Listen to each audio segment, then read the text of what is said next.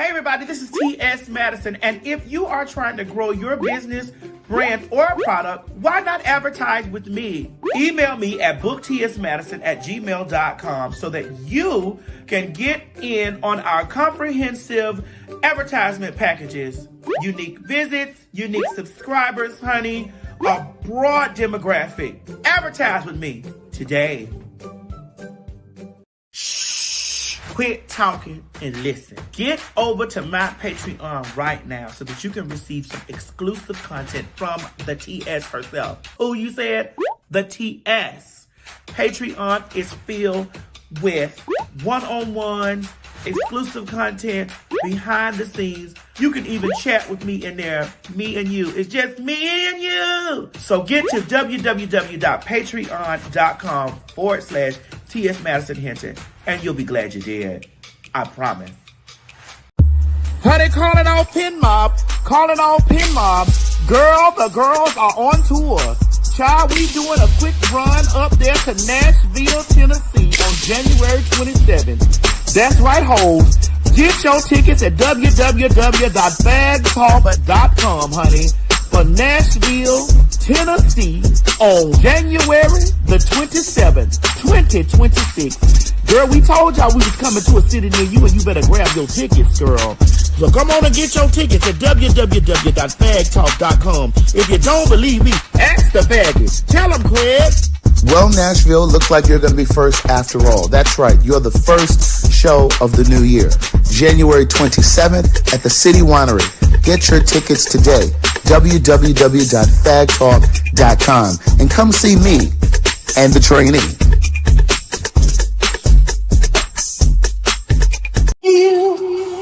I just want to let you girls know that it's a new day. Bitch, I said it. And that's exactly what I meant.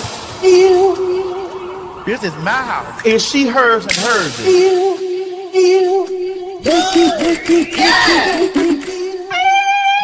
Ladies and gentlemen, get ready for some Phag Talk. St. Louis, Missouri. St. Louis, Missouri. Honey, goddammit, the Fags are on their way back to St. Louis on January the 29th. 2026. Honey, run down there to www.PhagTawlk.com to get your tickets, honey. Because me and the faggy himself, Craig, the writer Stewart, oh my God, will be invading the city of St. Louis. Tell him, Craig. Well, wouldn't you know it, the Fags are back in the Lou. That's right, St. Louis. We're coming with Phag Talk. Now is the time to go over to www.PhagTawlk.com and secure your tickets, because it will be another sold-out show. And don't tell us that you didn't know we were coming, because we're telling you now. www.PhagTawlk.com. See you there.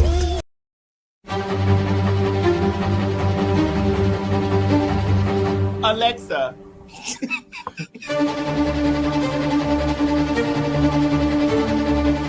Bitch, I said it. And that's exactly what I meant.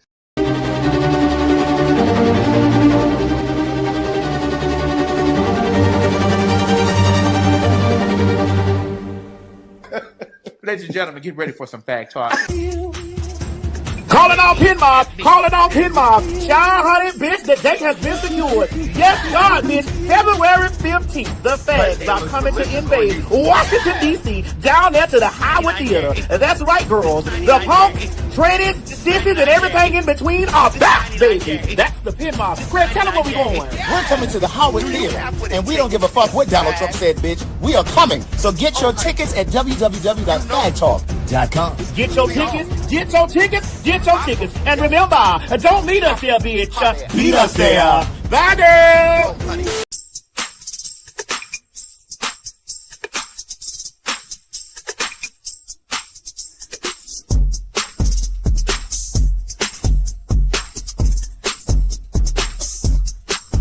Calling all Maddie Mob, calling all Maddie Mob, and some of you Pin Mob too. Yes, God, honey, there is a big day coming. The day is February 16th, 2026. Yes, God, honey, the Fags are coming back all the way to Baltimore, Maryland. Child, honey, we about to invade the city right after Valentine's Day, bitch, to bring love, love, love. Craig, tell them where we going, girl. Bitch, we are coming to my hometown, so get your motherfucking tickets. Go on over there to PhagTawlk.com and get your tickets now. Wait a minute, it ain't just PhagTawlk, it's www.PhagTawlk.com. You heard the training. Get your motherfucking tickets and don't wait, because you know we always sell out in my hometown. And listen, don't meet us there, bitch. Beat us there. Get your tickets while they hot, baby. www.PhagTawlk.com. Yes, God, honey. Bye, y'all. We wanted them to check for VD. For VD. And what were you in, girl? I was in my phone. Where would they take your ass down there to that welfare? Use a dummy, bitch. Calling all pin mob. Calling all pin mob. Honey, the fags are going international. That's right, ladies and gentlemen. August 5th through the 9th, 2026, PhagTawlk Live in Antigua will be going down, baby. Get your tickets at www.PhagTawlkinternational.com. I need y'all to know, honey, that this is one of those trips that you don't want to miss. That's right, ladies and gentlemen. We are going on an all-inclusive resort and spa situation, bitch, at the Royalton, honey, down there in Antigua. I'm not too sure where Antigua is, but the Pin Mob, we're going to Antigua. Make sure you have your passport, make sure it's up to date, and be sure to get the travel insurance just in case something happens, because life happens. The spots are moving quickly. Do not wait until the last minute. You have an entire year to pay this trip off, so do yourself a favor. Treat yourself to a good time and meet us in Antigua for PhagTawlk Live. And for my rich bitches, add on the rich bitch option to include a full day with us as we tour the island, and who knows what else we gonna get into. God damn it, don't meet me down there to the ticket place. Beat me at the ticket place. That's right, girl. Honey, meet us down there to www.PhagTawlkinternational.com, honey. Low deposit and payment plans are available. You ain't gonna have no other choice but to see me because I'm in everything. There it is, you ain't right gonna there. have no other choice but to see me because I'm in everything and everywhere. I'm in film, television, streaming, music, bitch, and pornography. Bye. The views and opinions expressed on this program is just that. Views and opinions. Don't take any of it serious. But I will warn you, viewer discretion is advised. Ladies and gentlemen, get ready for some fact talk. You met me as this. Yes.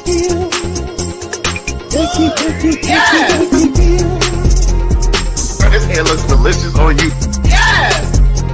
This 99J. This 99J. This 99J. This 99J. This 99J. Yes! Do you have what it takes to be a fag? Oh, honey, you know you do. We all do. I'm most definitely a popular, hot-ass gossiper. Oh, honey, I was born a fag. And so are you.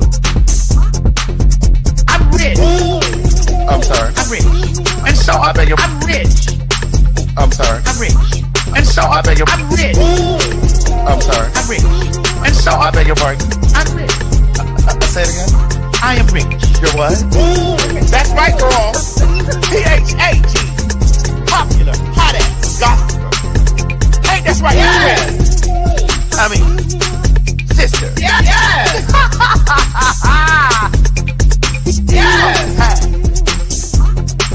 And that's spelled PhagTawlk. Not the other one. But that counts. Girl, what is this, plum burgundy or what? This is 99J. 99J. Yes! Thank you. You met me as this. Yes.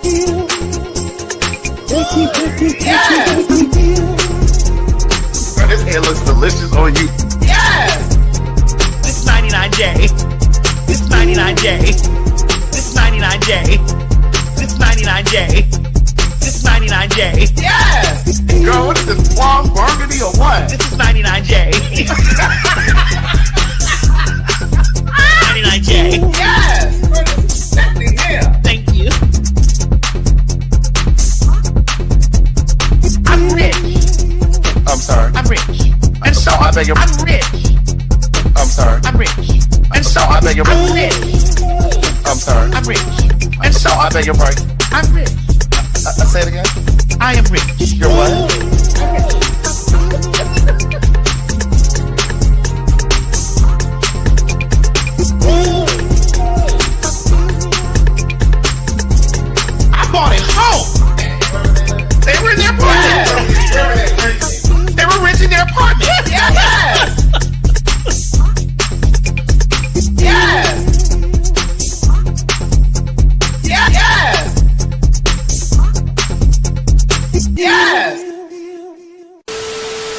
And stop worrying about The faggots. right. Shit. We ain't going nowhere. My God, today.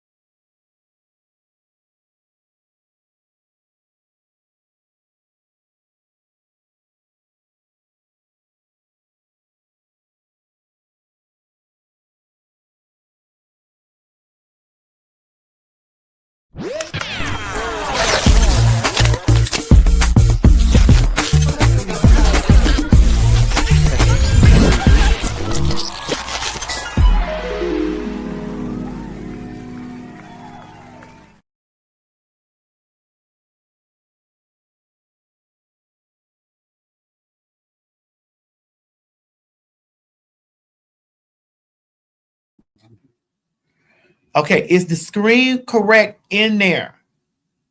Is the screen right? Before we even get started,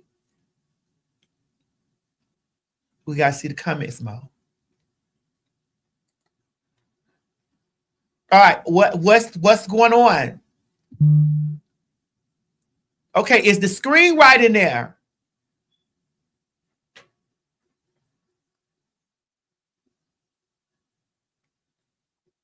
Is it okay? Put your grievances up right now, girl. Because I don't feel like going through all this, girl. Put your grievances up now, Keisha. Girl, he just got back, girl. Give him a moment to get reacclimated. Like, girl. First of all, I didn't put that. I did not put that on there. I didn't even touch that. So that must have already been on there because I didn't put that on there. It said it's not showing on YouTube. It is showing on YouTube. We just put it on YouTube. It's live right now. Yeah, it's on YouTube. Okay, have y'all refreshed the system? What's the T? Because you know we don't give a fuck. We'll pull all this shit down and roll this bitch again. Again, from the top. I'm telling you we'll do it. Without the commercial. Bitch, I don't give you said it's an echo. What's the T? Because we're going to get this shit right this morning. Well, afternoon. Well, whatever the fuck it is, it's 9 o'clock somewhere, bitch. We gonna get this motherfucker right. It's 9 a.m. in California. Correct. So my question is, what's the T? Reunited. Yeah, we are. Hold on before we get in that. What the sound do? Right. Is it echoing? Y'all said it's echoing? They're saying there's no echo. Okay, the sound is good. Okay, so the sound all right. All right. Huh? Is the sound good? Is the sound a fucking game? We good? Is the screen? Is we in the cubicle? Yes. We want to know, is we in the cubicle like this? Correct. Come on, help me draw it. We're in the cubicle. Is we in the cubicle? The sound is fine.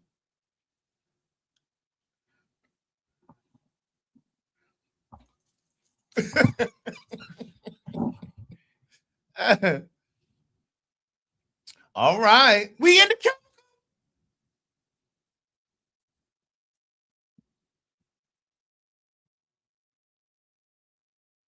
The cubicle good. Mo, give us Nashville and the place we going after that. St. Louis. St. Louis. And that's it. Honey, calling all Pin Mob. Calling all Pin Mob. Girl, the girls are on tour. Child, we doing a quick run up there to Nashville, Tennessee on January 27th. That's right, hoes.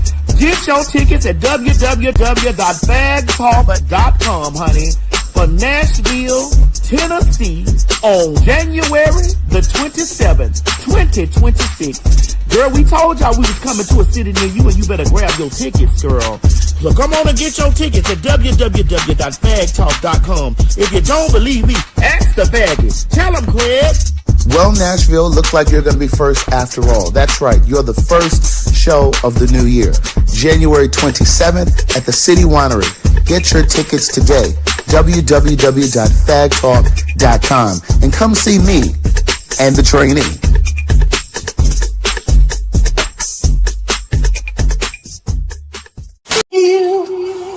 I just want to let you girls know that it's a new day. Bitch, I said it. And that's exactly what I meant. This is my house. It's she, hers, and hers.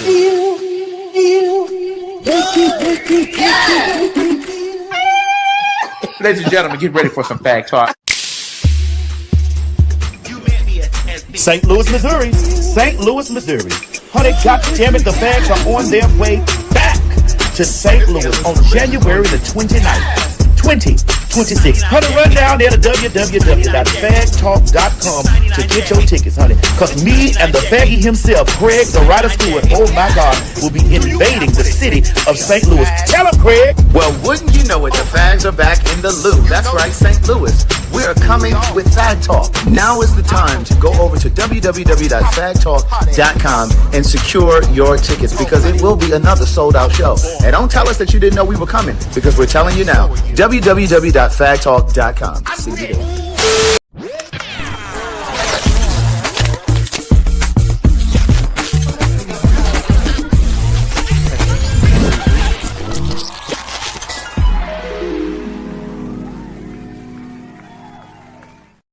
Girl, what kind of lipstick is that? Candy Yum Yum? Girl, it's not candy. You know, Candy Yum Yum used to be one of my favorites. Girl, you used to talk about it all the time. I'm not the kind of fag that knows makeup, but I know that because you used to talk about it. Yes, because I love Candy Yum Yum. But you know one of my favorite ones now is Ruby Woo. What is it? Ruby Woo. Do you wear the Ruby Woo with the 99J? Or yeah. do they clash? No, 99J. This would clash with the 99J. Okay. See, this right here is a 4, 27, and 33 mix. What does that mean? You're not a woman. That's what that means. You're not a woman. Only a woman knows those numbers. Okay. Kind of like I was trying to put up that picture about me wanting that Kimberell look. You know that Kimberell. Is that video in there? You know that Kimberell look is something. It's a shame that she's so nasty to the gays because she could at least have one decent one around her to get her to look together. No, but I need you to understand that look was so appealing. I was like, let me go ahead on and go out on a date with this kind of, because that was the number 43. It was what? It was appealing. No, it was peeling. Oh, I thought you said appealing. So it was a number 43, a number 30, and a number 4. Number 43 is that burnt orange. That was in her hair. Yes. Because her ends look fried too. Oh. Are we still talking? Because we can move down from the hair. Yeah, do we have a photograph? Of Kimberell? Can someone provide us a photograph? I want the video. Oh, you want it? Did you put it in the group? I did. Hold on. Provide us with the photograph, not of me with it. Of her. Of her. It don't make no sense that she ain't got a decent fag in her life. Here it is. I'm about to emphasize it. It don't make no sense. Oh. Well, while we pull up the evidence to talk about the situation, I just want to talk about knowing the numbers of the hair colors. See, this lets you know. I didn't know that was her. This. See? My fault. My fault. Between the hair color and the Ozempic. Hold on. Hold on. I see you eyeing me to the side, girl. What? I'm on Zepbound. Talking about her. Oh, because I just want to let you know that I will not get to that. You're on Zepbound. I'm talking about her on the Ozempic. I'm on Zepbound. Or the We-Go-Go. What's it called? We-Go-V. You know, but that's an Ozempic look. I want you to understand that the girls that are doing, see, if her A1C level, she needs some of that black seed oil from over there at Liquid Burns. No, you got to understand if her A1C level was not what she was really using the situation for, you can go overboard on that. Well, she looks like she's over the board because you got to understand it's not.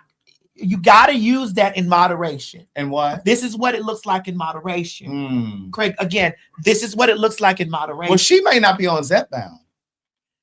You got to use it all in moderation. Right. Because it will. Motion detected at side garage. That's at my other home. I'm getting notifications about what's going on at my other home. Oh. Do you get notifications of what's going on? Absolutely. At your other home? At the Rockcliffe home, I do. You do? I do. At your other home? Yeah. It's a nice thing to have multiple homes. It is. Even if you are paying a mortgage on them. On both. It's still yours, correct? That's right. And not only it's still yours, that when you need a home line of equity, yeah, you can go down there with your credit score and handle that. That's right. That's what the beauty of those things are. It is. And no one can ever read you for having multiple homes or multiple mortgages, because at any time in that situation, should you decide that you want to sell that, that's right. That's right. You can actually get more than what you purchased it for. Correct. Twice. Yes. Even in this economy. In this economy. But that's economics 101 for the girls that like to have conversations about ownership of things. Versus renting. Yeah, I know. I don't have a problem with nobody. I don't either. I don't have a problem with nobody. I don't either. It's a beautiful thing. Because I'm going to have to get somebody in one of my rental properties as well to rent from me. Please believe. But at the end of the year, I won't have a rent receipt. I'll have equity. Are we talking about somebody in particular? No, we're not. We never talk about anyone in particular. Not on this show. Right. We just key at the noise and keep pushing. We just key at the noise and keep going. Okay. Because there's nothing but noise. And it's actually white noise. You know that fuzz when you're changing. Yeah. You know that, like that crackling. You know that crackling and that fuzz when you're changing the channel? Yeah. There we go. Yeah. All right. So back to Kim Burrell. Yeah, let's get there. Oh, here we go. You know, let's go ahead and play. Okay. Well, hello. My name is Miss Kim Burrell.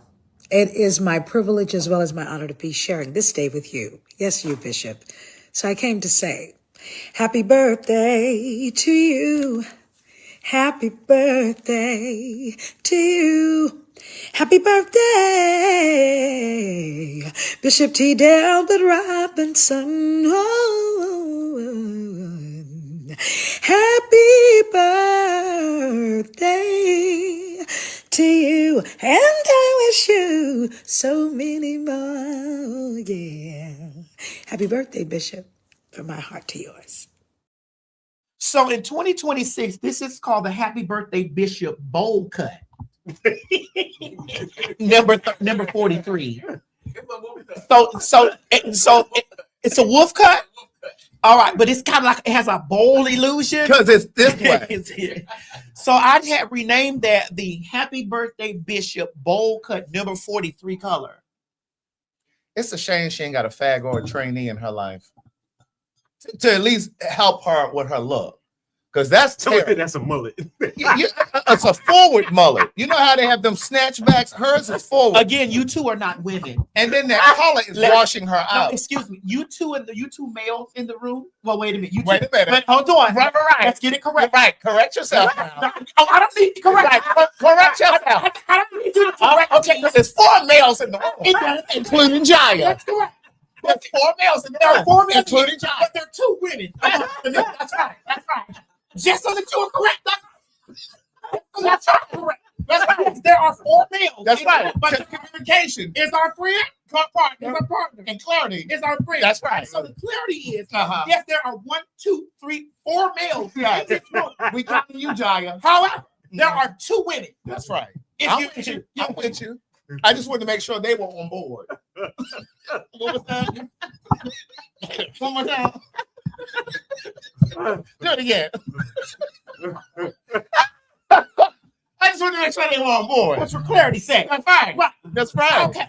Now that the 2 women have explained to you. Go ahead. That's not a mullet. That's okay. What is it? I had said from one of the women speaking that there was a bowl cut. But the actual hairstylist.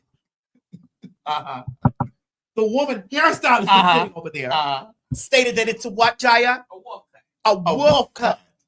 Now, why would it be considered a wolf cut? I was thinking the same. The direction that is You take it straight up at 180 degrees, and you cut it straight down, and it creates that. This forward thing. It creates the bowl illusion. Right. So it's still, It's beveled. it's a beveled Oh, bowl. you don't see our bevels? They're saying turn off the noise cancellation. They all screaming it. Okay, what the noise? Now, when we have the noise cancellation off, y'all say y'all can hear this crawling and shit on the table. What's going on, Keisha? Keisha, what's going on? What about now? What's going on now? How about now? My God, y'all run this show. Right, girl, y'all running better than we do. My God, y'all run. What's gonna come up and do the tech support for My us? God, y'all run this show. Right. My People God. are saying it sounds fine, but Some people say it sounds fine to them. My God, y'all run the show. Don't they run the show? Matter of fact, they want us to know if they wanted to shake the bottle. So, in order for us to shake the bottle, we got to do this again. Right. Honey, there are 4 males in the room. Right. But let's understand that there are 2 women here. 2 women amongst males.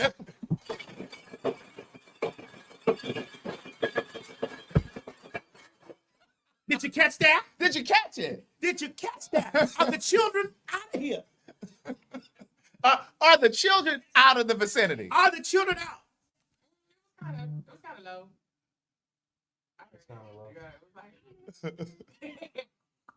You're going to have to go out and hear that, Myrtle.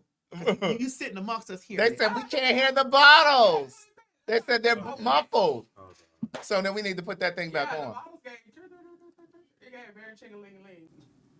there we go. Okay, do it again. Greg, are the children in here? Let's get them out.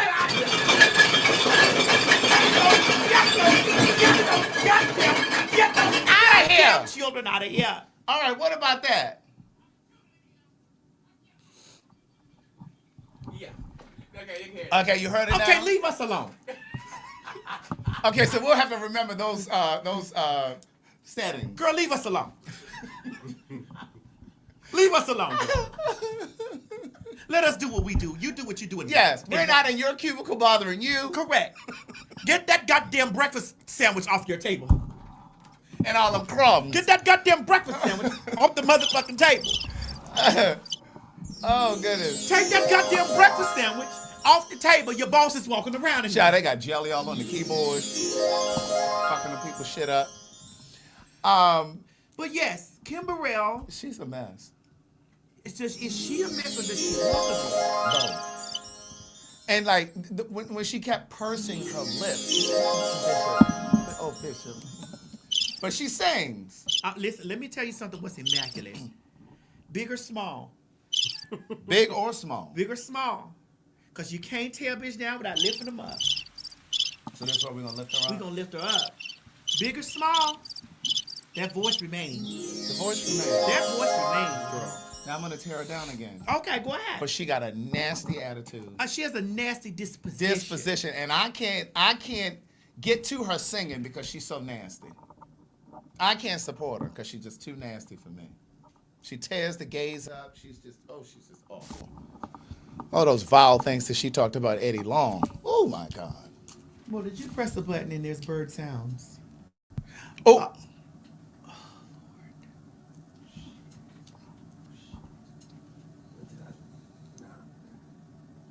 Are we back? I don't know. Oh no, no. Oh, it was just my. I thought it was. Well, we did good when Mo was home. Can y'all see us? They said birds are chirping. Oh really? Hold on. Can y'all see us? Yeah, they can see y'all. Why we look albino? Why the screen look so void of color? I don't know, but this. Why is my You think we should send them back home? Our birds is definitely chirping. They still chirping. You know, yeah. Really? What is going on? You hear it? Because you can't tell bitch down without It was a setup.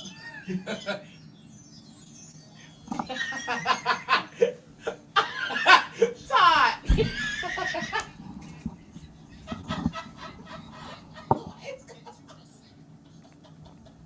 I don't know what happened. trying to work out the. Is it still play? Is they still playing? They said the bird stopped. Yeah, it stopped. I know. I must have accidentally pressed the sound bar.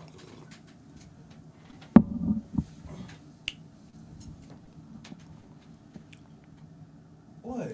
We waited. You don't have to wait. We do. No, you don't. Because we're off. No, you're Something's off. Something is off. Maybe if you turn the monitor off again and then turn it back on over here. No, the plug fell out. I don't remember having these issues last in the previous weeks. I don't think any of these things happened. Oh, Hold on. Oh, and we're back. oh, the color is even back. Well, the contrast is not. Yeah, mm.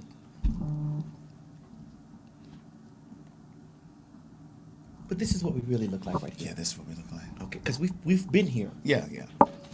Was that a Kimber Real spirit? That was real nasty. Then we'll continue to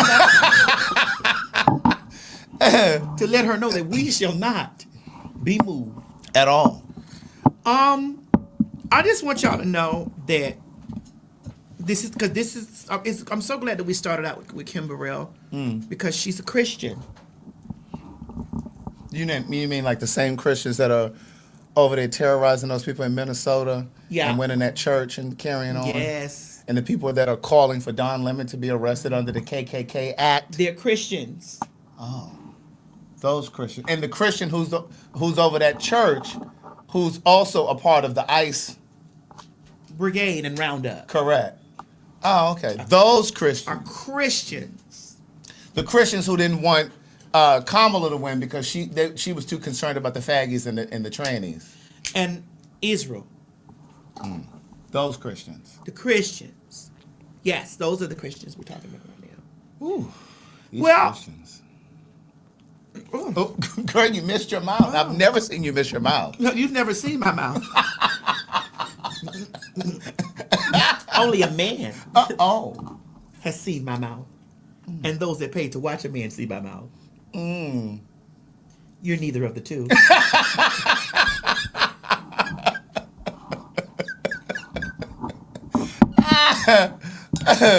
Craig, before we even move on into this, what we get ready to do, I really want people to understand this right here while they're watching this program. This what? This program. Whenever people say program, I'm like, they're really trying to be fancy when they say it. Yeah. Just call it a program. This program.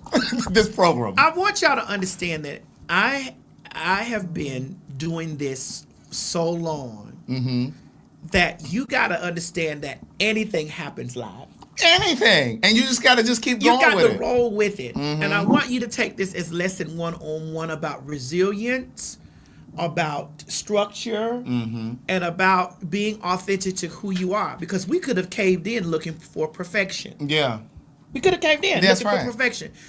This program has never been perfect, even when the Sweet Pickles was Girl, I knew you were about to go down that road. The program wasn't perfect then. The program wasn't perfect after they were rotating guests. The program isn't perfect when it evolved into PhagTawlk. And it's not perfect when we do it live. Live. It's never going to I mean live in person. It's never going to be a perfect program. Yeah. All you have to do is roll with what's going on. That's right. And I love the fact that the pin mob, see how I didn't separate them and say the Maddie mob and the pin mob? Right. I love the fact that the pin mob Yes. rolls with us Yeah. during the technical difficulties because this is a live show. Yeah. Now, if it happened in playback, we can go and be perfectionists. We can go and be perfectionists and go cut all the. I don't want to do that. Now, and I think that's a part of the charm of the show. I don't want to do You that. know what I mean? I think that's part of the charm of the show is that it is flawed. That Girl, it is like some shit. I remember. imperfect. I remember, Craig. We were doing the Queen's Supreme Court, and some shit fell down like right there, and we was like, "What the fuck was that? What? Yeah. What was that?" That's some it. shit fell out. The power went out. Girl, we were doing a show once, and the lightning just said, Oh yeah. boom. Oh yeah. Was that when Chris Crocker was at the show? Yes, before she was Kara Cunningham. Yes. And before we knew she was a Trump supporter. I wonder how all of that is working out for the children now. Looking at this stuff and looking at how all of these things as Christian, and I think that I think that her and 90% of those Trump support comes from the place of Christian. Yeah. It's rooted in Christianity, and it's rooted in, I would say, self-hate. Yeah. So I need you to really, Jaya, I need you in the comment section immediately. Okay. I need you there immediately. We have unwanted guests in here. We won't acknowledge them. We'll just remove. Mm-hmm. And if said unwanted guest, which is the mosquito, wants to watch with the ability to disrupt, we're removing you. If you want to watch with the ability to, what's the word, Craig? Have discourse or? To have discourse, this is not the place for you. You have your place for that. You have your own place for that. We don't care about you. We're bigger than you. Mm-hmm. This is why we don't acknowledge you. This is why we don't say your name, because we're bigger than you. And will always be bigger than you. You wake up in the morning talking about the program, and the program is the TS, which is bigger than you. Your followers, your minions, your things, we are bigger than you. We will always be bigger than you. In weight, of course. In finances, of definitely, of course. In presence, in voice, in stature, in all the things. You and all that follow you, we are bigger than you. And so this is why you as the mosquito come and try to take our blood, our plasma, because you can't survive without that. Do a moment, do a week, do an existence without the bigger program or the bigger system, and understand that the impact is not the same. Because you have never or will never be the TS. Oh. The. Not A. You can be ATS if you choose. But you'll never be who? You can be ATS, TS. One of those TS. But you'll never be the. The TS is an everlasting gobstopper that you just want to suck and it'll never bust. That's the TS. And this is one of the systems that the VTS and the faggy and the who and the faggy have created. Run along, little nigga. Run along, little nigga.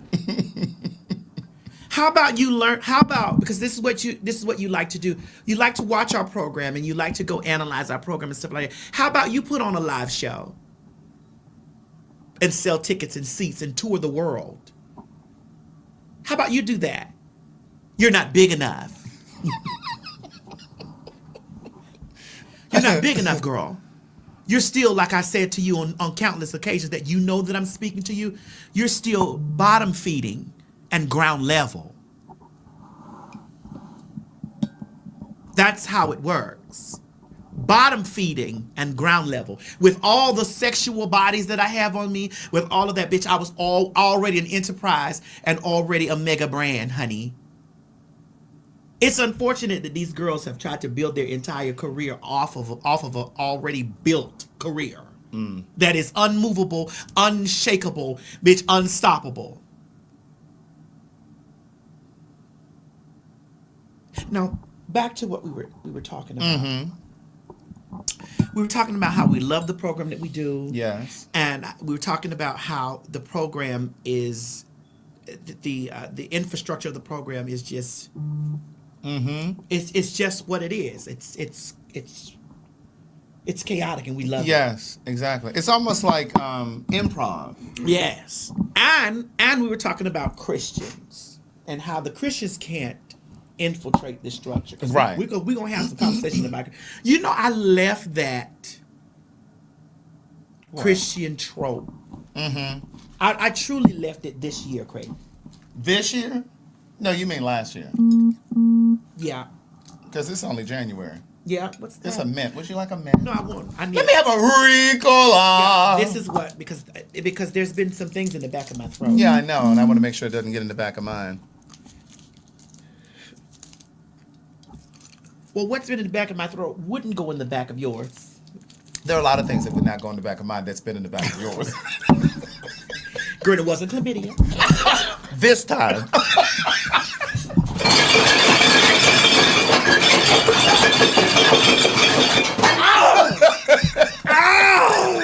I've been chlamydia free for years.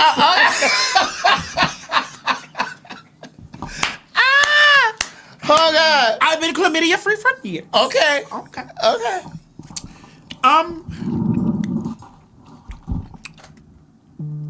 The Christians. Currently, Don Lemon is being persecuted by a major Christian. We don't need to say it. We know Correct. who it is. And it's funny how the people are using the KKK Act of 18. What is it? I don't know what the year is. But it's crazy because, and for this to happen on on Dr. King holiday, for that to happen on Dr. King's holiday. Yeah. And my thing is, they have released ICE on civilians, everyday Americans, right? Some who happen to be legal immigrants. And the truth is, they never released ICE on any gangs. They never released ICE on any other problem or issue that's happened in this country until now. And you're releasing it on people who are just hardworking people simply because they don't look like they belong in this country. And you know, ICE has been moving around here in Georgia too. Yeah. They've been here in Georgia. They've been moving around. 1871, somebody said it was. But they've been moving around here in Georgia too. Lawrenceville, Tucker, and they've been in like these dark SUVs, dark blue SUVs, and some of them have been in like white vans. But this is really a sad time. Greg, I'm just telling you straight up, nobody that's wrapped up in a mask is gonna. I'm not submitting. Like I'm not pulling over to anyone pulling up in an unmarked vehicle with masks and shit wrapped around their face. That's right. And some of these states, some of these governors are signing, writing into law that they cannot be in their state with their faces covered.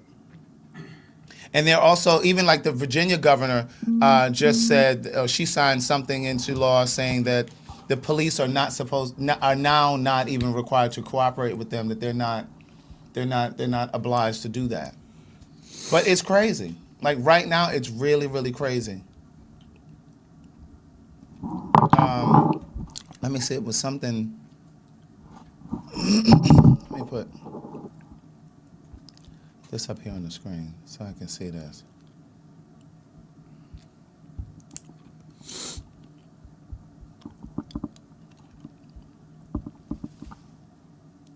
I wanted to pull this thing up with Don Lemon. What's that going to mean? This is a white supremacist agenda. Why do you say that? Fuck off. No, me, dude. I'm You're not on here. team? Whose team are you on? Come on, man. This is Don Lemon. All right, man. All right. Well, no. Sorry, brother. I'm so sorry. Like, really? No, I'm so sorry. on our team. Yeah. So why do you say that? This is a white supremacist agenda. They're not just going after criminals. I'm so sorry I went after you there. I didn't Come on. recognize Do I you. look upset? There's all kinds of folks out here with media. They're not just going after criminals. They're going door to door and they're targeting any black and brown person they can find. And all of America is next. If you live by a black or brown person, you're next. They're above the law. They outnumber our police. It's a white supremacist agenda. No? You just today's your first. I live nearby. I've been out a couple times. Yeah. Yeah. But why do you come I'm so out? sorry I went after you, man. Dude, it's fine. Why are you out here instead of like being in your warm, cozy house? Because there's a point where whites got to stand up and recognize that this is a white person problem, and we need to represent our black and brown neighbors and disavow MAGA. Yeah. We need to put an end to this. We need to put an end to this. We fucked up so bad. This is the end result of all of the bigotry and racism that we have been putting up with for years. This is the logical conclusion. What do you think is going to happen? Where does this end? How does it end? I don't know. What do? Yeah. I talk to anyone who will listen, and I disavow every MAGA person I've ever known.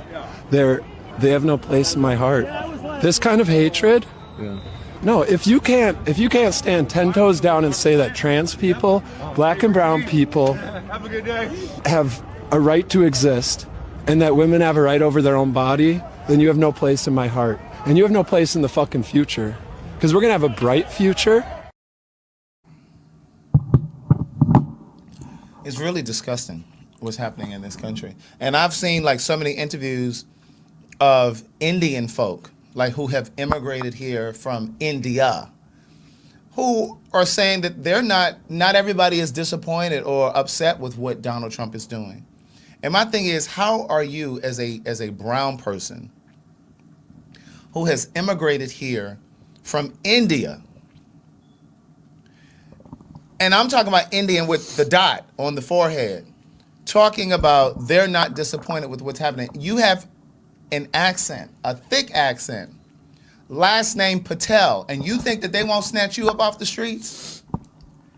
You want to know what's crazy? I think I sent you this video yesterday. I'm sorry, y'all. It's so much business going on this morning that I'm about to even pass my phone over here to Jaya, and I don't even let Jaya in my phone. There's so much business going on this morning. But what's the video you said you sent? You know what's interesting to me, Craig, that I find extremely interesting, is that the people that are, I sent it to you. Mm-hmm. The people that are apprehending the people are Hispanic, black, yes, foreign, yes, and there's no white people going after white people. ICE is not going after white people. So I'm just trying to understand how black and brown ICE agents are going after people who look like them, but they have yet to pick up anybody white. Like there was a Somalian who they uncovered and realized that he was ICE. They've been snatching Somalians up. And you're out there snatching up Somalians? And here's the thing. They have a sign-on bonus of like $50,000 or something like that. If they quit within 5 years, they have to pay that money back.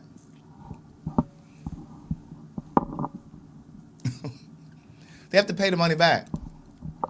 I've seen somebody say you can't pay white people to hunt white people. That's exactly it. And but again, and this is why I go back to the thing all the time, and I say, not every slave wanted to be free. And I saw this woman on TikTok. She said yesterday, she said, if it was not for black women... Craig, wait. I don't want to interrupt. Go ahead, what? I got to go back to a point you just made. What was that? Wait. Yeah. Is this $50,000 over 5 years? Or is this $50,000 up front? I don't know if they get... But it's taxed. I don't know if they get it all up front, but it is definitely taxed. Hold on. Yeah. Can somebody deeply... Is this $50,000 over 5? Because that would equate to $10,000 a year. Right. They saying it's over 5 years, that you don't get it all at once.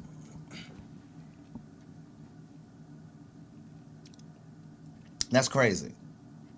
That's crazy.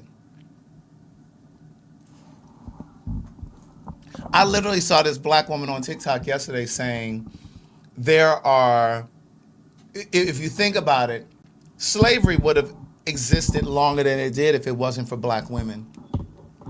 Because oftentimes, black men fall in line with white supremacy. We saw it. We saw examples of it when Kamala was running, and you had all these black men who were saying, well, I don't trust her, and I don't think a woman could lead, or what's she going to do for black men, and da-da-da-da. You saw it with the white guy, what was his name, Jack or Jake or whatever, the white man who was just, that crowd in Minnesota had got hold of him, and then that black guy came in and saved him. They were whipping that white man's ass who was part of ICE.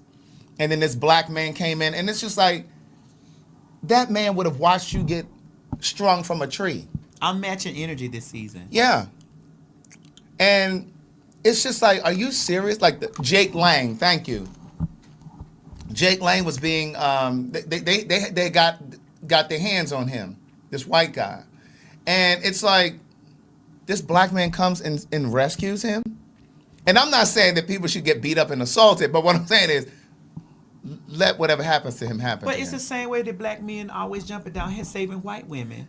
Well, it's always the same when black men is somewhere jumping off of a fucking 9-foot house to save a white bitch that's only see him for a BBC. And dare I say it? Go ahead.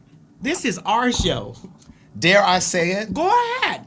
While I appreciate the Black Panthers, where were they when all these black people were killed? So they now are emerging now that Renee Good is killed, this white woman is killed?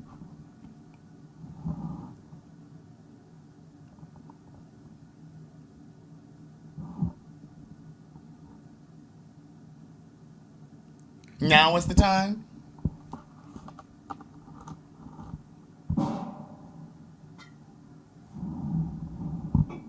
I'm just asking. Is that a little slight rattle I hear down there? It is. I mean, I'm just curious. Yeah, and somebody said Jake Lang is running. Yeah, he's running for office, isn't he? But, you know, there's just a lot going on right now. These other countries around the world are forming alliances. I just saw something today where I think it was Canada's prime minister is talking to, China about forming alliances. Because a lot of these countries are forming alliances because of what's happening in this country. And this is not happening because of Trump. Trump hasn't caused this stuff to happen. This has always been America. This has always been America. And I can't begin to tell you how many times I've said on this very show that America has always aspired to be fair, to be just. But she has never been that. She's never been fair and just. And she never will be. And she never will be. And people outside of this country, that's the beauty of travel too. People outside of this country have always seen what America has been. America has perpetuated this lie, just like the black church has perpetuated lie after lie. They've perpetuated this lie that America is the land of the free. I saw this young white girl talking last week, and she was saying that when you're from the UK, when you come here, you're automatically stripped of 15 different freedoms that they have automatically over there. 15. But we've been fed this lie that this is the greatest country in the world, and all this other stuff. And I'm not saying that there aren't perks and privileges, but America has had a heightened sense of self, okay? A very heightened sense of self. Especially thinking that it's the greatest military superpower. Not when China got that motherfucking, that nuclear shit. And they're the only one with that. Especially thinking that it is the greatest military superpower because that cracker. That who? That cracker. What is he? That cracker is sitting up there got everybody, oh yeah, we're just going to go in and we're going to take Greenland. I'm like that? Right. And that's part of why these other countries are forming. They're like, okay, well, we're ready for you. You going to take it like that? You just going to get up. You ain't even got control over your own peoples over there. Right. And you gonna go over there and take it like that? And here's the thing. Right now, if you have an American passport, it's in danger. It's in danger. Because right now, we have the luxury of going to, and I might be wrong with the numbers because I know there's some aficionados in the audience, some statisticians. But wait a minute. What are they called? Statisticians. Estheticians? not estheticians. They work on statisticians. They work on the skin. Right. These work on stats. These work on stats and numbers. It's right. Statisticians. Okay. But I believe that there are like 175 different countries.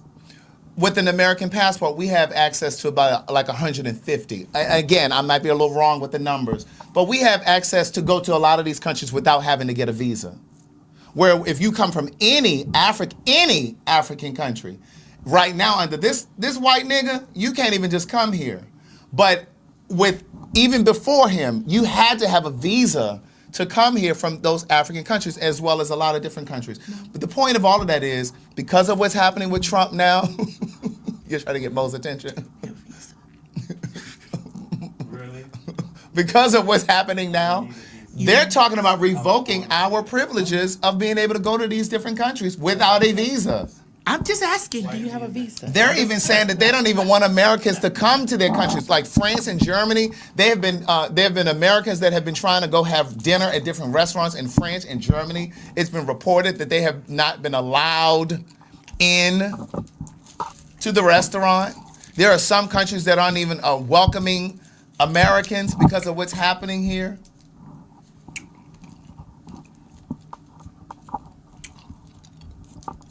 Why are you looking at me? I'm just asking. You're not asking the Because you got to understand that I don't blame them. No, I don't. You got to understand, it's not required for you to be in here in this cubicle. Because we're fags in here. Right. And we're probably going to need a visa for that soon, too. A visa to fag? A visa to fag. Right. We may have to pass a litmus test. Right. A litmus A test. litmus test. Yes, to fag. Right. And then, like, we talked about this before, too. Like, they're making it increasingly difficult. I think we have some assets in here about what I'm about to say. But they're making it increasingly difficult for people living with HIV to get their medication. I know there's a video in there. Is that in there? It's a black girl. As soon as I said fag, you went straight to HIV. No. This is America. Don't you do that. Don't you do that. Don't you do that. As soon as I said fag, girl, you went straight Don't to you do HIV. that. No. Bro, all fags aren't sick. Aren't what? Aren't sick. Now you gonna say sick? Well, that's what they say. When they said that's what they. What do they mean when they say not clean? That too. You gonna have the people mad. They should be mad. Right. They should be mad, and they should be mad at the people that are standing with people that are trying to take away the infrastructure that's in place. Right. Because they trying to take away medication. There's a video. Is it in there, Mo? Yeah. Play it real quick and then I'll finish. HIV meds are being delayed on purpose, and they are calling it logistics. Let's be very clear, because confusion is doing a lot of heavy lifting right now. This is not about forgetting a refill. This is not about patient noncompliance. This is not about supply shortages. This is about HIV prescription delays being built into policy. At the national level, people living with HIV are reporting delayed prescription fills, not hours, not a day, days to weeks. That is dangerous. Full stop. So now here is where it gets ugly. Express Scripts changed its refill policy from a 30-day cycle to a 34-day requirement for certain medications. So that means patients cannot request refills until they are essentially out of medication. For HIV meds, that gap is not inconvenient. It is clinically unsafe. Interruptions increase viral load, risk resistance, and increase transmission risk. So this is basic medicine. New Jersey saw this coming and stepped in. So back on January 9th of this year, New Jersey enacted a law requiring at least a 30-day supply for HIV medications with access to 60 and 90-day fills.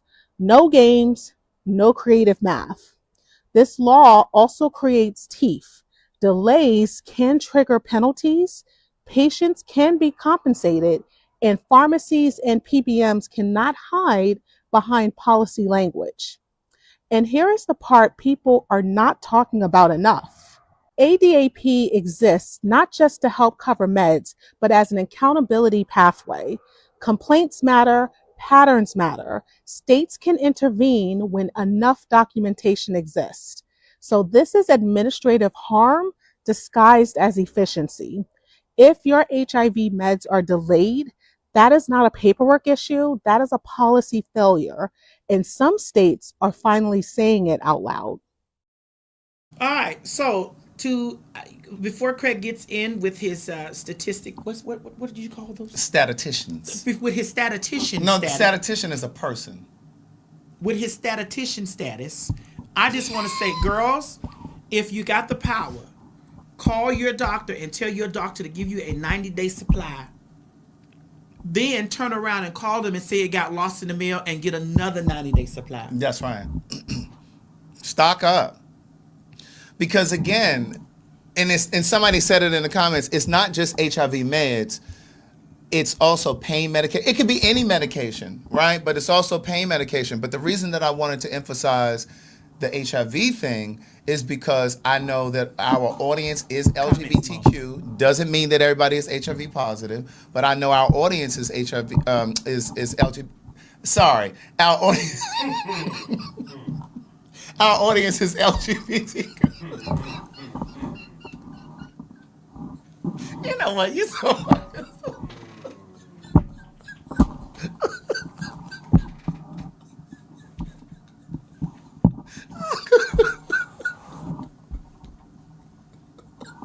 You're so damn dumb.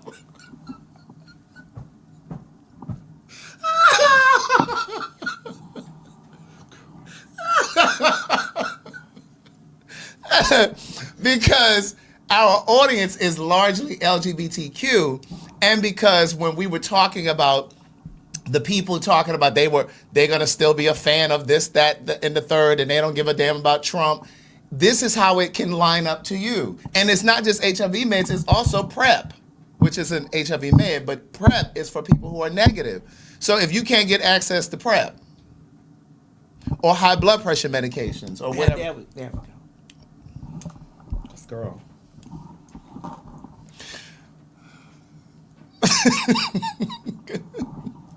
This said Craig put us in the checkout. I was not putting y'all in the checkout line. This is crazy. Oh my God. But yeah, so I said, how we catch a stray? Oh my God. But yeah, so any medication is the point. And so what I'm saying is any administration that would put people at risk who need medication, like that's just insane. So I don't give a damn who you're a fan of. I don't care.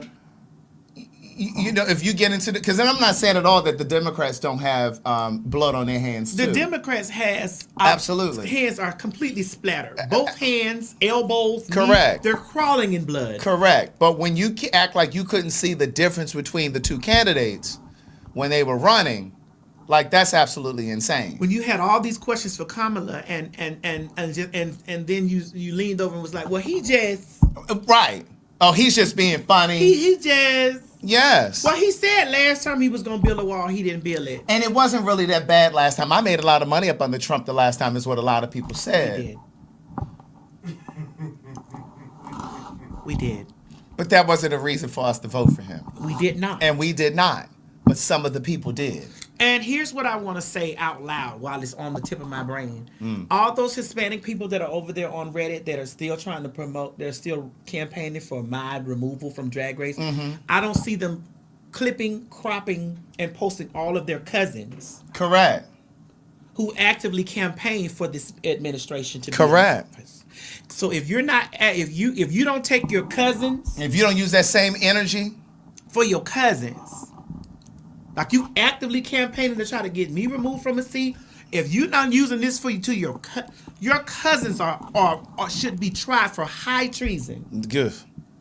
All I told a motherfucker that ICE was outside.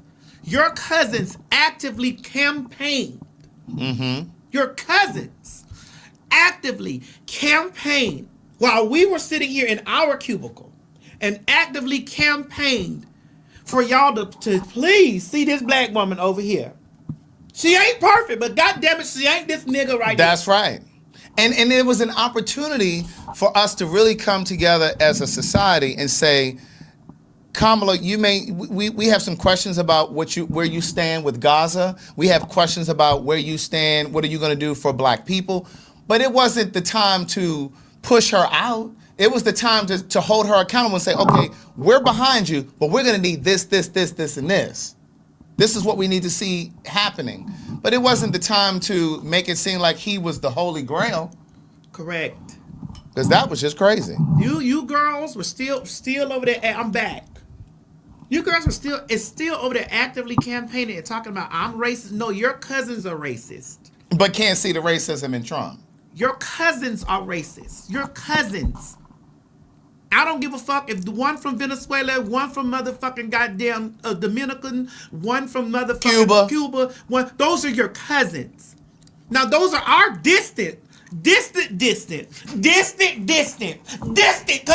Even though we still some kin, but I knew not to sit up there and put my cousin on the chopping block. And you bitches is still hot with me because I told a motherfucker that was being racist in their trope against me, even reading my body, bitch. You shut your motherfucking goddamn Guadalupe ass up, bitch. Don't you say no, don't you come for me, faggot.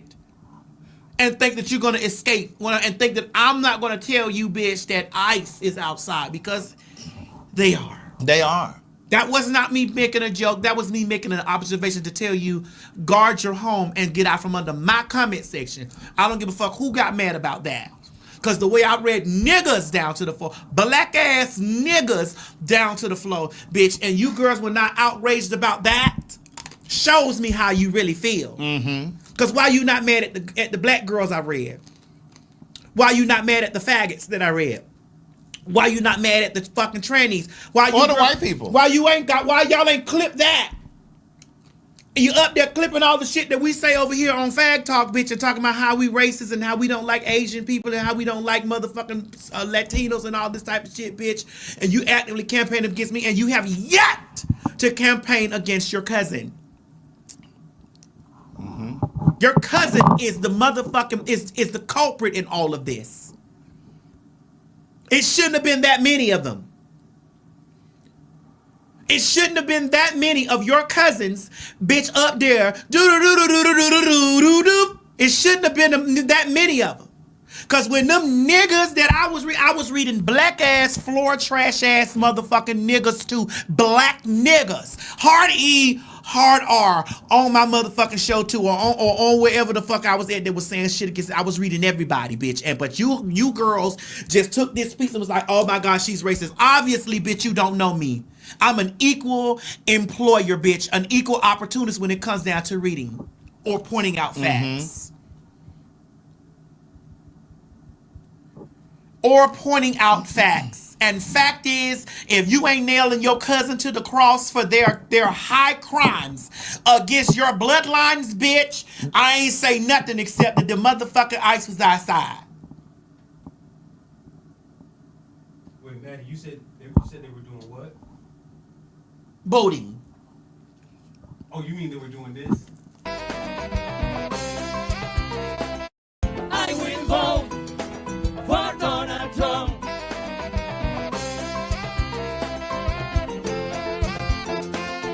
I will vote. Raise your hand, come on. For Donald Trump. Dale cintura, cintura, cintura, cintura, cintura. I will vote for Donald Trump.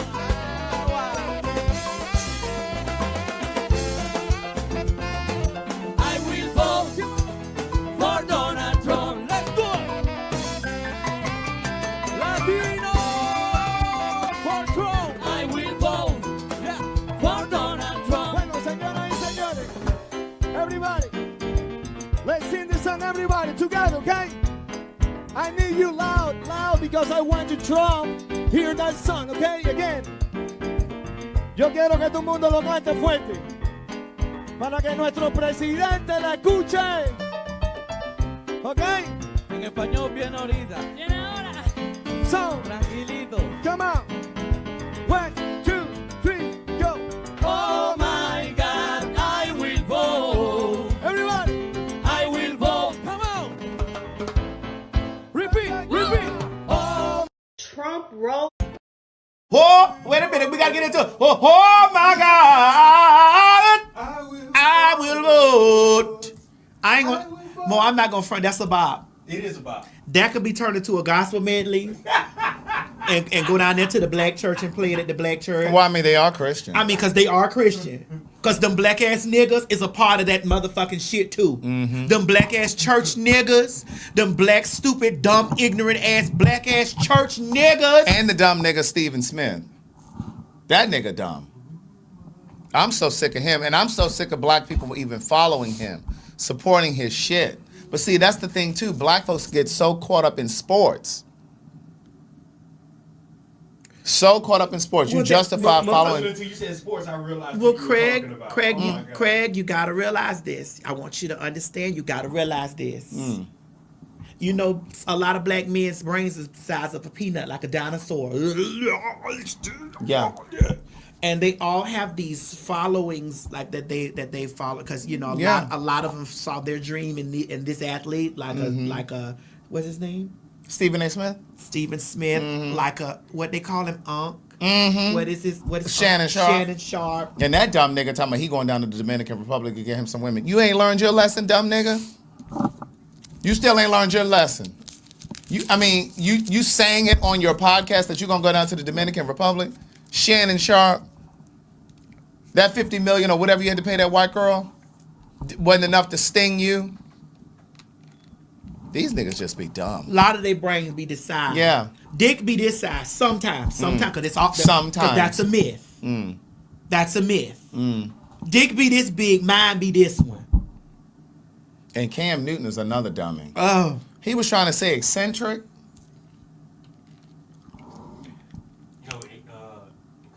Eclectic. He was trying to say eclectic. I mean, his look is eclectic. He does have an eclectic look. He has, what is it? What kind of He look? has an eclectic look. What kind of look? Eclectic. This nigga was trying to say eclectic. I can't even tell you what he said. He said eclectic. I think something like eclectic because Eclectic. Eclecta. He said eclecta. It's not shocking. You don't need a lot of brain to get millions of dollars. No. Yeah, he said eclecta. Yeah, eclecta. Because then she said something about like nigga something, and then he was like, yeah, that. You don't have to have a lot of brains to run a ball. No, you don't.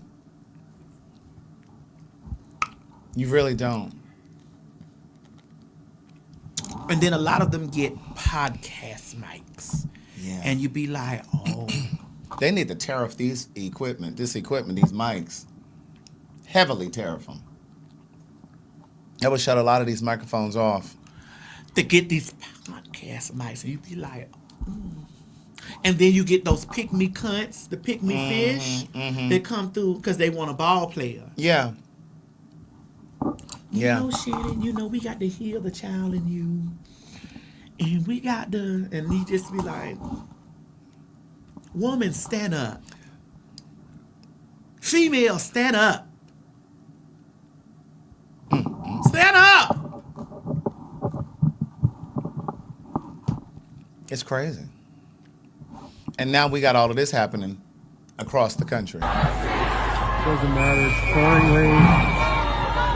It's freezing out here. Minneapolis always shows up. Always. Everybody shows up all the time. Wrong is wrong. There's no argument. There's nothing to argue about.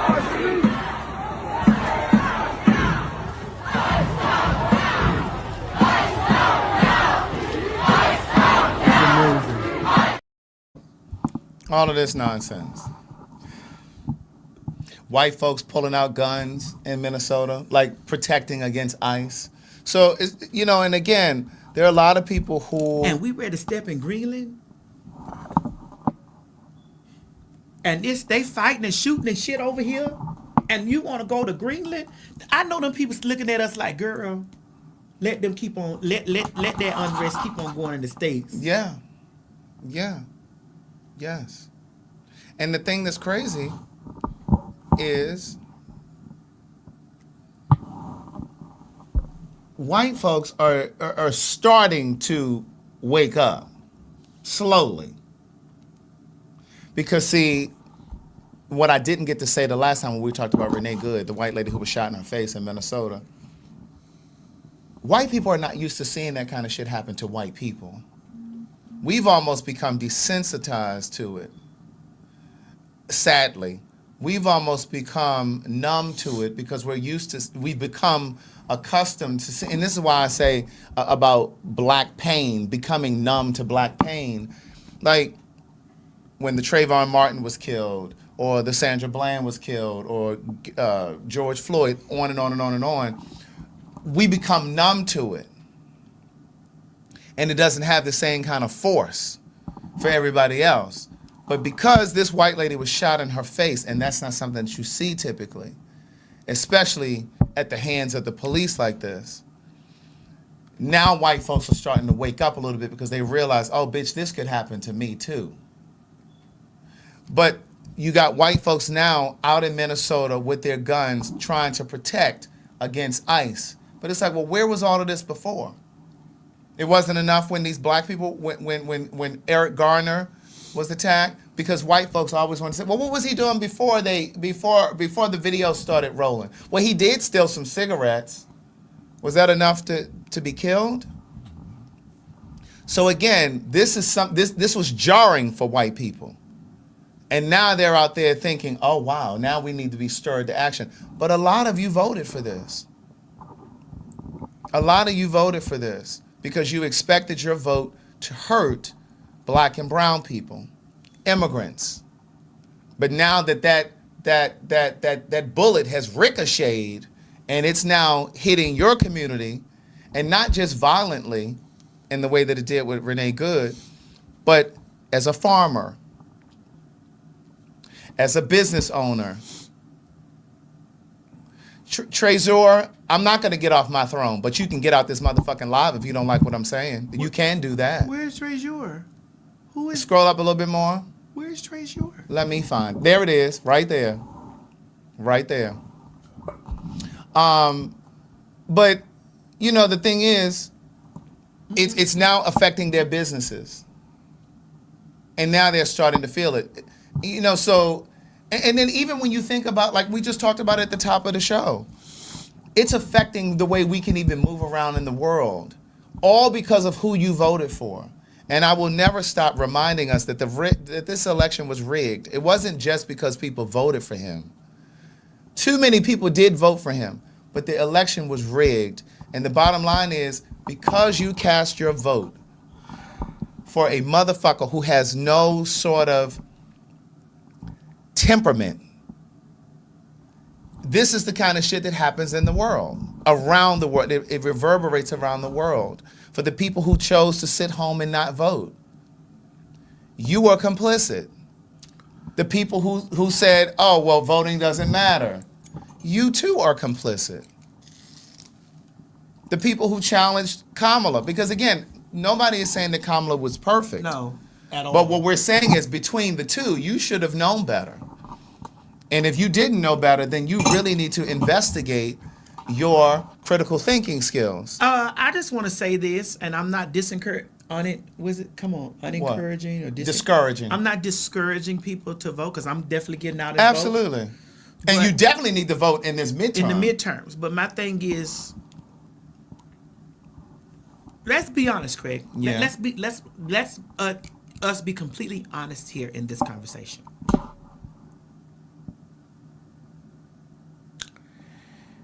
Midterms happen. Yeah. Majority comes back. Democratic. You think that he's gonna concede, or what is this? Well, they're saying that they're gonna impeach him. But my thing is, just because a president is impeached doesn't mean he's removed from office. He needs to be impeached and removed. And the entire cabinet. Yes. And part of that starts with how we vote. You understand what I'm saying? And in this election, you need to just vote straight Democrat because they need the majority in order to turn these tables. But what about the ones that are there now that are on that side? So even in that, you know what I'm saying? Again, I'm not discouraging people from voting. What I'm saying is hold your politician feet to the fire. You have to.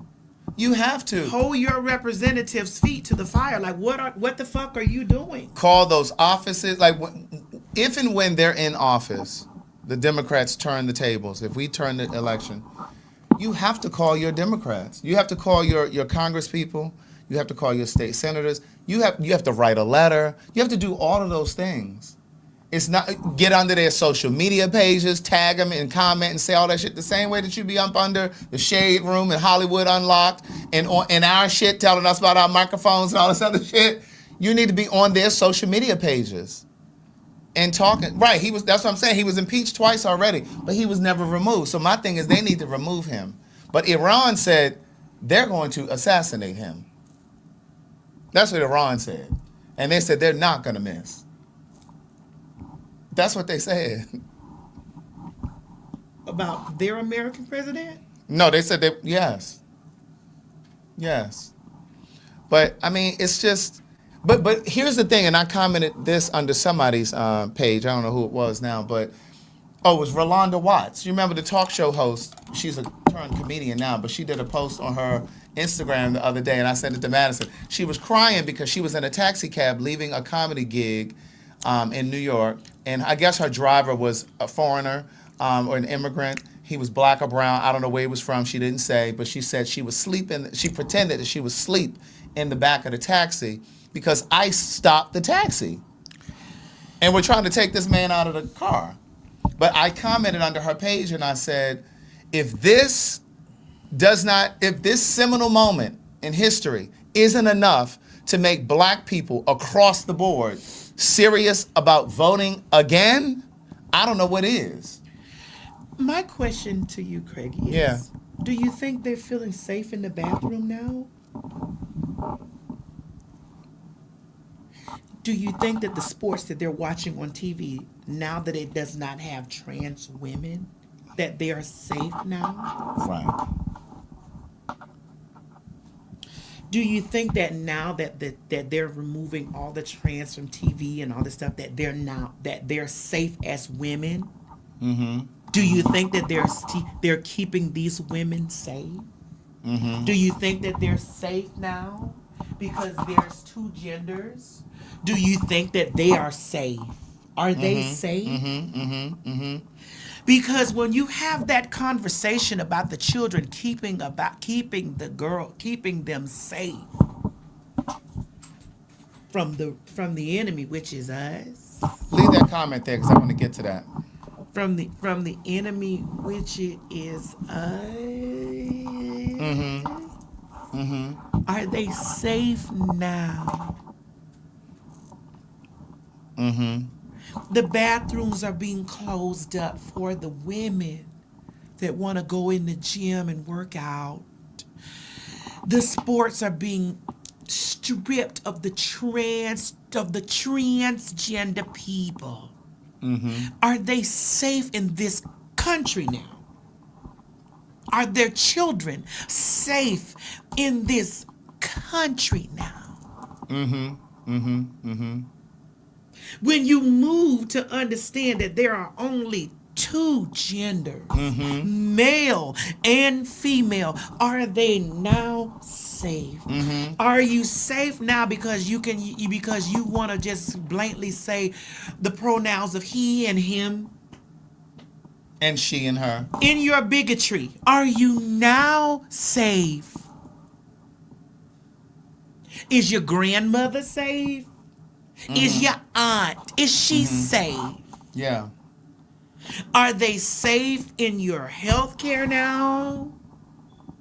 Mm-hmm. Mm-hmm. Go ahead, Craig. It's always a weak, bad-built bitch with no picture that got the most to say in the comments. I didn't say that I was delusional. I prefaced with, we know that this past election was rigged. So I already know that there's some tampering going on, you dumb motherfucker. What I'm saying is, it is important for us to stop this narrative and discouraging people from voting by saying that voting doesn't matter, it doesn't count, and it's unimportant, it doesn't matter who you're gonna vote for. Because if it wasn't Walter, if that's really your motherfucking name, if it wasn't important, you wouldn't have white people doing the shit that they do to prevent black people from voting. Do you know that they were trying to make the shit illegal in Georgia a few years ago for people to, because you know the lines were really long, like when Obama was getting into office and those kind of things, people were standing in line for hours, and all across social media, people were saying, don't get out of the lines, stay in the lines, stay in the line to vote, because they were trying to make it illegal. Let's just say you were in line to vote and you had been in the line for an hour. If I wanted to bring you a bottle of water, or bring you a chair to sit down or bring you a snack. They were trying to make it illegal because they wanted people to get out of the line. They wanted black people to get out of the line. So you ignorant motherfucker, when you write shit in the comments, I need you to think before you write stupid shit in the comments like that. And so my point is, they wouldn't have been burning up mailboxes and shit when Kamala was running this last time. All of this gerrymandering that's happening, none of that stuff would happen if your voting didn't count. It's the reason why Trump and Elon Musk got together and rigged the elections. Did you get it from Keisha, Craig? No, you didn't get it from Keisha. You got it from Walter. Right. Boom, VD. Right. Did you get it from Keisha? No, you got it from Walter. Right. Right. Well, to get your stupid ass up out of here, do that. And the energy that you're using to write dumb shit in the comments like this, why don't you use that energy to advocate and to get people to vote? Or do something else with your energy. Write your congressman. Do something productive with your energy instead of putting stupid shit in the comments. But all of that to say, it's really sad to see what's happening in this country because, again, this isn't anything new. It's just our first time living through this. And I said this before. This is our civil rights moment. And I know that there are a lot of discrepancies around whether or not black people need to be out there on the front lines doing this, that, and the third. Craig, I'm protecting me. I kind of feel like it just needs to be a thing with white people. White people need to get out there. You put your bodies on the front line. This is why I'm advocating. I'm advocating right here. I'm protecting. Correct, because they're gonna use every. If they shot that white woman in her face, what you think they're gonna do to black people? So my thing is, there are other things that we can do from home. Write you a letter to your Congress people. Pick up the phone, call Congress people. You can support black-owned businesses whenever possible. You know what I mean? To lift up. I posted on my Instagram the other day, there's a black-owned toilet paper company. I'm about to start buying black-owned toilet paper from a black-owned toilet paper company. It's 3-ply, bitch, not 2. You gotta understand that all black folks ain't your friend either. Craig. All black folks is not my right. And just when I realize that they're not my friend, then I won't support them. But I think that it's important that we lift our own community because at the end of the day, they don't ever really want us in their spaces anyway. They don't. And so, like, for all of the people, and I love fashion, I love clothes, but I'm always going to support black-owned. You know what I'm saying? So, yeah, like, I'm going to do that too, Craig, but I'm also going to say that all black-owned don't want us there. No, they don't. And they don't. And I'm very clear about that. Because I've had some black-owned businesses come up under my thing and be real transphobic. I just told this girl, some black girl, I don't even remember what the business was, but she was up under the comments saying something crazy. And I said, it's really wild that you are commenting and talking this reckless about people from your business page. From your business page. And she said, oh, no, my business is just fine. I said, but what you don't realize is that this can come back to haunt you. And I said, that's business 101. And the fact that you don't understand that is you a stupid ass nigga. Baby. I tell people this all the time. Get the fuck off of my page. Listen, I'm more concerned about your business. You know why? And let me show you how my blackness still stands. Mm-hmm. I'm like, broad, I'm more concerned about you being able to feed your kids and shit like this. And if you want to read me, come off my page from your business. Mm-hmm. Mm-hmm. Come off my page from your business. Yeah. You too small of a business to be on a powerful voice like mine. Yeah. Come off my page from your business page, man, because you will receive a blow that you wouldn't even. Because if I was truly vindictive to terrorize your business, or people can clearly see in the comments like, why are you over here doing this from your business page? Yeah. And I'm not. You're dumb, and that's just crazy. And you're preparing taxes. Correct. As if I'm not a tax-paying citizen. It's just like if you were a shopper or you went to a restaurant, one of your favorite restaurants, and you're up under and your favorite restaurant's social media page is up under there talking about black people or talking about gay people from your business page. That is the dumbest shit I have seen in a long time. And you're preparing with people's actual social security number? You're doing that, ma'am? I really wanted to get in her inbox and say, ma'am, I know you don't like me because you fish. You're a piece of fish, bitch, and you don't like my motherfucking tranny ass. I get that. But ma'am, business 101 that you have not mastered yet is to not be on my page from your business doing this. Everybody don't feel like you. Everybody that's spending money don't feel like you. Some of your current customers may be the people that you're talking about. Correct. Or they have children or family members. There are people that love and don't care about their and care about their family. Yeah. Are you crazy? Yeah, y'all be loud online. Yes. A lot of you pussy ass, homophobic, transphobic ass people be loud online.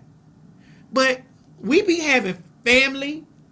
We be having people that fuck with us. We be having hitters that be like, hey.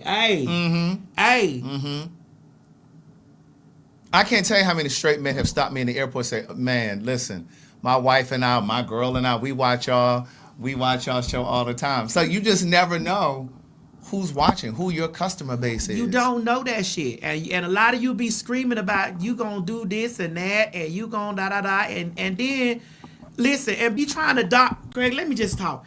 Then be trying to dox me like I ain't sitting up with your foot with all your information. Right. I'm just not a bitch that's gonna be, I don't like the doxing shit. Right. But don't you, for once, think that because you sitting on talking about something, you done look me up and you done research me, like I don't have a file, like I don't have your file on my desk too. I just don't be online doing that. Yeah. Because I know, and it's really illegal to do that. It is. Because I know the dangers of that. Yeah. I don't have no malice and ill in my heart towards people like that to be, and I'm telling you, I get girls whole. I can scroll over and show you a girl's credit report. Yeah. Matter of fact, I'm going to do that. And I'm like, girl, I wouldn't even, you know what I'm saying? I wouldn't even do this to you because I wouldn't even delve.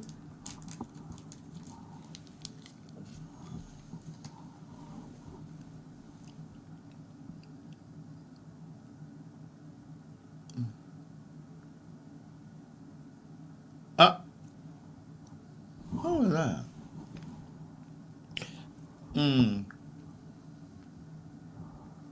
Tap that and slide and swipe.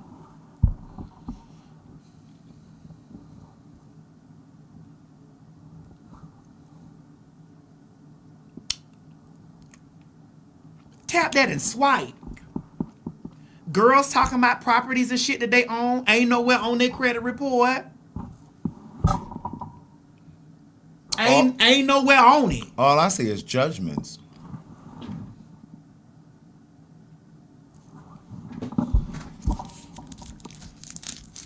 And I'm just like, girl,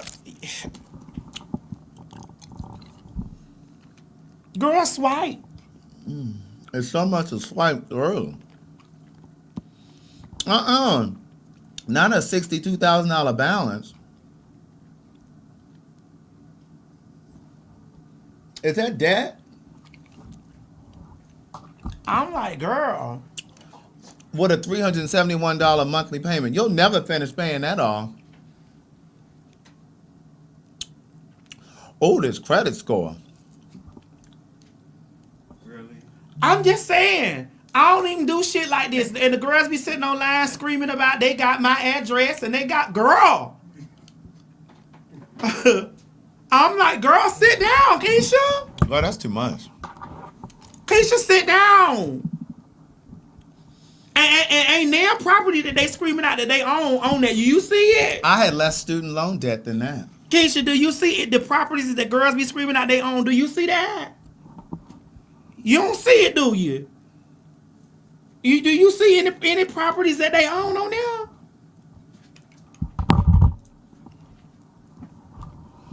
When we take a break, I want to know who this is. I see the name, but I want to know who this is.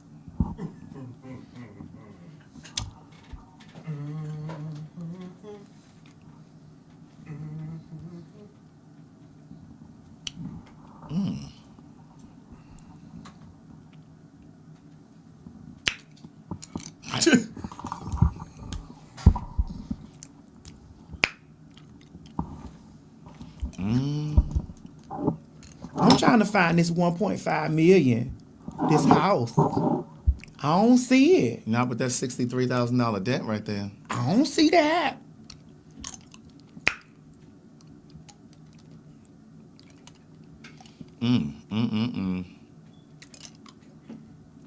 I don't see that. But speaking of doxing, they did release the names of all of these different ICE agents. Ain't that something?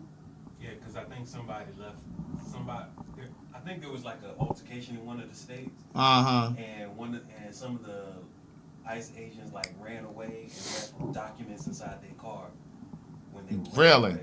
Here it is. And to the person that leaked the 4,500 identities of ICE agents, thank you for your service. Now, there's some people that's going to be like, oh my God, that's doxing. Jesus wept. I would never shed a tear about the identities of people that kill and kidnap our neighbors being identified. And the thing is, this is a popular opinion too. According to a new poll, over 57% of Americans disapprove of what ICE is doing. Anyway, so here's what happened. A Department of Homeland Security whistleblower released the identities of about 4,500 ICE and Border Patrol employees today and what's being called potentially the largest agency data breach for the department. It's all part of the ICE list, which is an online database created to promote accountability for these masked federal agents. And no matter how much they try to claim that identifying ICE agents is domestic terrorism, it ain't. People should know if there's someone around them willing to kill and kidnap their neighbors for $50,000 a year, or just period. The ICE list is an open journalistic project created by Crust News, and it wants to collect and share information that can hold ICE accountable. And of course, DHS and the guy in the White House aren't too happy. According to the website, they have been forced to fight off multiple attempts to take them offline by the Trump regime, but they say they're going to continue to do it. So in addition to the ICE list, the site is also building a boycott list. They're building a growing list on an almost daily basis. And these are companies that have contracts with ICE and companies and stores that also serve agents, hotels that host them, and any company who did not refuse service to ICE or agents of the organization. So help them out. If your daddy, your mama, your neighbor, or friend is an ICE agent, report them to the ICE list.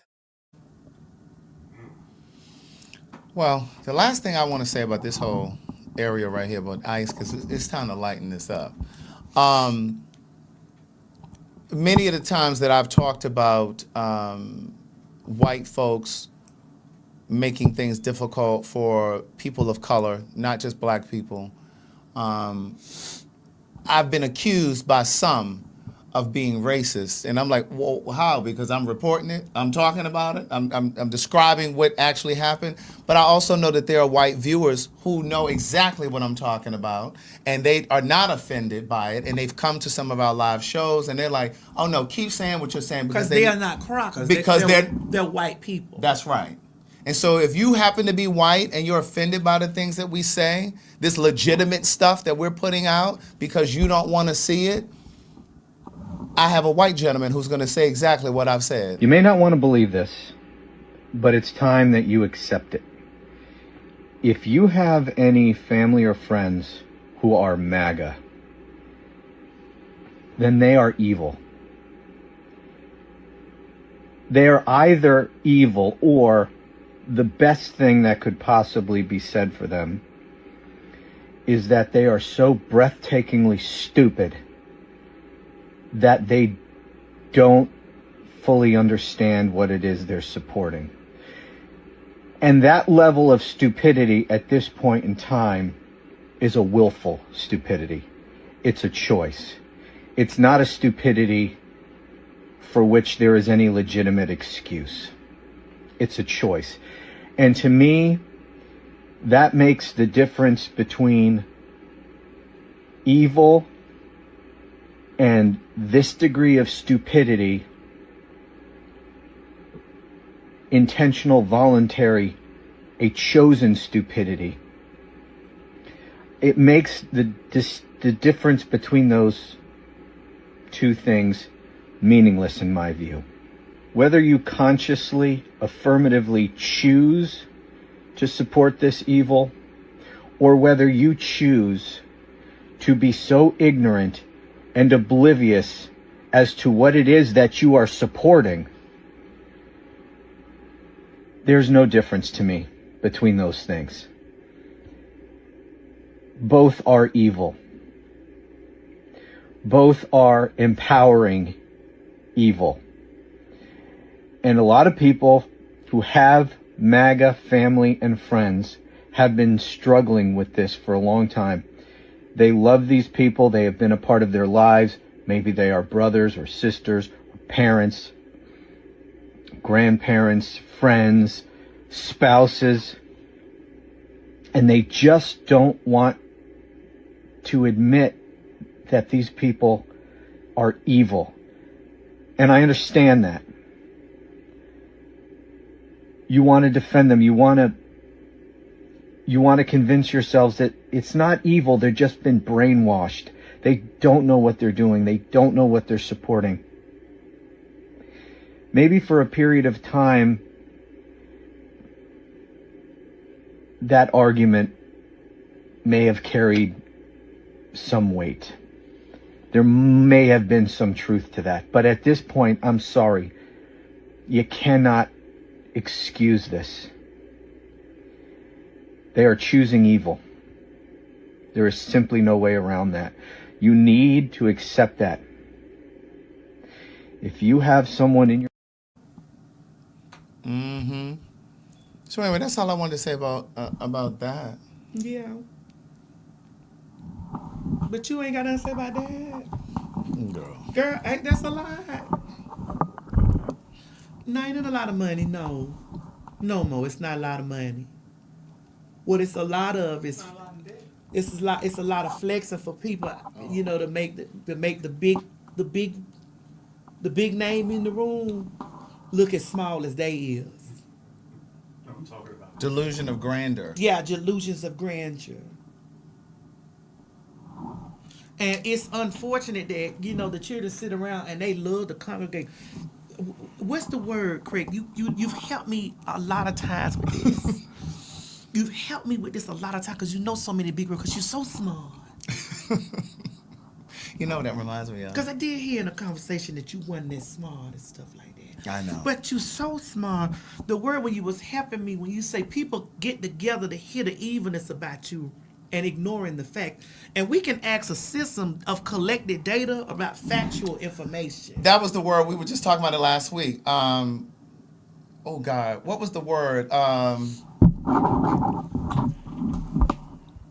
God, was it limerence? Let me look. No, Let me it's look. the word when they all get It was together. yeah, but it was. I don't know if I'm talking about the same When thing. they come together to hear all the falsities and atrocities about you and ignore the fact. Mm-hmm. I'm waiting for somebody to put it in the Put it in there. It's comments. called the when they ignore the facts and they use their own, they use stuff to support their perspective on it. That's what you're talking about? They get into agreements about it. Not collusion. Damn, I can't remember what that word was. It's not willfully ignorant. It's when they get together and they not Cognitive dissonance. It could be that. I think that was what confirmation bias. Confirmation That's what bias. it was. It was confirmation bias. Come on, somebody. That's what it is. That's it. Who said that? And I see a lot. Yes, that's it. I see a lot of confirmation bias conversations that be going on about. I see a lot. A lot of it be, majority of it be clipped and sent to me. Yes. And then I see the people. Then I've seen some of the very elite. Yeah. Up under it, when I get the little clip sent to me, the very elite that I've done actual business with, the press and light. I be like, now Claudia, why you do that? Maybe she didn't understand the post. Probably. But I'm like, now Claudia, why you do that? You know we done got all kind of money together. You my girl. Well, Claudia over there from yeah, my girl. My girl. Formerly of Deal or No Deal, but then from Fox Soul. Fox Soul. I'm like, you my What's girl. her last name? Jordan. Jordan, yes. Like you my Really? girl. We done got all kind of money and stuff together. Why you up under that dude? Why you? Maybe she didn't understand it. I probably. Or maybe she hit it by mistake. Yeah, probably. Yeah. We're going to give her the BOD. Yeah. Benefit of the doubt. I just be like, well, what? You know for a fact we done got all kinds of money together. What? You know, you got to watch them. Yeah.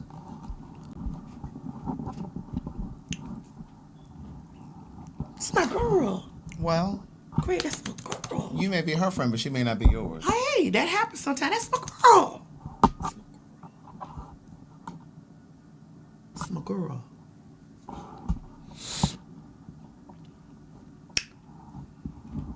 You know, Nene's going back to the housewife. Yeah, I'm happy for that. I told her that when we were in person. I told her that she deserved. Like we sat down, because you know me and Nene sat down twice. Yeah. You know our controversial, and for the record, I'm her biggest controversial interview today. Mm-hmm. Let's see. Well, let me see what the data has said. Alexa, what is Nene Leak's biggest controversial interviews today? I might be on the list. I don't know. There's no specific controversial interview for Nene Leakes today. Her most recent news is from last week when she announced her return to Bravo. Alexa, what is Nene Leak's most, what's the word I want to use? What, highly You're rated looking or for something? the right term to describe Nene Leakes' most controversial moment?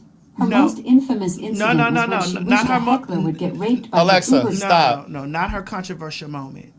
This interview, it was Carlos King was number one. It was me after, because you know we caused that situation About the women. Like that shit was going on. I was And whether or not a man is gay if he's dating a trans woman. That part? Yes. It was Carlos King first. It was me. It was, because I looked this shit up. I looked this up. Because I explained to her when we talked about this first, because we talked about this before we even, what is it called? We talked about this before we even released the first one. Yeah. And I said to her, I said, Nene, now you know, this gonna be real busy. You sure you want to do this? This gonna be real busy. But I think I think Bravo needs her back. Yes. I don't even watch the show, but I can tell you. I told her sitting there, I said, girl, it's no shade. Bitch, you are the bones over there. Yeah. It's no shade. It's and true. I told her this in both times. When I had on Blue, because I did an interview with her with Blue, then I did an interview with her in Black. I told her both times that we were sitting together, I said, girl, bitch, you is what the situation need over there. It's like because you have that. She's TV gold. Yes. She is TV gold. She's reality TV gold. She has that thing. And the thing is this, because she knew what to do with it. And I've said this from the beginning. Anything that we've ever talked about this, I've always said that she and Candy are the two who knew, and I'm not saying Candy was interesting on the show, but what I'm saying, I wasn't saying that, but what I am saying is she and Nene knew what to do with that platform when they got on the show. They knew how to use that platform to add jumper cables to their business or whatever they had going on, right? The rest of them, they just didn't really know. They didn't know what to do. And then when they did start to think about it, it was like kind of too late, Sheree. And so, you know, it's just like... She's the most memeable. Yeah. Memorable, actually. Yeah. I agree. There it is. I asked the wrong... What is it? I asked the wrong question. What? I asked the wrong question. High profile backlash. This is the question I asked. I said, what is Nene Leakes' most controversial podcast interview? That's the question. And it came up as this. This is what I asked. I didn't ask the correct question. It says, based on recent high visibility media appearances, Nene Leakes' most controversial podcast interview was her June 2025 appearance with T.S. Madison on the Nene Leakes show, where she was accused of making transphobic and ignorant comments regarding dating. That's the question that I should have asked. I went to go get her. Right. But then, like, Bethany Frankel, I've never liked that lady. And again, I don't watch any of the franchises, but it's just something about her that I've never liked. And I've been scrolling on social media and I saw like some clips of an interview that she and Nene just did. And Nene, some of you may have seen it, Nene was saying in these interview clips that I saw on TikTok or somewhere, she was saying that she was raised by her aunt, and then she didn't have sex until I think she was like in college or something like that. Like she was just talking about her background. And then when it was announced or kind of rumored that Nene was going back to the show, here comes Bethany talking about, well, she doesn't understand how she can go back to a network after she done sued them and this, that, and the third. Sit your cracker ass down. That's what I'm trying to tell you. It's just like, Bethany, sit your cracker ass down. Bitch, you had a Bethany clause. A Bethany clause, a whole clause. To a bitch, I have to read your Bethany clause when I get contracts from networks. Exactly, especially in the reality space. I have to see your Bethany clause. Yeah. When I'm reading contracts from networks. Hit that comment right there, up, right there. The next one, that one. First of all, my name is Craig. It's not Greg. So if you can't even figure out my name after watching this show, you shouldn't even comment. You can take it down, Mo. Thanks. They say, what is the Bethany clause? So the Bethany clause, it came about because she made a bunch of money when she was on. Remember, you got to think back. She was in the beginning of Housewives franchise in New York. And so she did that Skinny Girl Martini. And she had a business that ended up burgeoning outside of the Housewives. And it was the Skinny Girl thing. And so she made all of this money off of it. And so then when the following year came around and they were renewing contracts, Bravo went to her, and they did this across their network. Any business that you have outside of the show, while you're on the show, they get a percentage. Yes. So again, even me, little old tiny me, still feel the remembrance of the Bethany clause. Like, cause when you get those contracts, a lot of you will never receive these types of contracts. You had to slice them up. Of course. Because I needed to understand who they talking to in this cubicle. Right. A lot of you will never see these contracts, so you never know what a Bethany clause is.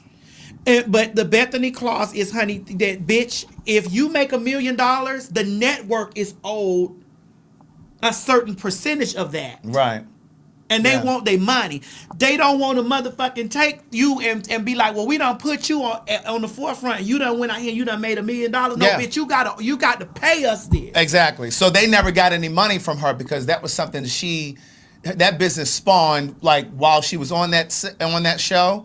But then moving forward, it didn't just affect Bravo. It went across the reality TV space. Spectrum. Yeah. Because even to this day, when I'm getting contracts, it's in there. They want a piece of whatever you got going on out of it because they believe that your business is going to flourish even more because you're on TV. But when you got a good lawyer that will cut around all that. That's right. Because I have my black female lawyers who are ruthless in the situation. Yeah, it's like a 360 deal. Somebody wrote that. Them girls slide over there and be like, yeah. Because Craig. We TV wanted a piece of my books. I was like, when we did the T.S. Madison experience. That was your experience. That was my experience. Okay. But they didn't. I said, oh no, you're not getting none of that. You didn't. But you got to get that experience due to proximity to the law. I'm just being clarified. That you got a chance to see that clause. Yes. Yeah. I just want the girls to know that when the girls be out there reading from a place of, girl, this ain't, that ain't, no, girl. A lot of you girls will never see a Bethany clause. You will never see it. I don't give a fuck how much you vlog and how much you blog and how much shit you do on the motherfucking internet, girl.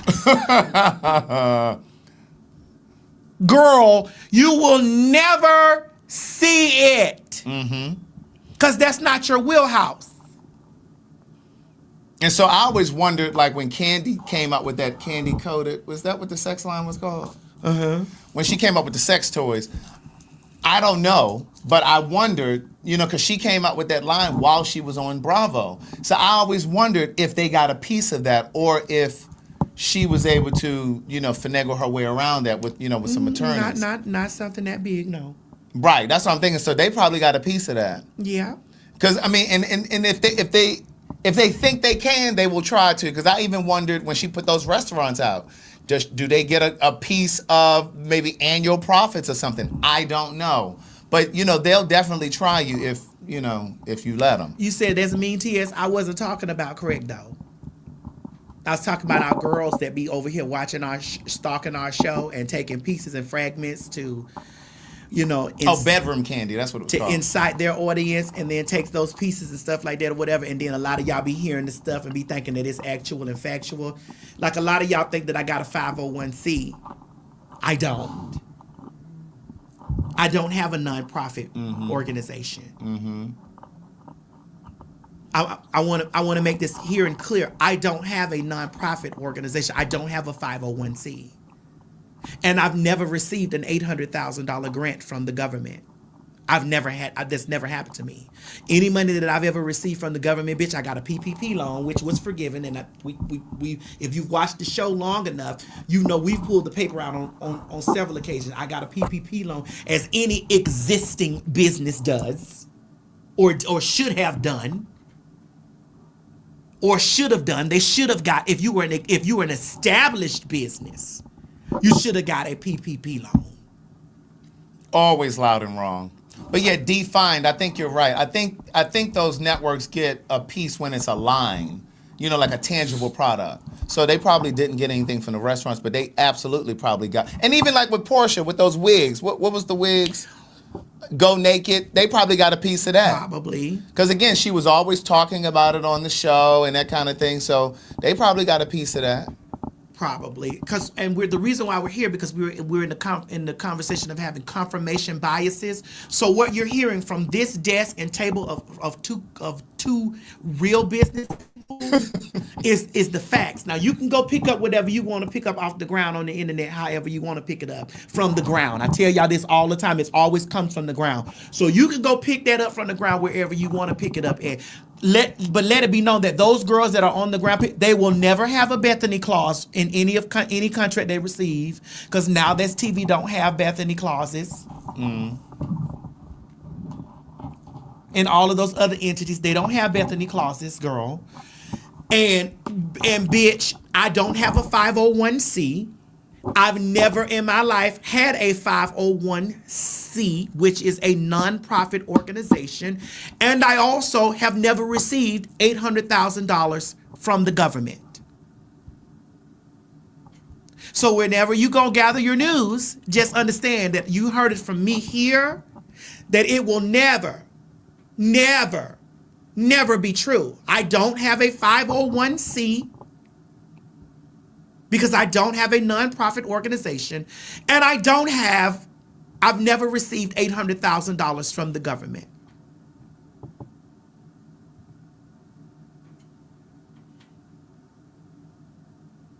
Okay? So when y'all clipping this stuff and bringing that stuff back to me, just know that you've been given the facts, and this is why I don't never get into a back and forth with mosquitoes. And get into a back and forth with I don't give. Yeah, it could be a 501c. Obviously, you see, I don't know what it is because I don't have it. I don't have it. I don't have it. So I don't. So when you girls be clipping these things from institutions of falsities, and that have been laid up against falsities. And from people who have lost major cases in falsities, girl, I'm telling you what's not had. Now, you can get into the real court or you can get into the court of popular opinion. But the court of popular opinion and real court is this. Those girls could suck my dick. Bitch, they'll never see a Bethany clause. They never will. They don't even have enough. They don't have enough substance to get a Bethany clause, girl. That's for number one. For number two, I'm not going to be indicted on any situation because I have not defrauded the government. So I'm not going to be walked out and indicted on anything of $800,000 fraud against the Internal Revenue Service and stuff like that because I've never received a government grant. I've never had it to. Bitch, anything I received from a government was a government nigga that I tricked with, bitch. Just know that I received residuals from Parkwood and Sony. I received those residuals. I also received those residuals from BigDickBitch.com. Those are residuals that I received. So don't clip around chopping things up and sending this stuff to me and acting is that like you're in serious fear. Yes, and SAG-AFTRA. Acting if you're in serious fear, like, oh my God, I just seen something. Why are you over there looking? Why are you sending me this information, girl? You're over there looking at this stuff and then getting in there with confirmation bias, screaming out, oh my God, I'm praying for you, friend. What you praying for me for?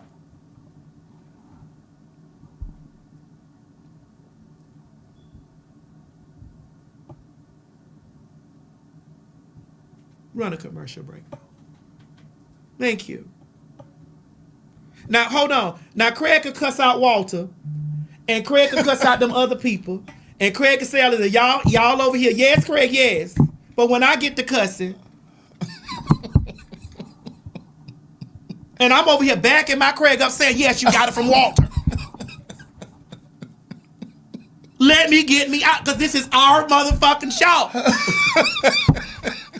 Bitch. And I'm going to do that. Now run the fucking commercial, Mo.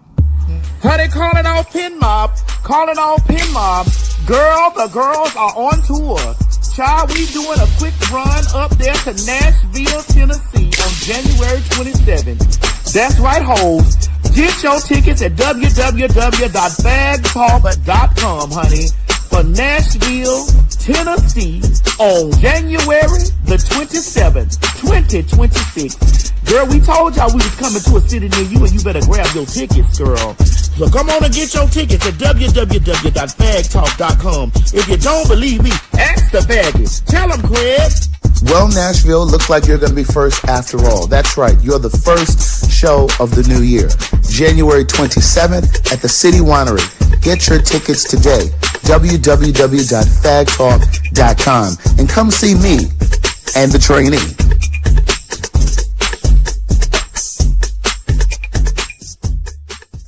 I just want to let you girls know that it's a new day. Bitch, I said it. And that's exactly what I meant. This is my house. It's she, hers, and hers.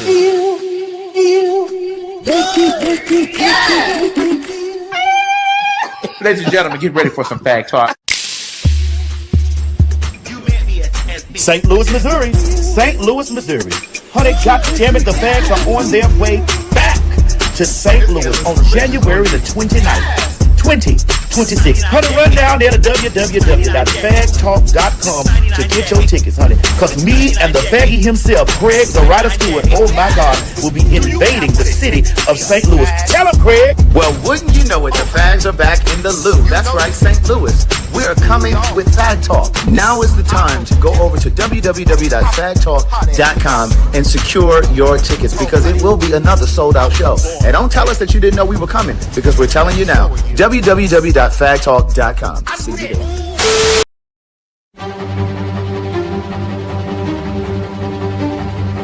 Alexa.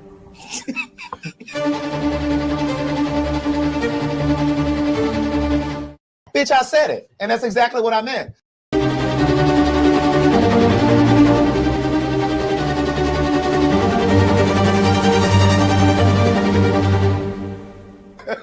Ladies and gentlemen, get ready for some Phag Talk.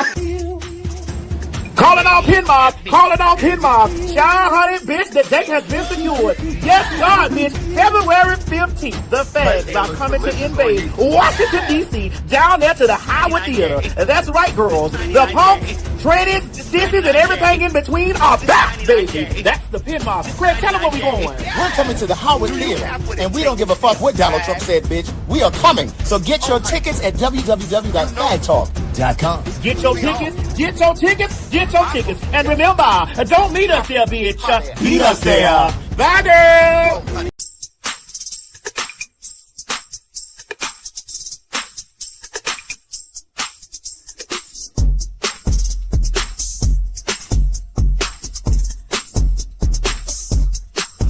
Calling all Maddie Mob, calling all Maddie Mob, and some of you pin mob too. Yes, God, honey, there is a big day coming. The day is February 16th, 2026. Yes, God, honey, the fags are coming back all the way to Baltimore, Maryland. Child, honey, we about to invade the city right after Valentine's Day, bitch, to bring love, love, love. Craig, tell them where we going, girl.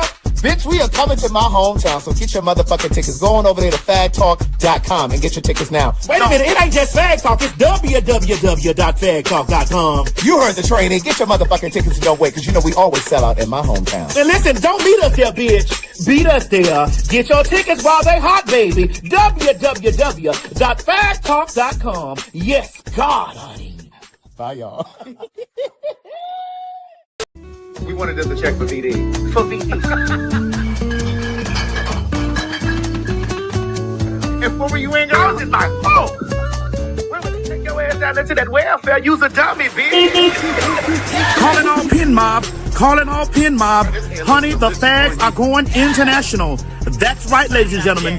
August 5th through the 9th, 2026, Fag Talk Live in Antigua will be going down, baby. Get your tickets at www.PhagTawlkInternational.com. I need y'all to know, honey, that this is one of those trips that you don't want to miss. That's right, ladies and gentlemen. We are going on an all-inclusive resort and spa situation, bitch, at the Royalton, honey, down there in Antigua. I'm not too sure where Antigua is, but the pin mob, we're going to Antigua. Make sure you have your passport, make sure it's up to date, and be sure to get the travel insurance just in case something happens, because life happens. The spots are moving quickly. Do not wait until the last minute. You have an entire year to pay this trip off, so do yourself a favor. Treat yourself to a good time and meet us in Antigua for Fag Talk Live. And for my rich bitches, add on the rich bitch option to include a full day with us as we tour the island, and who knows what else we gonna get into. God damn it, don't meet me down there to the ticket place. Beat me at the ticket place. That's right, girls. Honey, meet us down there to www.PhagTawlkInternational.com, honey. Low deposit and payment plans are available. We were talking about how women are saying men have to make six figures, or they gotta be 6 feet tall, or like all the stuff that, you know,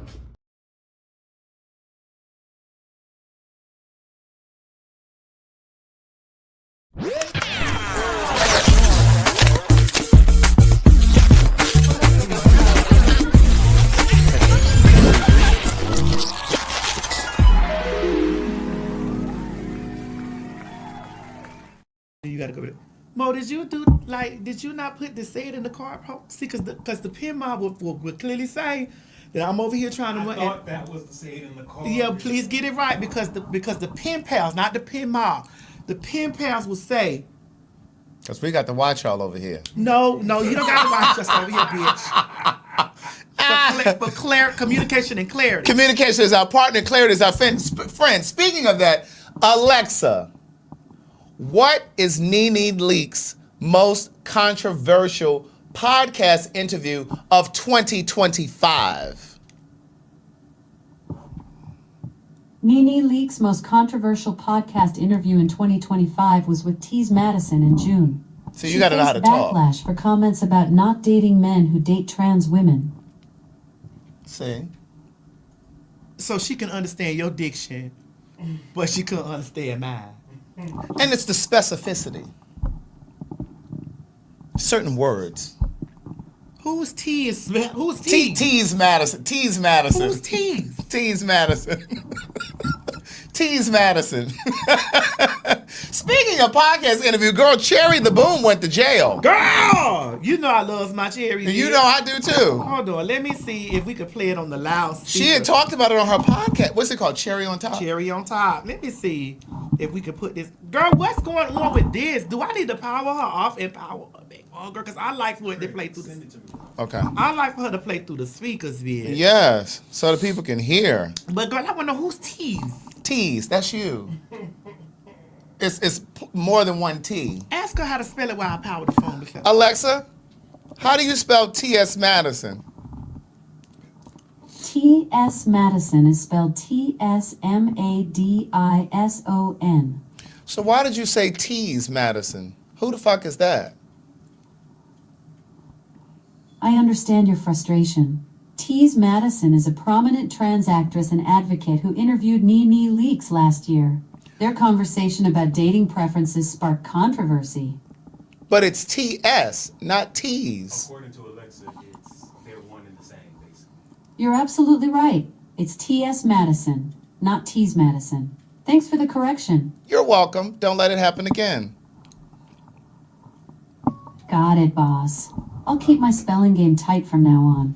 Appreciate it. I don't understand how she could understand your, and I asked the question twice. Well, you suck a lot of dick. I eat booty. So you be having stuff in your mouth. Greg, you know I would counter that. Because you suck dick too. Well, sometimes. I just want you to understand. Sometimes. You suck dick too. Sometimes. We're not getting, since we're all males in here, the only male in here that don't suck dick is Mo. Right. And so therefore, you got to understand that you're gay. I'm a woman. What am I? Oh, you're gay. And I'm a woman. And gays suck dick, and so do women. Correct. Okay, and bisexual men. Well, there's no bisexual men in here. Well, no, I'm not in here, but I'm just saying. Don't you do that? We want to make sure we're representing everybody. Then you'll start these girls out here saying that we're dog piling up on Mo. What? You'll start having these girls. That had nothing to do with Mo. Well, he's the only other male in here. Well, I wasn't talking about just in here, but you said women and gays suck dick, and I said also bisexual men, and some of the them and theys. All right, let's get down to this cherry conversation. I'm trying to put it up over here. Matter of fact, this is what I'm going to do, Craig. I'm going to do this. Mm-hmm. I'm going to disconnect this. And put that on that one? Yes. Because we need to hear this from the loudspeaker. I'm going to turn the Bluetooth off over here. Then I'm going to turn the Bluetooth on over here. And I'm going to look for the SRX box. Can you press the Bluetooth button over here so we can look for the SRS? It's on.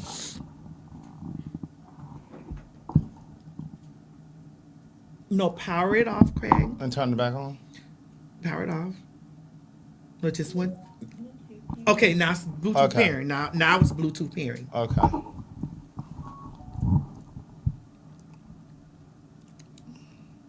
Now let's see, do we have this?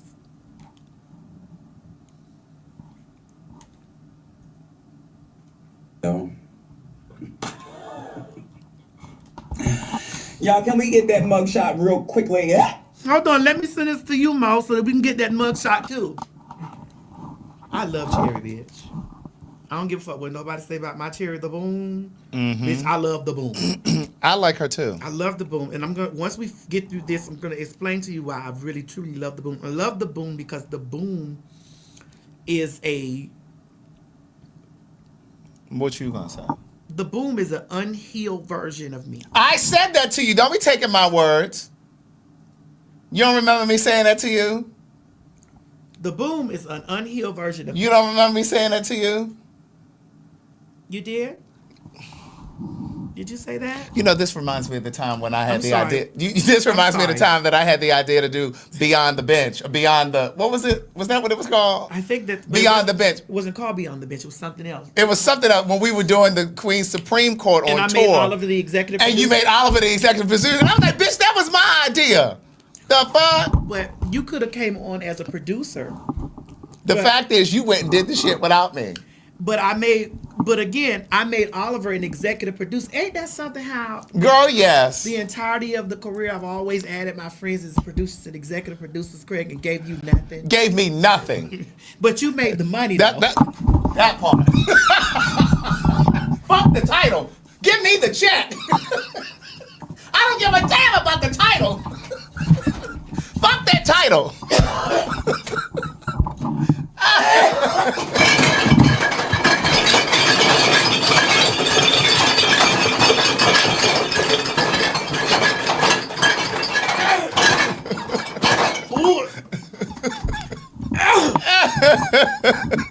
Oh God.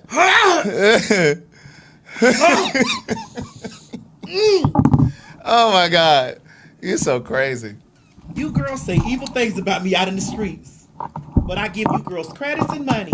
Girl, that ain't me. I don't do all that talking. You girls say evil things about me out in the streets. You ate all those Ricolas from yes. off the table? Well, girl, you know I've been battling something. And it's not chlamydias or the AIDS. All right. Girl, that flu came through here, girl. Okay. I was like, girl, sit down. I was literally saying to the people, Mo, did you get that picture? Yeah. A bitch just had an extra wrapping around it. Bitch, I didn't put the wax paper in my mouth. I wanted to put it in the present, but you can't do it over. You have to do it for I literally was saying on the way here, Yeah, put it in the system. I did a live on the way here, and I was just like, listen, this flu is going around, a more aggressive flu. Yes. There's a different version of COVID that's rolling around here. Girl, the gag is when I took Miss Mary to the doctor, honey, and they came and was like, well, girl, and they sent a prescription over there, and we sent one for you too. I'm like, girl, me and Miss Mary. Right. And I was telling the people, I said, like, this is the time that you really need to be on top of your oil of oregano, that kind of zinc, and elderberry if you do elderberry. And you can go right on over to the Liquid Burns and scrolling at the bottom, get you some elderberry and soursop in particular, and take that shit daily. Not just in the wintertime, but just year round. I do that shit every day, twice a day. But yeah, is it ready? Oh, we gotta put it up And here. mind you, I haven't been sick for months. And you had just said you hadn't been I sick. haven't been sick for months. You just said it on the very last show. Yeah, and I was like, I ain't been sick, and I haven't been. Right. And I was like, girl, that weight came off. The weight is coming off, girl. I haven't been nothing. Right. And girl, honey, Miss Mary had coughed 2 times, and I was like, girl, mama, let me make you a tea. Girl, I made her a tea, passed her the tea, honey. Went and made her another one, took the glass back from the tea. When I took the glass back over there, washed the glass off, and a day after that, I said, mommy, because if you know your body. Right. Not just you dusher girls, because a lot of you girls be dishing and be coming back with false positives. And we're not talking about the AIDS. No, we're not. We're talking about that doodle still be up in there. You girls be dishing and coming back with false positives, girl. Erica, yes, we're still live. She said she can't do a super chat. Lord, what we done said. Right. Lord, what we done said, girl. But when you know your body. Yes. I mean, truly know your body. Mm-hmm. I grabbed her cup, and then I went back and I said, Mommy, I think I got a bug. Because I felt it immediately. Yeah. I said, Mommy, I think what you got, I got it now. Yeah. Because it was like immediately when I passed her tea, because I was making her teas and stuff, every day or sometimes 2 times. And I said, oh yeah, something's wrong. Yeah, that's it. Then I had to go down there. Mo, you got it in there? Or you still converting? No, I got it now. Okay, because I was giving you time. Yeah. But because I wanted to also piggyback off of my insurance had changed. Oh, I got my insurance back, y'all. Yeah. Because the people were like, oh, Craig, I appreciate those of you who were messaging me and saying, like, listen, you need to definitely try to get some health insurance because the government can penalize you on your taxes and that kind of thing. And then people sent me some solutions. But I had appealed, because remember I told you I had established insurance before the end of last year. And what happened was, some reason They purged it, and I think they were doing it to some people. Anyway, I had appealed it, and then I got a letter just last week, and they said you were reinstated, and so, bitch, I done paid them up. I don't want no problem. Yeah. I done went on and paid them up. But here's the thing. My insurance had changed. Yeah. And so they put me with this Blue Cross and Blue Shield from Anthem. But at the bottom of it said, what was what Mo I told you? Because Mo's insurance had changed too. Mm-hmm. It was called, and my specific doctor didn't take that. So this was my first time having to pay out of pocket. So yeah. So so Yeah. all of this was going on right during coverage change. Well, my coverage is different February 1st.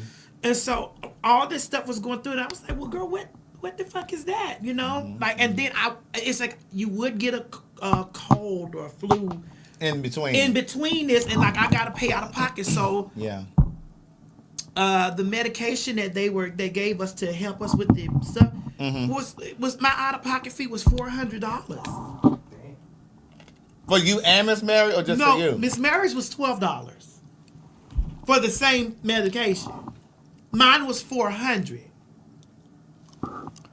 My God, today. And it wasn't the flu we had. We had COVID. Yeah. And so the COVID that we had, how they're treating COVID is with Paxlovid. Right. Paxlovid is antiviral medication that they used to use to treat the power. The AIDS? The AIDS. Really? Yes. And so what I'm to tie in what we were talking about earlier, out of pocket. Yes. Power medicine is going to be insane. Absolutely. And that's what I'm saying. So like these people are talking about, oh, it wasn't so bad, that she was over there with them. But it's just like you'll be reconsidering that when you can't get your medications. And so thankfully I had some Paxlovid from the last time that I had COVID. And that was why we couldn't do the show last Sunday, because you guys were asking, well, what happened? I thought you were going to do the show Sunday. And it wasn't for me to say, well, she got COVID. I usually didn't tell y'all when I get sick, because that's not none of y'all business. You know what I'm saying? I still function, but like once it's over, then I explain my experience. Yeah. And so then it was, I'm like, girl, the Paxlovid is $400. That's crazy. My out-of-pocket cost is $400. And just imagine what those white people are getting when they go over there to Mexico. Remember we talked about that last week over at the border. They're going over there to get dental work and all. Like my mama paid $12. It probably was cheap as hell over there in Mexico. Thailand is the same way. Yeah, because every time I go out of the country, with the exception of when I went to Africa, but whenever I've gone to Mexico or somewhere like that, I always go to one of those pharmacias and I get... Correct. And I get me some over-the-counter shit, because it's over-the-counter over there, but here you got to have a prescription. La farmacia. That part. So I go over there and I get me some of the things. Porque tú enferma. That's it. Enferma. That's sick. And tell them I want some penicillin, and I want a Z-Pack. Dame. And I also want a muscle relaxer. Dame. I want the kind for sleep and for the one that won't make me lethargic. Dame un medicina por enferma. And then I say muscle relaxer. Enferma en el musal. Okay, and then a pain reliever. ¿Cómo se dice? Not duele. ¿Cómo se dice pain? Pain. Do I need to get someone else to ask them? No, I got this. ¿Cómo se dice en español pain? Because I need the right prescription. Pain. ¿Cómo se dice en español? I don't want them to give me the wrong shit because you fucking up the Spanish. No, espérate un momentico, por favor, espérate. Señor, espérate. Okay, tell them I need, ask Alexa. Dolor. Okay, I need a pain medication. Yo necesito medicación por dolor en mi donde. I need amoxicillin. In mi throat. How do you say that in Spanish? Amoxicillin. Throat. I get all of those things when I'm over there. Okay, I don't be playing. And people be like, "You trust that?" I'm like, "Bitch, it's a pharmacy. It's just written in Spanish. What are you talking about?" Throat. Yes. That's garganta.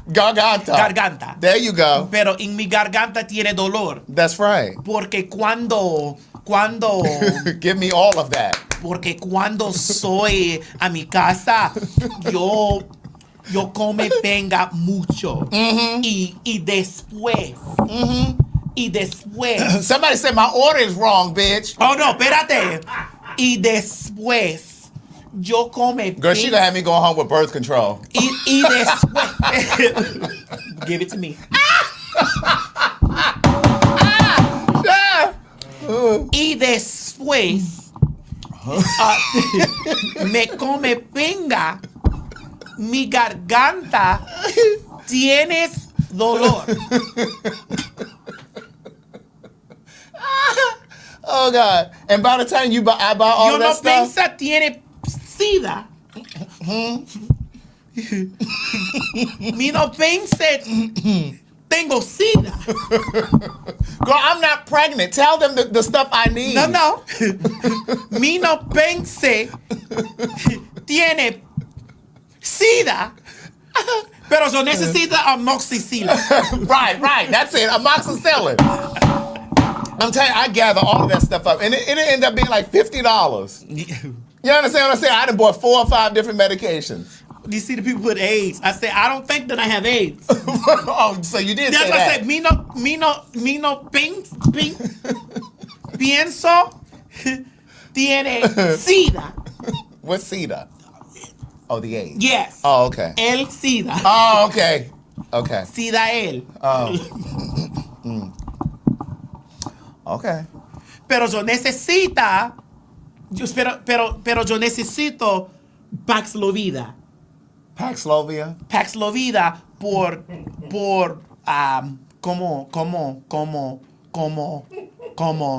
por la Can we get a Spanish speaker, please? COVID. Is that how they say it? It should be like COVID or something. Covida. It can't just be COVID. Covida? Really? How do you say COVID? Right. Are there any Spanish speakers? There are lots of Spanish speakers. There are a lot of Spanish speakers in the comment section. Okay, but we need you to spell COVID with accents and shit so we know. Covida. Really? Covida? Somebody said it's COVID spelled backwards. Well, definitely AIDS is spelled SIDA. It's backwards. Sida. Kinda. Sida él. Backwards, kinda.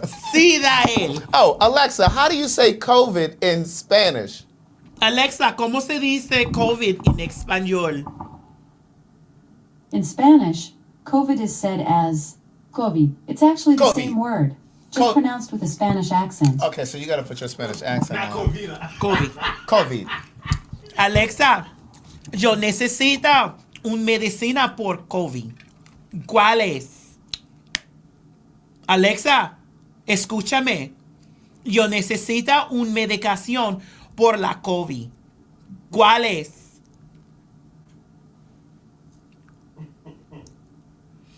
Because she don't know. Alexa, ¿tú no hablas español? Alexa, ¿por qué no háblame en español? ¿Qué te pasa?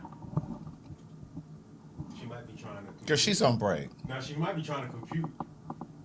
She might be trying to compute. Alexa, In a minute. do you speak Spanish? I can help with Spanish translations and basic conversations. I'm not fluent, but I can assist with everyday phrases and information in Spanish. Try again. Alexa, ¿por qué tú no hablas mí en español? ¿Tiene pregunta? Alexa, ¿tiene pregunta? Háblame en español, por favor. Either she doesn't speak Spanish or your shit is fucked up. The people are really over there understanding. Where are the people who speak Spanish and you don't necessarily have to be Hispanic or Latino? Ooh, girl, they say Alexa calling ICE. Stop this. Right. She called, because you know Jeff Bezos owns this. Stop this. They say ICE got him. Girl, ICE been a descendant over here on this house. Those ones that descend won't ascend, will ascend. Right. Wait a minute. You okay? You said you are okay. Diana, was she making any sense? Did you understand what she was saying? I'm waiting for Diana to come back. Covey. Okay, but the rest of this shit she was saying. Oh, espérate, it says, escuchas las palabras de... Oh, wait a minute. Hold on. Don't you do that. That's a spell. Oh. Don't you do that. Scroll that down. It says, escuchas de palabras. Don't do that. I know that means there's a spell. It says, listen to the witches. Or listen to the something. There it is. No more you moving too fast. Not moving, it's the chat. It says, escuchas las palabras. There it is. Y'all, escuchas las palabras. Wait, did you put it? There it is. Escucha las palabras, las brujas. I know that. Brujas is witch. Witches, yes, but I know when it says escuchas las palabras. I know what that. I don't know fully what it means, but I know it says listen to. ¿Cómo se dice las palabras? Someone said not charmed in Telemundo. They said palabras is word. Words. Listen to the words of the witches. Okay, that's a School of the Witches. Somebody said. Escucha las palabras de las brujas. That bitch know what I'm saying, Myrtle. Oh yeah, because she just lit that up. That bitch over there calculating. Every time I'm gonna ask her one last time, and then we're gonna go. Alexa, ¿por qué no háblame en español? ¿Por qué tú no háblame en español? ¿Qué pasa? Alexa, ¿qué pasa? Háblame en español, por favor. Oh my God.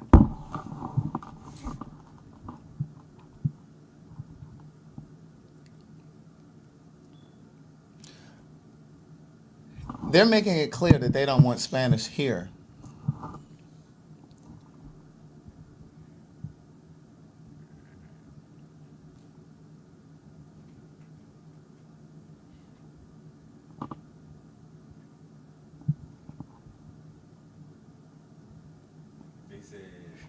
Is it your conjugation? Spanish is good. Someone said that. They're saying your Spanish is good. So it's not. So clearly, it's her over there with the Jeff Bezos. Jeff Bezos. They said Alexa's a DEI hire. Oh my God. They said she resigned. She resigned, baby. Yes, ma'am. Alexa said, "I'm not getting into this foolishness." They put now. This is investigative journalism. Alexa is racist. I understand you're asking about racism. Oh. It's a complex topic with deep historical roots and ongoing societal impacts. I can share factual information about its origins, current manifestations, or anti-discrimination efforts if that would be helpful. We just want to know why you're being anti-discriminatory right now. You're not speaking Spanish with us. I'm not being anti-discriminatory. I'm just not fluent in Spanish. I can help with basic translations and phrases, but I'm not a native speaker. What specific Spanish phrase or information are you looking for help with? No gracias, Alexa, no gracias. So my question is there a way to make your Alexa speak Spanish? Or is there a way to put the setting? Because what if you were at home and you were saying, Alexa, turn on the lights in Spanish? Or, like the different prompts. Like, luz. She don't know how to... Luz. She don't know how to do that? Alexa, abre la puerta, por favor. Open the door? Yes. Abre la puerta, por favor. She ain't fucking with that Spanish. At all. Do you see that? She lights up and keeps going. Basically, you're not talking to me. You're not talking to me. They're saying you can change it in the settings. They say Alexa es no sábado. She's not playing with that. Okay. Well, we've had that moment, honey. We just clarified that this girl she's alive. We just know to speak to her in full English sentences. Now let's get down. All right, put Cherry Singer there. Let's go. They put T.S. Rosetta Stone.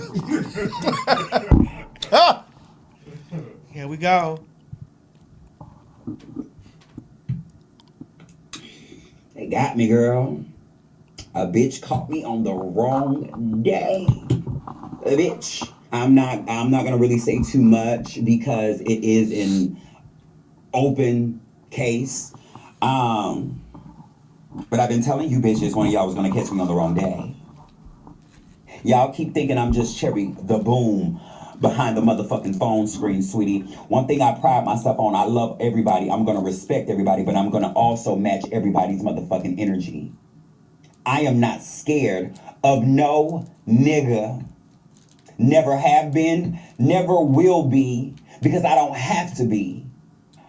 I'm out living my white woman life. Girl, I'm coming home, and y'all know that in my building, I have my own parking, right? I have my reserved parking. Girl, I did some shopping. You know, the holidays were great. I've been doing a lot of soul searching and getting to know me and just being alone and just, you know, just being okay with being single and just making money and just trying to be the best version that I can be, working on my book, working on the podcast, just being a light in the community, you know, in a good space in life. But anybody that knows me knows that I have a very short fuse. You know, I can't really, I can't really deal too much with the nonsense. And I was coming home from shopping, and when I pulled up to my home, there was this guy in my parking spot, and he was working on someone else's car. Okay? And so, you know, if I'm going to be completely honest, why not be honest on my podcast? It irritated me a little bit. I'm like, why are you, no shade, I hate being inconvenienced. I dislike for someone to be in my way because I try so hard to stay out of people's way. I don't want to be a burden to nobody. I don't want to be in nobody's way. I don't want to be in someone's space that I shouldn't be in. I try to respect everybody's, you know, all of that. So when someone does it to me, I just feel like it's just so careless. So, girl, when I pull up, I'm like, baby, you need to move. That's my parking spot.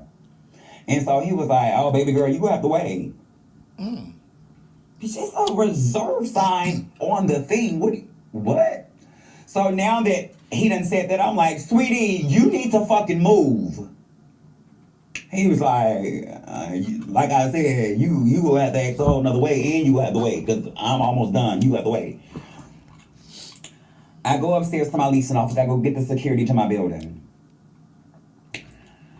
Security comes down, and instead of his big for nothing ass doing his motherfucking job, he's like, oh, what's going on? First of all, bitch, that's not the energy. I could have came and asked what's going on and just waited if I still have to wait.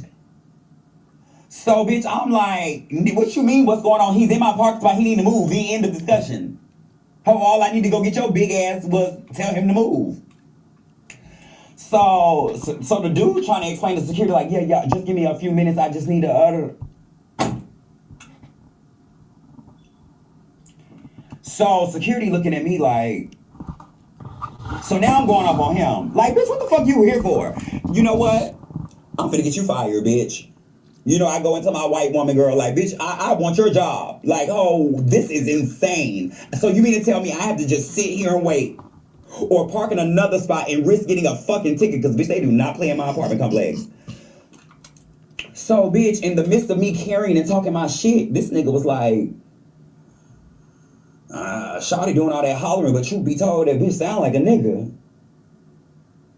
And y'all know me. This girl clocking my T, knowing my T, that shit don't move me. Bitch, I don't give a fuck about girl. You know he got his little girlfriend in the car, so you know he really trying to put on. And mind you, before they confirmed my T, before I confirmed my T, Fish had got out the car like she wanted a problem. You know, she hears some bitch cussing her nigga out. She get out the car, she posted up, she got on her little sweats and her hoodie, a rough bitch.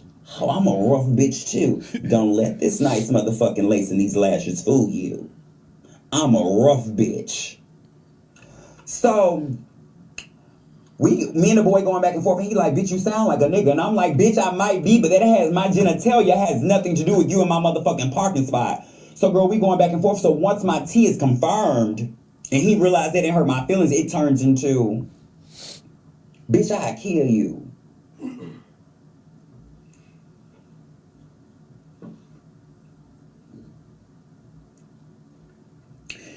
So he made a couple of threats, and it's almost like once he realized I was trans, he definitely didn't take it seriously. And mind you, security is not handling anything. He's not saying much.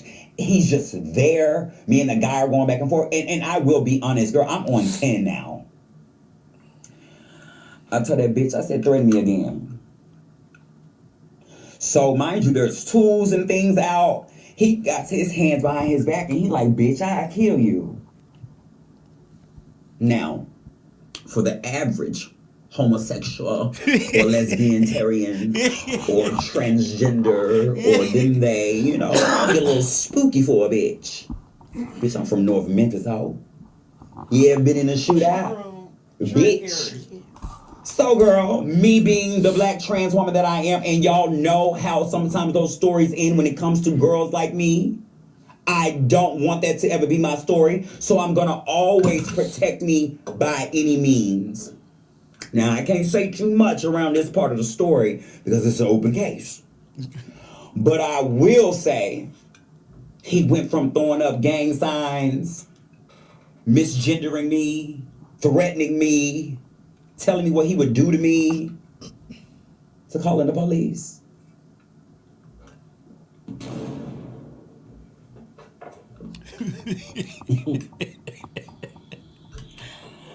And we'll just say, long story short, it ended with, I'm calling the police. It ended with your girlfriend running in the car. And it ended with people running and ducking. And then it ended with the police arriving. And after the security and I had words, you know, and all you need is a witness to some bullshit. Even though we went and rewound the cameras, there's no footage of anything. It was a horrible angle. I don't know why they lied on me.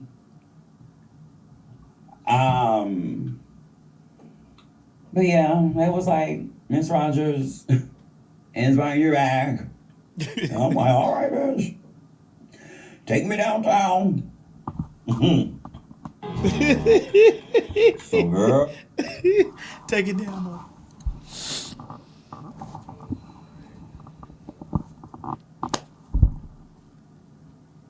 Well, there was many things in this situation that could have transpired. Of course. Same thing I would have done. You got a motherfucker telling me out there, I'm gonna kill you, and then bitch, you know what I'm saying? You know what these girls will do? These girls like to lean into their rights as being straights, and bitch, and straights feel like that they got the right to do whatever the fuck they want to do to a punk, a tranny, or a motherfucking sissy. It's specifically trannies in this, because you know we're public enemy number one in the US of A. So a motherfucker go to clock you, and then they go to Motion detected at side garage. That's me getting a notification at my other home. But that's a motherfucker telling you, bitch, that they gonna block, and whoop the wang and yakety smacky to you, bitch, and they think that because you are punk, because that's in their mind, they have been taught that. This is why a lot of men don't want to be openly traded, because they feel like that it makes them soft. Mm-hmm. The hardest motherfucking thing that you can do in the United States of America is walk around and let a bitch know that you're trans, or tell a bitch that you're trans, bitch. That's the hardest thing that you can do. That's the hardest thing you can do in the United States, to be a hard ass nigga. I think we the hardest motherfuckers around here.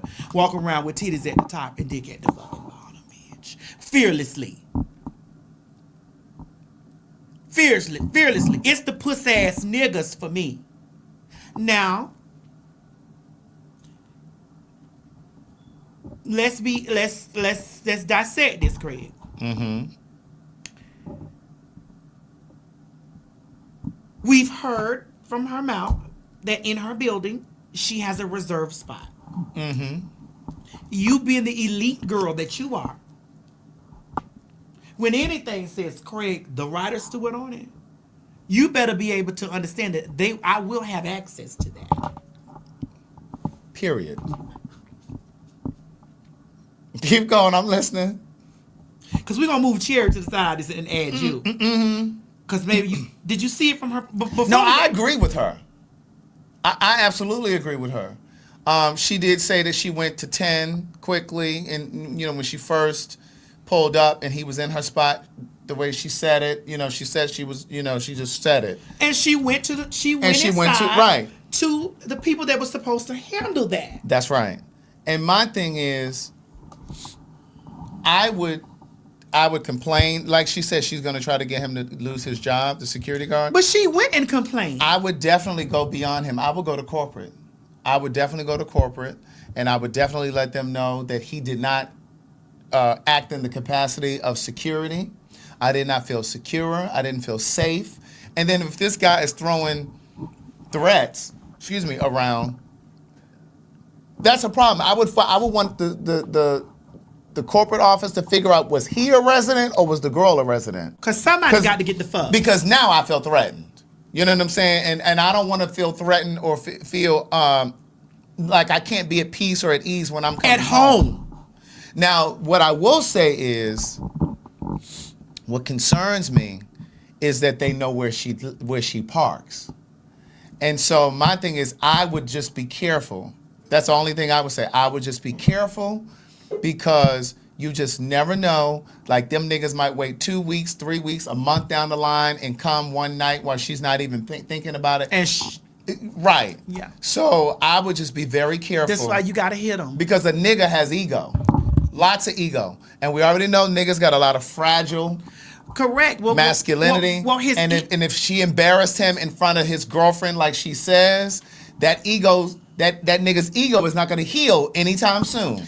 Well, here's the thing. His ego was the reason why, because when he thought that she was female, yeah, his ego was in the space of, oh, you gonna have to hold on, pipe down, little mama.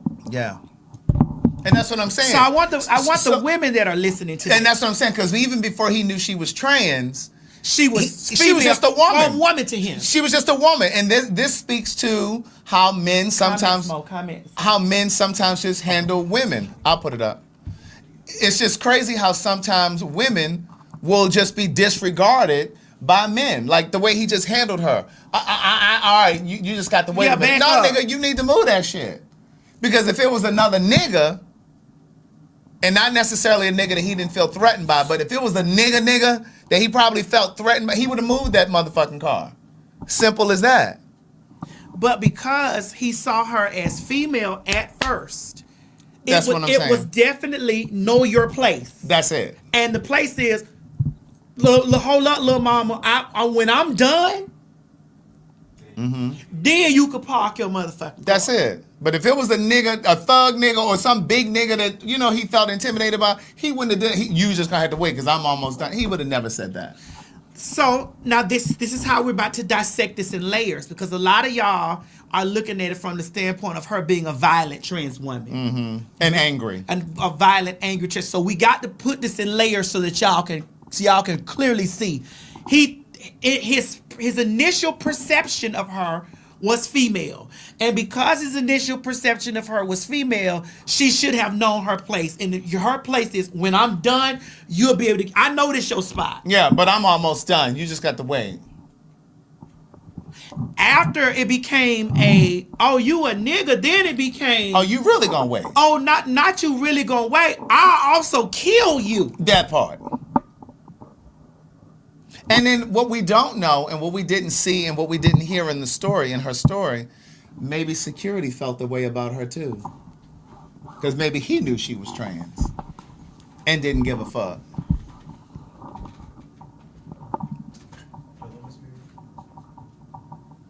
He probably didn't want to be bothered with going down there to see about it. Because again, if it was... Where? At whose house? You at this house? She said at this house. Are they still there? They still there, Ms. Mary?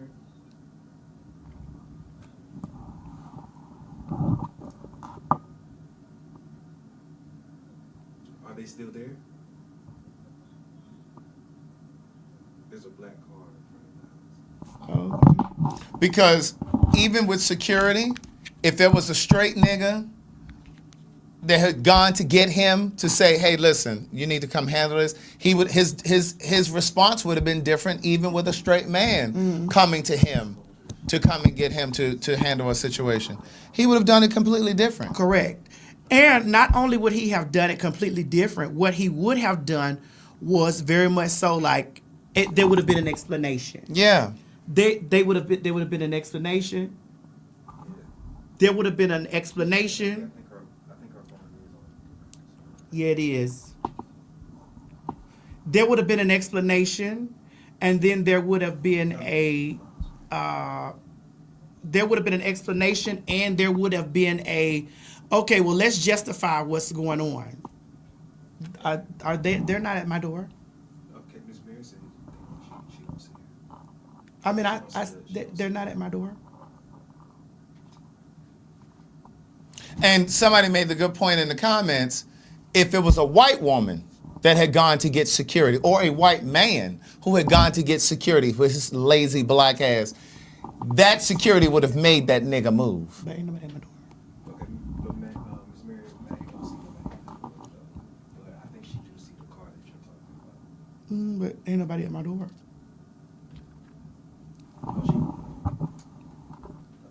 But see, that goes back to something we've talked about on here many times before. A lot of times black folks will prioritize white customers or prioritize customer service when they're dealing with white people. How many times have you gone to a restaurant or a fast food place or wherever and you're waiting in a line? It could be, I wouldn't give a damn if it was a cell phone place. You're in the cell phone store and you got a black customer service person and they're like, hi ma'am, how are you? You know, they smiling and grinning and cheesing and cooning. And then you walk your black ass up there, the smile has disappeared. All of that congeniality is gone. It's given very much like, hi, how can I help you?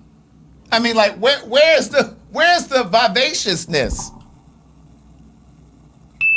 Where is the vivaciousness? And I've called black people out before, and I'll say to them, so what happened to all of the smiles that you just gave the white people? And I'll say it right in front of the white people. I said, so you smiling for this white man, for this white lady, but you can't smile for me? Right. So you were excited about them. You damn near did cartwheels. So in the grand scheme, no, it does have. I'm sorry. It does have something to do with the story. You just haven't connected the dots, niece. This is where you put your critical thinking cap on. Follow the story, niece. So in the grand scheme of things, who was wrong? In the grand scheme, I think security was wrong and the boy was wrong. The boy that was in the parking spot. I think that now clearly Cherry definitely pulled out something. I'm just gonna say something. We don't know. We don't know what that was. But still, there's a cause and an effect. You know what I'm saying? That wouldn't have happened had the boy not been in her space. And she again went to security. If security had done his job, then the boy would have been removed from the spot. Simple as that. That's the way I see it. So, but I really want her to be careful. What would you have done different? I don't know if there's anything. The thing that I would have done additionally, if she didn't, like I said, I would go beyond that leasing office and I would be speaking to corporate. I'd be speaking to corporate. Listen here, bitch. I don't feel safe at my home. I was threatened by this motherfucker. I need to know if they're residents. Is he a resident? Is the girl a resident? Because I don't feel safe now. They now know where I park.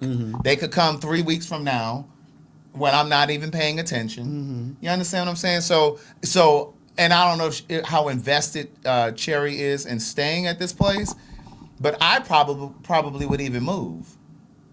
Because you just don't know. These niggas is crazy. Yeah. You just never, and again. Especially in these times. And that's what I'm saying. And you could be the baddest motherfucker walking. But what I'm saying is when you're not paying attention, you understand what I'm saying? It's different if you're not paying attention. And you, again, there could be 3 months from now and you're coming from home and that nigga could still be carrying that vendetta. And before you even get out your damn car, pow, pow, pow. You know what I'm saying? Especially if she did that same kind of thing to them. So you just never know. And she said he was throwing up gang signs. What if he really is in a gang? And then he come back again one night. She trying to get into her apartment or leaving out of her apartment. Well, let's not speak that in the air. Of course I'm not, but I'm just saying those are real things. And so I don't know if I would even stay there. I would tell that leasing office, I feel, especially if she goes to corporate and they do say something to the boy or the girl, whoever lives there, I would still want to get out of that lease. I'm not paying no break lease fee and all that other bullshit. I am moving. because you all didn't do what you were supposed to do. Because this could have been nipped in the bud if the security guard had gone down there and done his job. Said, "Hey, bro, listen, this is a reserved spot." A reserved spot. You So it's have just to like move. who lives there? That's right. You have to move. This is the woman a tenant? That's what I'm saying. Is he a tenant? Like, and how it's so crazy. She must have a parking space that's like that sits kind of like right there, because it's just like, how does she? Mm-hmm. How do they get into her parking space? Yeah. So, and it's probably like a numerical number. You know what I'm saying? Like you got your number where you're supposed to park or whatever. But No, she said it just had reserved on it. Like it had reserved. right. Well, either way, it was hers, and he shouldn't have been in it. And if he's a resident, or if the girlfriend is a resident, one of them motherfuckers knew that it was a reserved spot. Because if you live there, you know people have reserved spots. So you should have just moved. Like, I don't understand. But that's the kind of thing that we sometimes do to each other. It's just like, why is your ego so fragile? If I pull up and you're there, why not just move? You don't want to feel like you've been handled? Excuse me. It doesn't matter how she said it. Even if she said, "Excuse me, this is my spot. Can you move?" He probably, I'm willing to bet, he probably still would be like, "Well, I'm almost done. You just got to wait." Because again, that male-female dynamic was in place. And again, we already know sometimes men don't have respect for women. And it goes back to something we talked about on here before when I've said how there's so many things that black men could learn from black queer people, whether it's black gay men or black trans women, and even black women, black cisgender females. There's so many things that black men could learn from us, but a lot of times they don't respect us enough. That includes women, that includes trans women, that includes gay men, or queer men. A lot of times they don't respect us, and so they don't want to learn from us. But we have figured out a way, black women, trans women, and black gay men. We have figured out a way to navigate this society in a way that you have not. We figured out a way to navigate more seamlessly to success and education in a way that you have not. So there's some things that we could teach you, but they're too afraid to get close to us because they think the gay or the trans gonna jump on them, and they don't respect women enough to listen to them because they want to mansplain shit to women all the time. You know, but then what they'll say to that is, what they'll do to rebuttal what I just said is, oh, well, they don't respect gay men. They allow y'all to climb the corporate ladder because they're not intimidated by y'all. No, that's not quite it. That's not quite it. So, yeah. So she's innocent? I think so. Me too. I think that she's innocent too. I mean, you talking about you, because see, here's the thing. If they were threatening her, what do white people say? You can stand your ground. You can stand your ground. She grabbed her gun. Well, I don't know if she grabbed her gun or not. I'm adding yeast to the story. You don't know. Yeah, because I don't know that. You only know what she told us. I don't know, right? But what I'm saying is, if you threaten me, I can protect myself. You only know what she told us. Yeah. Right So here, I'm Fred. sorry. Let me take that part back because I don't know if she grabbed the gun.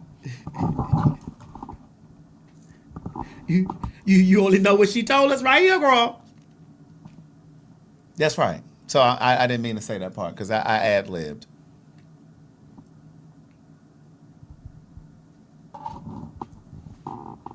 All right. Did you finally get your this video in here for McCrae? Please play the video for Craig. Yeah, we don't have to do it now, though. No, we just play the video because we was Need the right card right now? Meet Say It in a Card. On the go, busy day? With just a few taps on your phone, you can pick any card category, personalize it, animate it, and send instantly. From the fun and festive birthday, love, thank you, to heavy hitter moments, sympathy, breakup, repairing a friendship. Yes, we cover that too. Original animations bring your message to life. Confetti, sliding text, playful colors, custom motion, all built inside the app. Make your greetings stand out.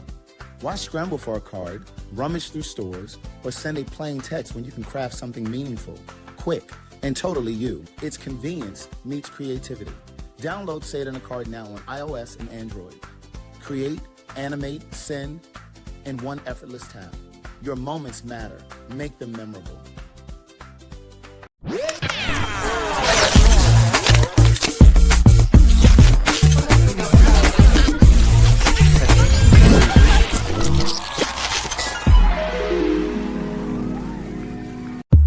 Honey, calling all pin mob, calling all pin mob. Girl, the girls are on tour. Child, we doing a quick run up there to Nashville, Tennessee on January 27th. That's right, hoes. Get your tickets at www.PhagTawlk.com, honey, for Nashville, Tennessee on January the 27th, 2026. Girl, we told y'all we was coming to a city near you, and you better grab your tickets, girl. So come on and get your tickets at www.PhagTawlk.com. If you don't believe me, ask the faggots. Tell them, Craig. Well, Nashville, looks like you're going to be first after all. That's right. You're the first show of the new year. January 27th at the City Winery. Get your tickets today. www.PhagTawlk.com. And come see me and the trainee.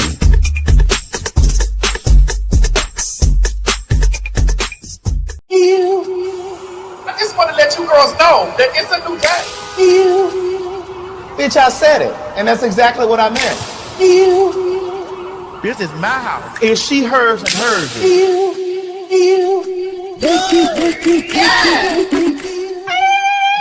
Ladies and gentlemen, get ready for some fact talk. St. Louis, Missouri. St. Louis, Missouri. Honey, goddammit, the fags are on their way back to St. Louis on January the 29th, 2026. Honey, run down there to www.PhagTawlk.com to get your tickets, honey. Because me and the faggy himself, Craig, the writer Stewart, oh my God, will be invading the city of St. Louis. Tell him, Craig. Well, wouldn't you know it, the fags are back in the loo. That's right, St. Louis. We are coming with Fag Talk. Now is the time to go over to www.PhagTawlk.com and secure your tickets, because it will be another sold-out show. And don't tell us that you didn't know we were coming, because we're telling you now. www.PhagTawlk.com. See you there. Woo. Okay. So wait, are you a Five Below kind of girl? Like, you know, like that's going $5 and below. Well, it ain't really Five and Below, but that's the name of the store. Oh, it's not? I always thought it was. Everything, I mean, that's the name of the store, but just like the dollar store, everything ain't I really want a you dollar. to understand that I shop everywhere. Okay, well, I want you to be mindful. Well, as long as Craig's books are over there, where all books can be sold, I can always go buy my sister books from over there. I told y'all don't have to buy the books over there. Leave them over there. Okay. But what are you purchasing from Amazon? I don't know. What Cherry say? What Cherry at? I don't see a comment. Yes, Pooch. What Cherry at, girl? Oh, wait, here we go. Oh, she just put hearts. That's right. But what I was gonna say was, like, Five Below, like, you got to be careful. And like we talked on the show before, like when you're buying like knockoff makeup and things like that, you got to be careful, because sometimes it has high levels of lead in it, and that shit, your skin is porous, and so it goes into your skin and it can cause cancer and other kind of health issues. So I was on scrolling on TikTok, and I came across this young girl's page, and she was talking about things at Five Below. Just got finished watching a video of this guy lead testing the mugs at some retail stores, and he got to Five Below.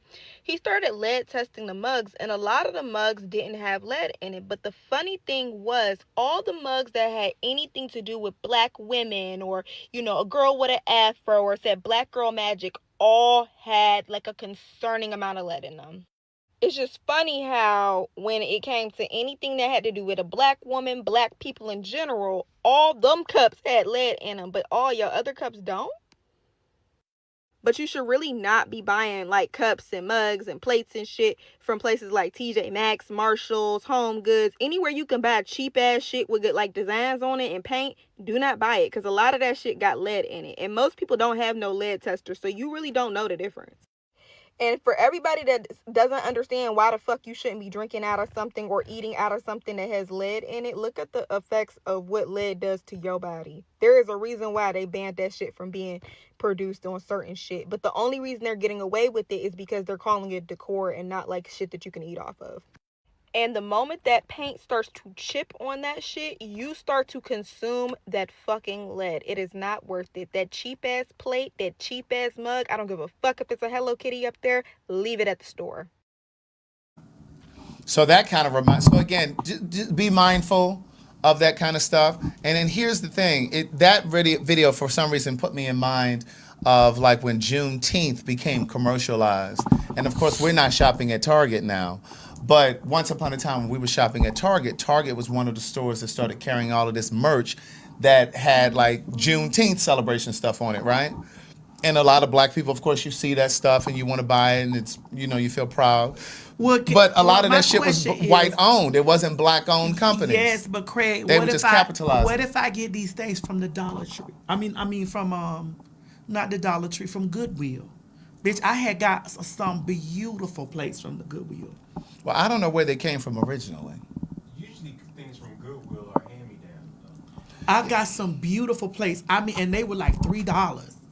The plate set was a gorgeous plate set. Yeah, so somebody might have owned it, and then they. Because I'm gonna go to the Goodwill to get my things. Well, I'm gonna go to the Goodwill. I'm gonna go to the thrift store. I'm gonna go to these places and get my things.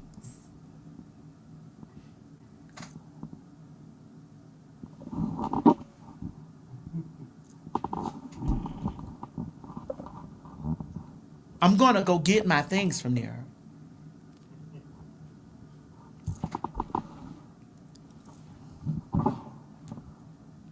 Can you test for lead at the Goodwill? I mean, it can all be tested. I think as long as you have, because they have lead testers, right? Like that one that you can maybe order with. Probably, and yeah. That's a shame. But again, that same story reminds me of a conversation we had here before. Send me a link, Mo, to the show. And I was talking to black women particularly because there are a lot of products that you guys, not guys, I was speaking specifically to black women, and I was talking about there are a lot of products that you all use, like hair products, like conditioners, oils, sprays, shampoos, all that kind of shit. A lot of those products that you use juices and berries for my hair. Well, a lot of those products that are made for black women they have ingredients that are toxic, and they're not present in products that white women use. And so you got to be careful, and because a lot of those things, are toxic. Again, you're putting it in your hair, and like it's going into your skin, it's going into your brain. So you got to be mindful, because I'm convinced that a lot of these fibroid issues that a lot of black women experience is coming from either lifestyle. When I say lifestyle, I mean probably like beauty products and shit that you use. Because even like we talked about this on the show, there's certain synthetic hairs, like the actual hairs, that were like breaking out the scalp of women, black women. It was like irritating their scalps, and they were saying that some of them was connected to like different cancers. So you got to be mindful of the stuff that you're using. And that's a part of why I'm pescatarian. I'm not vegan. I've never been vegan, but like my shower gels are natural. Like my things like that, I use things that are natural because that stuff goes into your skin. That's why I wash my pussy with vinegar. You wash your what? I wash my pussy with vinegar.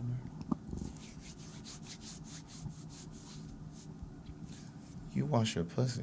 With vinegar. Well, when'd you get one?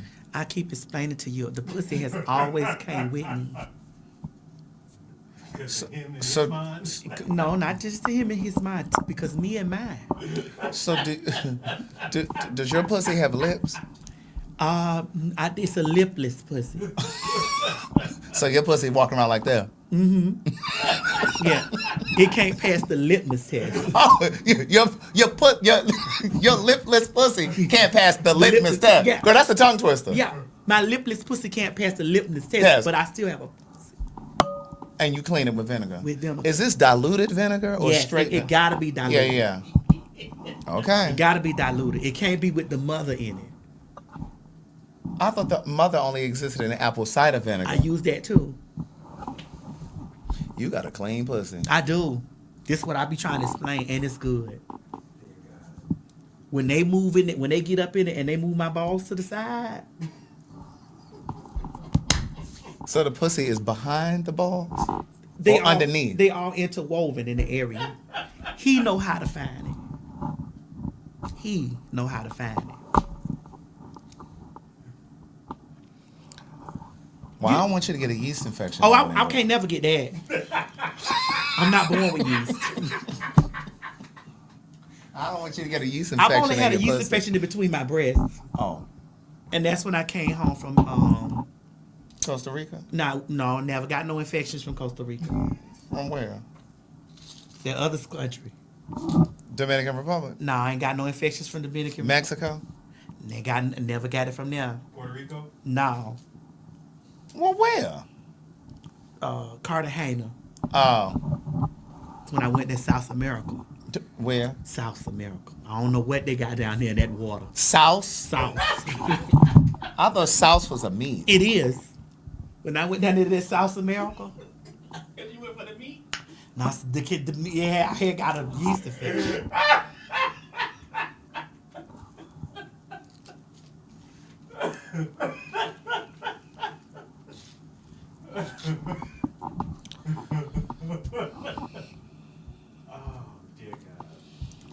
And then I came across another very interesting video of a gentleman talking about he's a nurse. You were still in bewilderment and befuddled about Well, my pussy? when you said sauce, it made me think about salt content. Yeah.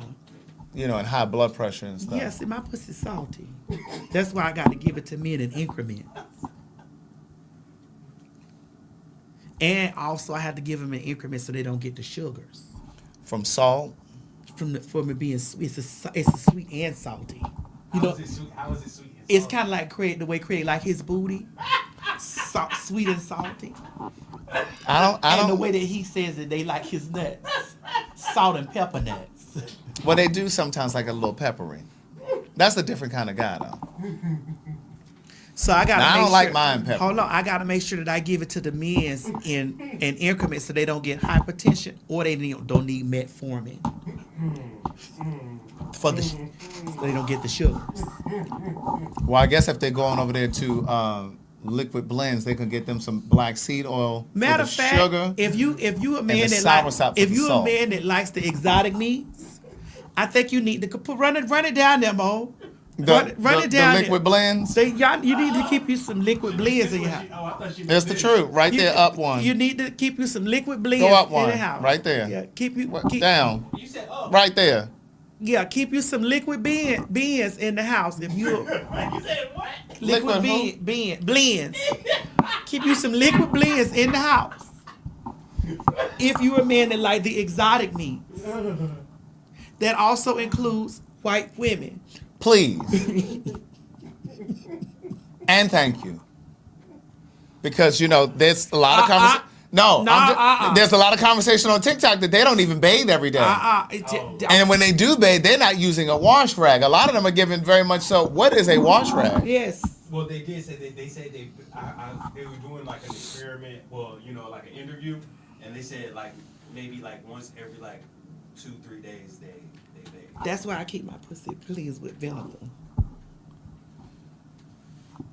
Sometimes I use it with the mother. I didn't want to tell you that. No, you said it a moment ago. No, because the mother real thick in there. It is. Does the mother ever get lost in your pussy?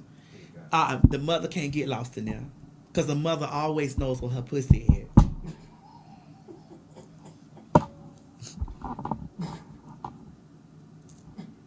As a woman always knows where her pussy is. Or she's not a real woman if she don't know where her pussy is.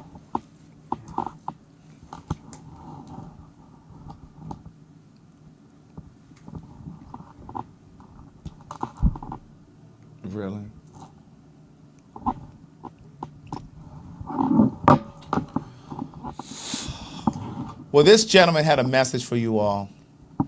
What's up? This is a public service announcement to black people out there, coming from a black nurse. If you have been prescribed lisinopril or any other ACE inhibitor for blood pressure, please ask your doctor for something else. ACE inhibitors are medications used to treat high blood pressure. They usually end in PRIL, pril. A common medication given is lisinopril.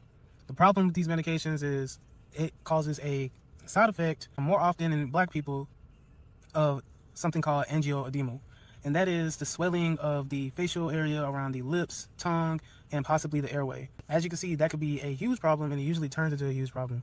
I cannot tell you how many patients that I've seen coming into the ICU, they have to get ventilated, a tube down their throat, because they can no longer protect their airways. So please, if you are taking this medication, talk to your provider about prescribing you something different to manage your blood pressure. There's far too many options out there for doctors to be still prescribing this, especially to people of color. At this point, like, it's kind of frustrating to still see, like, you would think they would just stop prescribing it altogether. I feel like it's malpractice at this point because angioedema can become life-threatening. And so that's why it's, like, very frustrating to see. If you're taking any type of ACE inhibitor, please speak with your doctor, get it changed, and yeah, that's all I have to say. Thanks.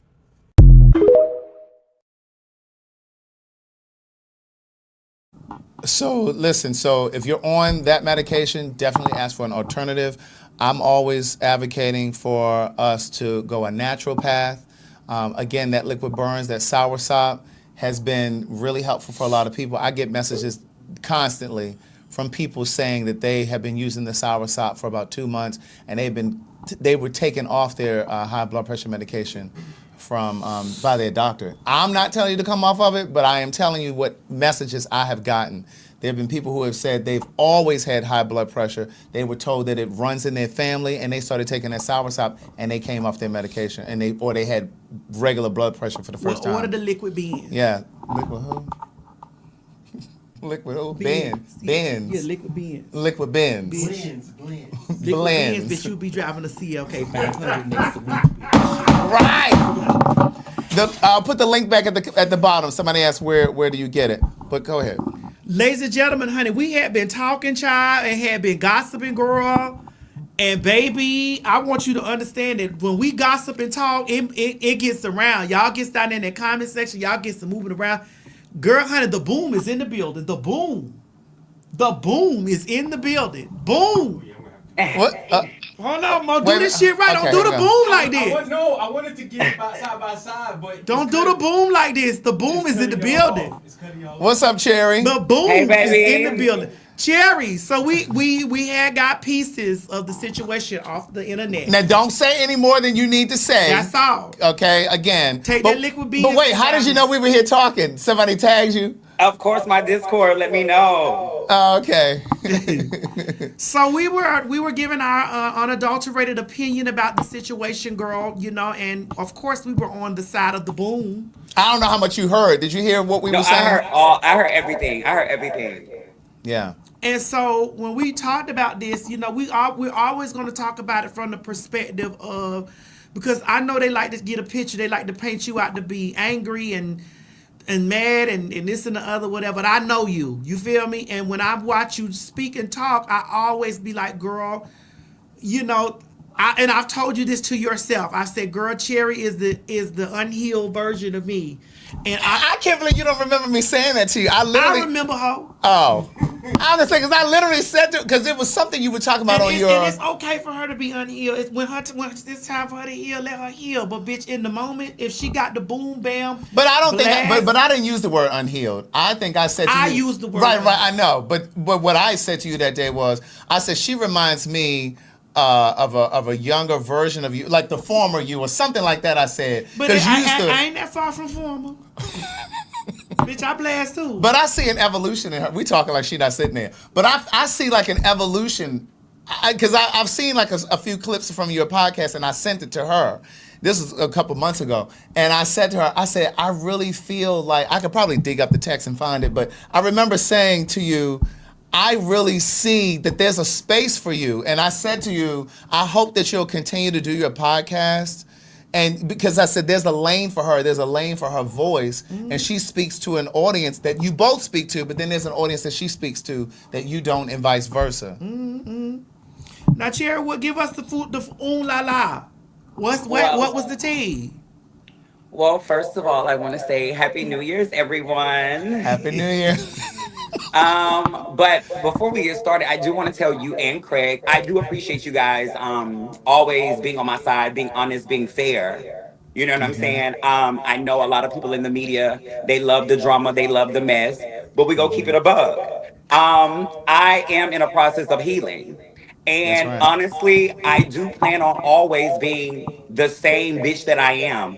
I love everybody, I respect everybody, but I'm not taking shit from nobody. You know, so they can have their whole idea of who I may be. But at the end of the day, it's about respect. It's not about gender. It's not about genitalia. It's not about color. It's not about size. It's not about what you were born. It's all about respect. And when respect is given, respect is also going to be received. Hold So on, what Cherry. happened? Hold on before you keep going. Is there a? They're sending us an echo. This send us the echo. Do we need to take ourselves down and let Cherry talk, or do we need to mute? Do we need to mute us? I would say, Jared, do you have headphones? How about we mute us and let Cherry? Yeah, let's try that. Yeah, mute us. Hold on. Is it echoing now? Yeah, I hear it too. Let's see what they us. say. I'll mute us. Go ahead, Jared. Okay, how about now? Okay, it's working. They said to put my AirPods in. Can y'all hear me? Okay. First of all, I want all of you guys to make sure you subscribe to my YouTube channel. The whole story is on my podcast. But long story short, like Craig said earlier, I do believe that, and this is not the first time I've experienced something like this at my home. You know, if you guys are familiar with my story about the stalker, I do recall that when it's time to call the police, they are never there. And I have felt on several occasions is because I am either one, black, or two, trans. So that is definitely real. Um, but long story short, I was coming home, I was shopping, and this guy that does not live in my apartment complex, he was in my reserved parking spot. And he was working on someone who lives here, their car. He was working on their car. I think their window had been busted or whatever the case may be. And he was working on their car. So when I pulled up, immediately I am irritated that I even have to interact with you, because a lot of people call me a colorist. They say I don't like black people. They say I'm racist. They say I'm homophobic. They say I'm transphobic. But my whole thing is I just don't like to be inconvenienced. So when I saw him in my parking spot, I was already irritated. So when I asked him to move, it was like, babe, you need to move. You know what I'm saying? It clearly says reserved. And he like, baby girl, you just gonna have to wait. I'm like, bitch, what? And so I was like, I shouldn't have to wait for my parking spot. So as I realized that he was paying me nooch, I was like, well, let me park right behind him and let me go get security. Excuse me. So I go get security. Security comes down, and security was no help. You know, it really gave like they were homeboys. You know what I'm saying? And of course, I went in on security, and I basically was like, bitch, I'm gonna have your job as well, because bitch, what the fuck did I go get you for? You're not helping me at all. Long story short, once my tea was clogged, it was like, oh, you sound like a man, bitch, I might be. It turned to threats. You know what you would do to me. Mind you, his hand is behind his back. Like, bitch, I will unalive you. I will do this and that. And I'm like, okay, I'm being quiet, because, you know, we hear so many of these stories about trans women and these men. So when I see the average black man, no shade, if it's not about a coin, I don't even really want to interact, if we're going to be completely honest, because a lot of them are unhealed. And with God healing me and allowing me to become a better person, I don't need anybody distracting me or triggering me. And you can say whatever you want about me, but what we're not going to do is threats. And what we're not going to do is tell me you're going to unlive me because I'm trying to park in my parking spot. So after not feeling helped, after being threatened, after security not doing his job, what is a girl to do other than protect herself?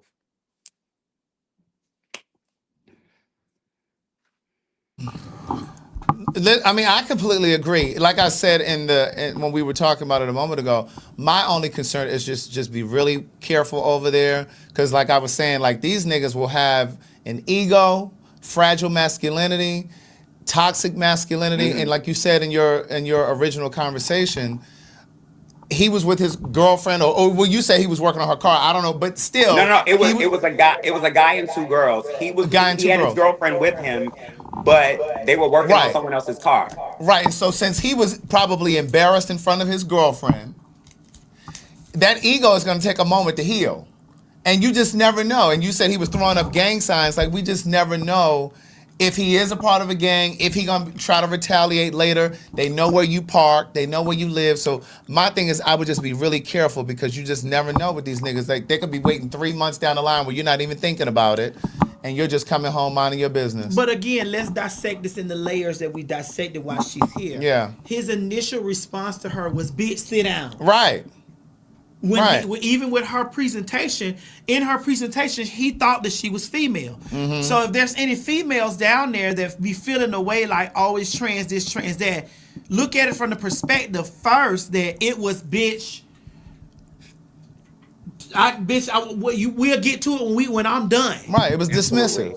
It was very dismissive of her.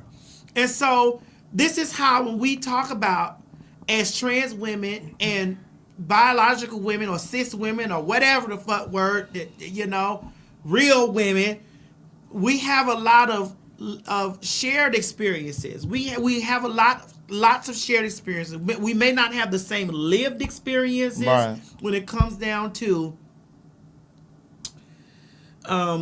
of childbirth and ovaries and all the biological aspects of the situation. Sometimes we have a lot of shared experiences, and that's how men be.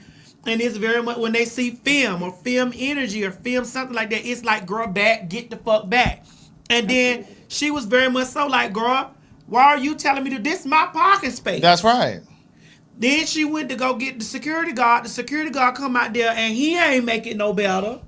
And like I said in the commentary, if that was a nigga that came to get him, because I don't even know if a nigga would have went to get security.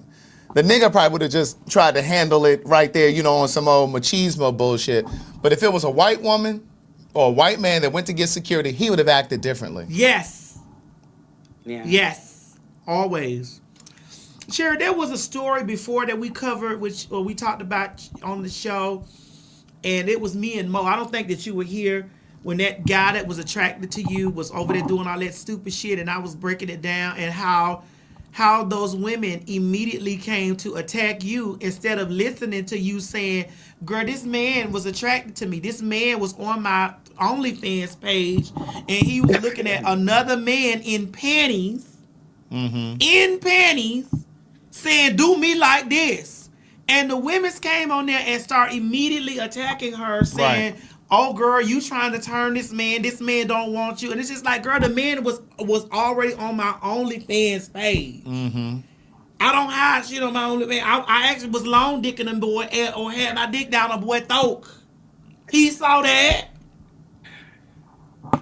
What do you think it is, Sherry, about you and I both that makes some, and again, I'm going to specify this again, and again, and again, and again, the word some. The word some. The word some. Some of them immediately go to the space of just being like confirmation bias. Going into the space and be like, well, I don't like the way they present. I don't like their personality. I don't like the way they speak. I don't like it. And so we're very disrespectful to them. Oh, yeah, wait a minute. What happened? What's wrong? I'm talking about Cherry. You see she ready. Nope. Oh. I'm not gonna go there.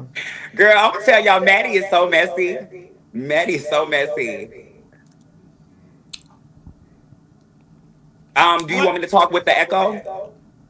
Oh, or mute us again. Let me mute it. Okay. So when it comes to, of course, we always have to start it off with some, because it's not all biological women. All biological women are not insecure. But let's talk about the majority, and let's talk about Black women. Okay, because I can only respond to the women that attack me. I don't have these problems and this energy from any other race, if we can be honest. This is not a bash black women. This is a let's be honest with black women. But if you really want to take the time, let's remove trans women from the conversation. Black women treat black women the same way. Let's be clear.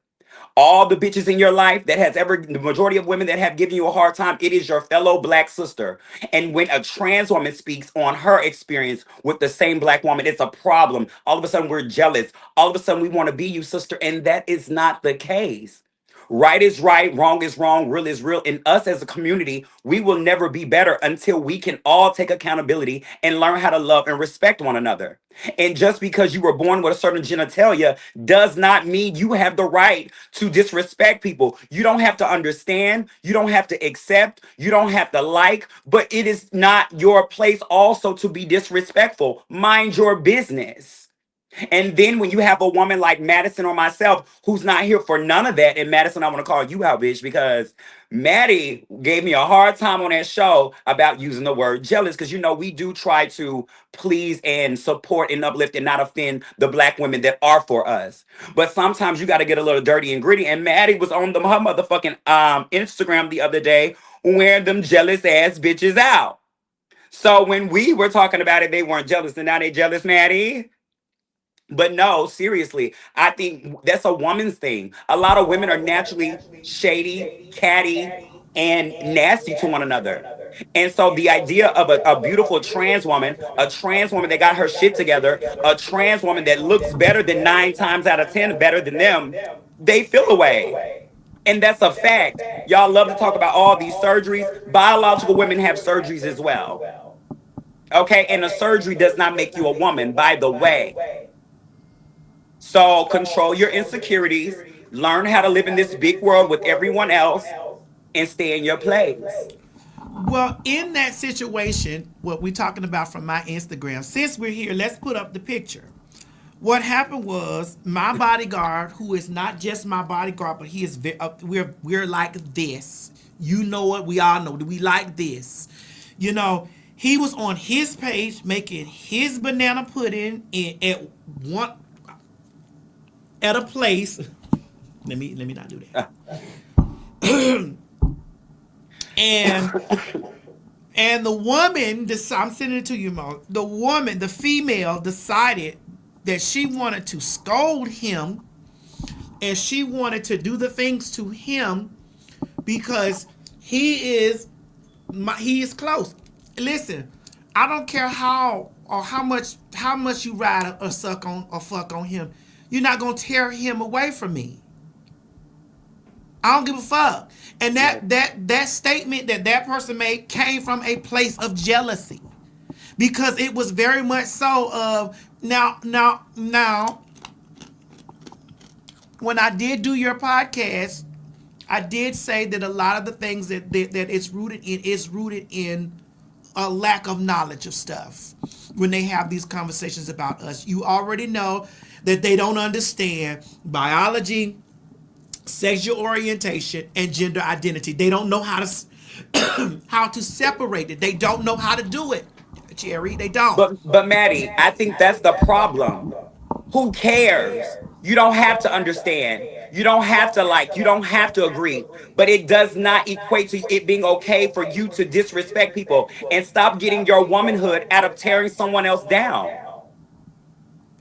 And the reason why she gave you all that drama is because 9 times out of 10, you look better. 9 times out of 10, your shit is more together than her. And the only way that a lot of those women can gather their womanhood when it comes to these men is to getting in between us and those men.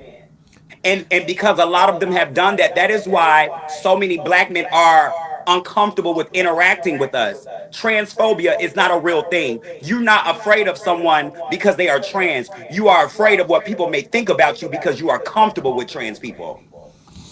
Well, I also want to say again, when we have these conversations, Sherry, you know, you and I, we share a lot of the same thoughts, but then we have some differences. And in my area of conversation with the differences, it definitely comes from the place of a lack of knowledge. It's come from being dumb. Dumb from the place of not knowing the difference between, again, sexual orientation, gender identity. I know you got your ears over, but it is. No, Because Maddie, into this year we're not making excuses for them bitches no more. It's no excuse.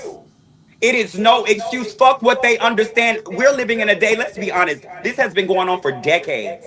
They choose, majority of those bitches choose to be nasty. It is a choice. And if you really want to know how a real woman carries herself, a real woman carries herself with grace and respect. These bitches are disrespectful.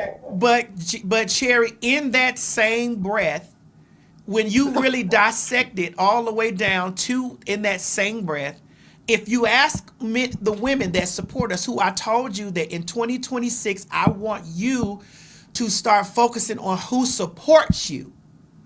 I want you to start focusing on who gives you love. When I came into your camp, I saw a beautiful, sexy, fine ass black woman and a black man supporting you, and they are heterosexual people.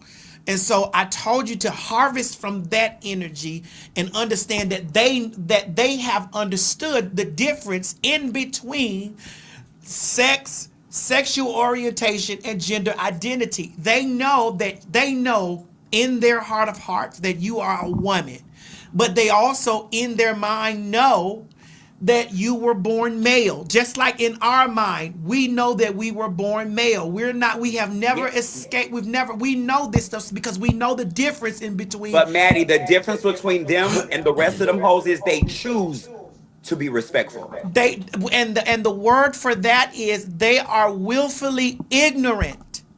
They are being willfully ignorant. They can get the message by willfully ignorant. They can get the message.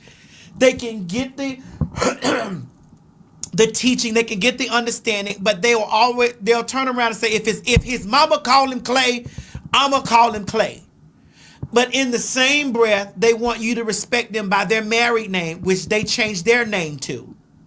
But they don't want to respect that you were born Cherry. That was your birth name. I was not born Madison Hinton. I changed my name. Oh wait, Cherry was your name? Was always your name? I didn't know that. I never knew that. Cherry's birth name is Cherry Rogers. That is her name. Really? I never knew that. Okay. And so because of this, because my birth name was not that, I changed my name. But in the same breath, they can understand them getting married to a man and their last name changing, or them just going out changing their name from Keisha to Keyshawn or something like that. They can understand that. It is because they don't want to respect us. They don't want, and that's okay. But I'm regurgitating what you're saying, Cherry, but I'm also telling you from the space of, I understand they're being willfully ignorant. I don't engage. And I do my best not to engage. That was the first time in a long time that I really got in there and I was like, bitch, this whole, put the picture up there, Mo. This whole thing right here, where this bitch wrote this to G Banner. Why are you this handsome but gay? Boy, you are an abomination. Really, my nigga? T.S. Madison, that's your boo? I feel sorry for Charles with Netta. You see what he kissing at night. You too, your ass kissing a chick with a hard dick, laughing my ass off. Nigga, you lost in life, loser like a motherfucker. Take this down. Let me be completely clear here. Any man that is with me is a successful win. Let us be clear. I'm not only financially stable, I'm also socially stable. I'm also a movement in culture. So whatever man it is that I decide. Who? Not if he decides or if he chose, that if I decide that I want to stand forth and say that this is my significant other, please understand and know that he is a motherfucking beacon of something on this earth. Because I am power, structure, and movement on this earth. And so ain't no man with me gonna hide me or lean a seat back or do any of that type of stuff, bitch, because he honors and cherishes the person that he stands next to because he understands what that person is. And so for a broad who has no merit on earth, no merit in any place, looks at a successful black transgender woman who might be in a kerfuffle, you want to get in the mind and you want to infiltrate his mind and prey on what unsecure men in their manhood lean into, because 9 out of 10, well, excuse me, not even say that, because 6 out of 10 times you get a nigga or a strange bitch will be able to lean over and be like, you gay? Right. And he folds all up. That nigga ain't folding up. He not folding up, not now, not never. I see when you hoes inbox him. I see when you bitches inbox him. I see when y'all send him messages to fucking suck on him. The confirmation got to come from me, bitch. Because they don't know how to motherfucking fold it and hold it. I do. You gonna pay for that. You gonna pay for that. That's quality meats. Because I said it. You gonna pay for that.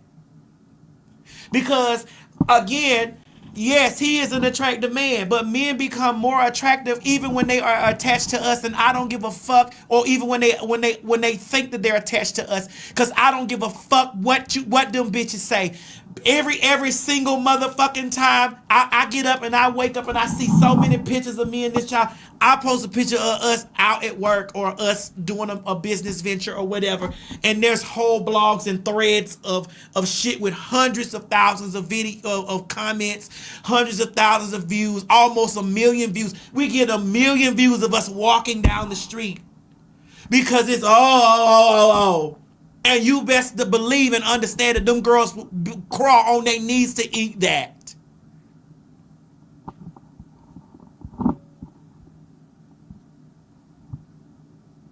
Yes, that comes from a place of, how is that a man holding another man's hand, protecting another man, holding another man down? It's because, again, he don't see that what you see, bitch. That's a woman.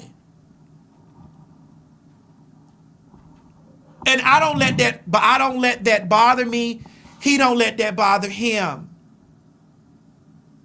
That man pussy meter don't get stop getting no pussy. That don't stop his pussy meter.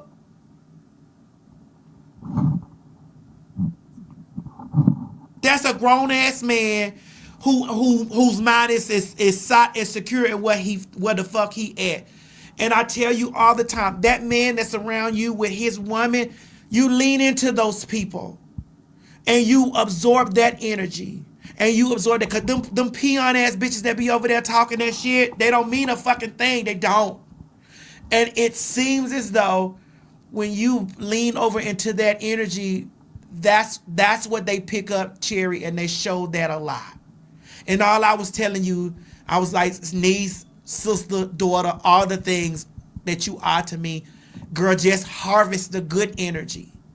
Harvest that. And I want you to know, Maddie, I do harvest the good energy, but let's always keep it a buck. People only like the negativity. I have a whole book coming out. You don't hear people talking about that. I have a whole podcast going on. People don't really talk about that. And when they do pick from the podcast, and mind you, I've had about 25 episodes.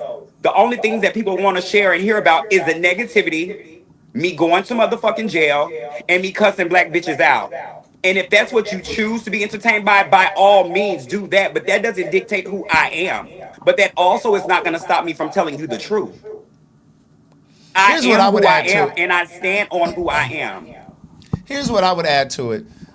Definitely continue to stand on who you are and continue to do all of those things. For sure. But continue to always walk towards the light. You don't have to and I'm not saying don't speak your mind, but you were saying that the videos that get the traction is when you're talking about when you got arrested or whatever's going on. But always move in the direction of the light if that's where your vision for your podcast is going, because eventually the light will capture the people who want the light. Yeah. You understand what I'm saying? So, and it may take a little bit, you know what I'm saying, but continue to do that, because you're gonna grab your people, and don't let them dictate that you always got to stay over there on that side. You know what I'm saying? Do your thing, speak your mind, do all of that kind of stuff, but continue to move in the direction of the light. Don't feed them that stuff just because that's what they craving.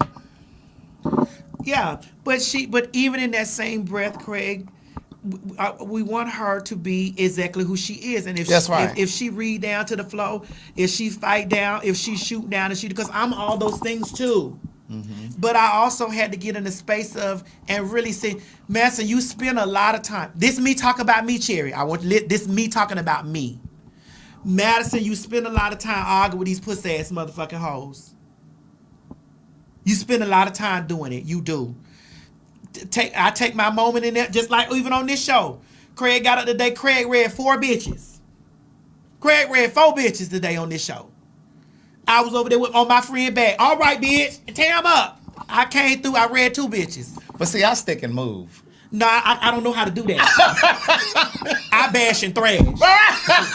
You stick and move. I bash and thrash. Right, you park the vehicle. And because I want to back up. Yeah. I want to make sure the body is still. Yeah. So let me ask you, Craig, what's the difference between me reading the bitches and you reading the bitches? I don't think that follows me. For whatever reason, that narrative follows you. I don't see that in you. I mean, I see that part of you, but I also see the other stuff. Hence what I said to her when I text you, whenever that was, and I was like, I see something in her. And I said, I hope that she'll continue her podcast. Because, you know, we see people starting podcasts and they'll do it for a little while and you get a little traction and then you get bored with it.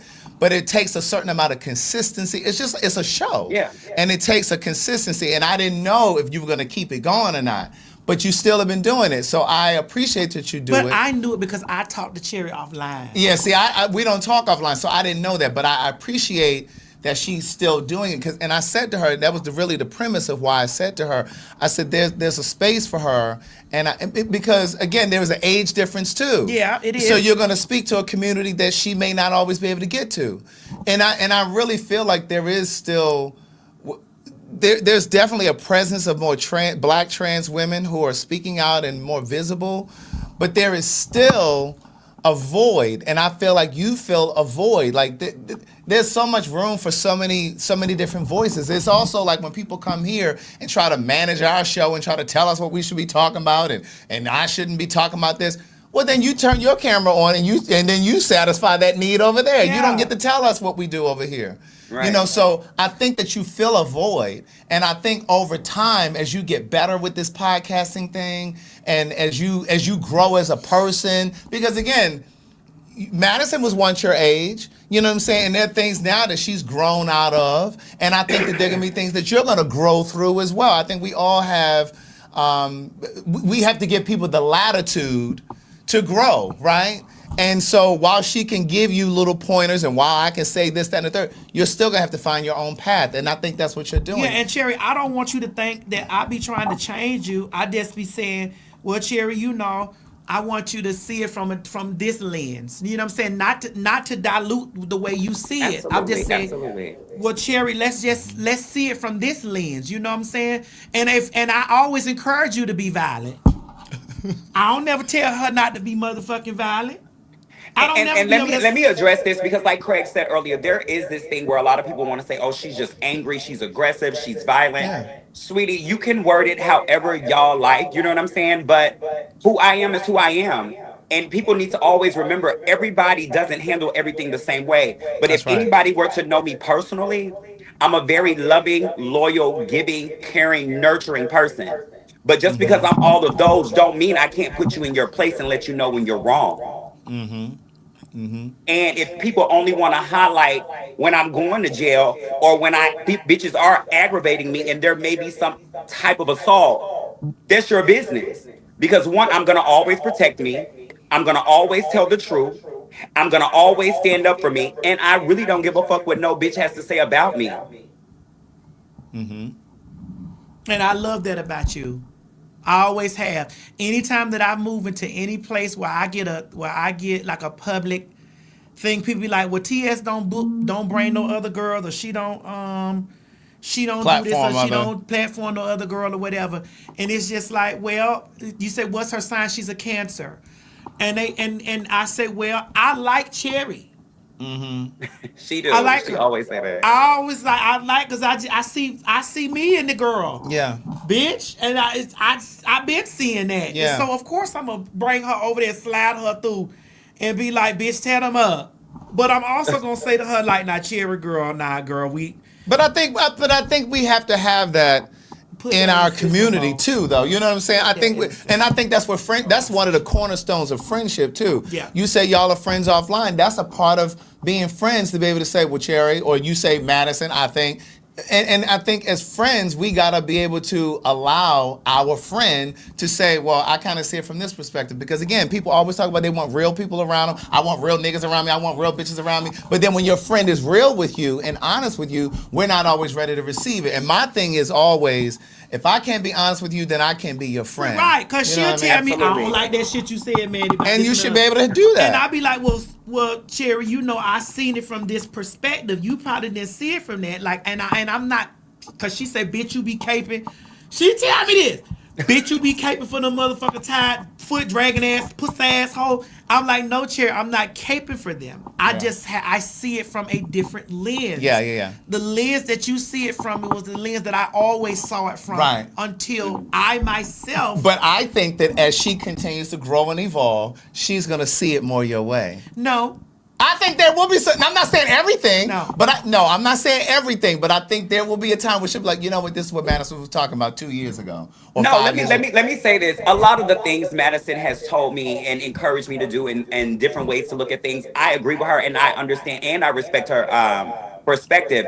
But at the same time, Madison and I are two different women, and we're not going to always agree and move the same way. But I do want people to know that in all that I do, I have a loving spirit and a loving heart. You know what I mean? Yeah. And going to jail a couple of times, or getting into it with a bitch, or cussing a bitch out, or bad mouthing somebody does not dictate who I am. Those are things that I can do. Mm-hmm. You know what I'm saying? So everybody has this thing like, oh, we will only want to highlight the negative about Cherry, and that's only because the devil is busy. And when God is doing something special, when God is working, that's when a lot of the devils want to jump in. Yeah, but I don't want to cut you off, but you got to also understand this. We are transsexuals. And in the space of us being transsexuals, Cherry, you got to realize that they're not going to highlight nothing good about us.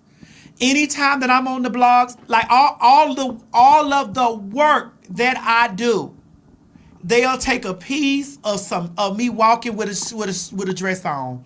So, that's their job. Your job is to do what you do in your space. They're never gonna pick the good shit up. They ain't never gonna do that. We ain't never gonna be on the shade room for nothing good. We ain't never gonna. Even when I'm at the VMAs, or I'm at any of the awards, or I'm at something where all the grand damn people are, they're gonna try to find something negative with my outfit. They're gonna try to find something. They're gonna do that. So that's just a part of what it is. You will never need them to elevate you, because they will never elevate you. They will never. You elevate yourself, and the way that you elevate yourself is you continuously put out your content, continuously use your voice, do whatever, and continuously move in the space that you move. Don't expect them to do anything.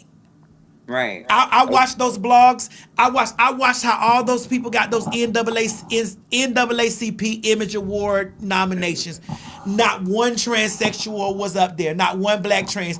We sat on this fucking show and we battled and we fought the entire. We campaigned for Kamala, whatever. We sit here on this show today and talked about the injustices of not just queer people, of black people. We do this every day. Our shit gets reposted, reshared.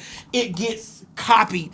It gets in conversation. We don't get none of that stuff, but we don't do it for the nomination. Right. If you find yourself doing what you love to do for the nomination, then you've lost. Absolutely. If you find yourself doing this shit and worried about them only showing the negative side of you, you've lost. But let me tell you guys something. And I love how you worded that because I'm gonna start saying that, bitch. As a black trans woman, they're never gonna highlight us in a positive way. Ever. And you know the gag of it all is, I am perfectly fine with that. You got And to be cool to with add that. to what Craig said, I think that's why that's all people ever hear my name connected to is because that's all they highlight. But That's I'm it. so confident and comfortable with who I am.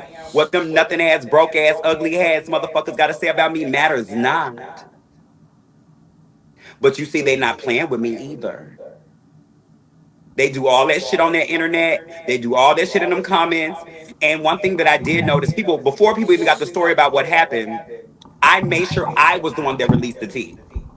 And even with me clearing and being transparent, motherfuckers was like, oh, I bet it was a woman. I bet she was da da da da. Da. She didn't have that type of energy for no man. Sweetie, let me tell you, these hands is bisexual, and your genitalia has nothing to do with gender. And I need y'all to erase that narrative that LGBT people, QIA plus them, we are afraid of men. That is a lie. Bitch, I don't know where y'all get this idea that we are scared of men, sweetheart. That's why I keep some with me just in case a man want to try it. Well, you know how I Nobody's scared of your Cherry, husband, you know how your I give it brother, up. your dad, your son. Nobody's scared of those men. Sister, I will you know treat how I give him it up. just like I treat you bitches.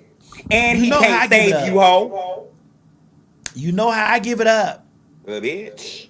You know how I give I it love up. when she says bitch. Bitch, you know how I give it up. Bitch, I don't it's give a never fuck about all nothing that with stuff. nobody. Gender I has don't give a fuck nothing to about do that. with it. Cherry, how do you say bitch? Bitch. Oh, you about to keep it. I be cracking up. That's your, when that's she your, said, it's like she rolls it and then, oh, bitch. Oh, just like, and then we gonna go because my mama gotta I gotta do some stuff for my mama. Hey, Miss Mary. Yeah, Even though she don't ever call me to come get a plate, but hey, girl. Girl, hush up. You know you welcome to get a damn plate.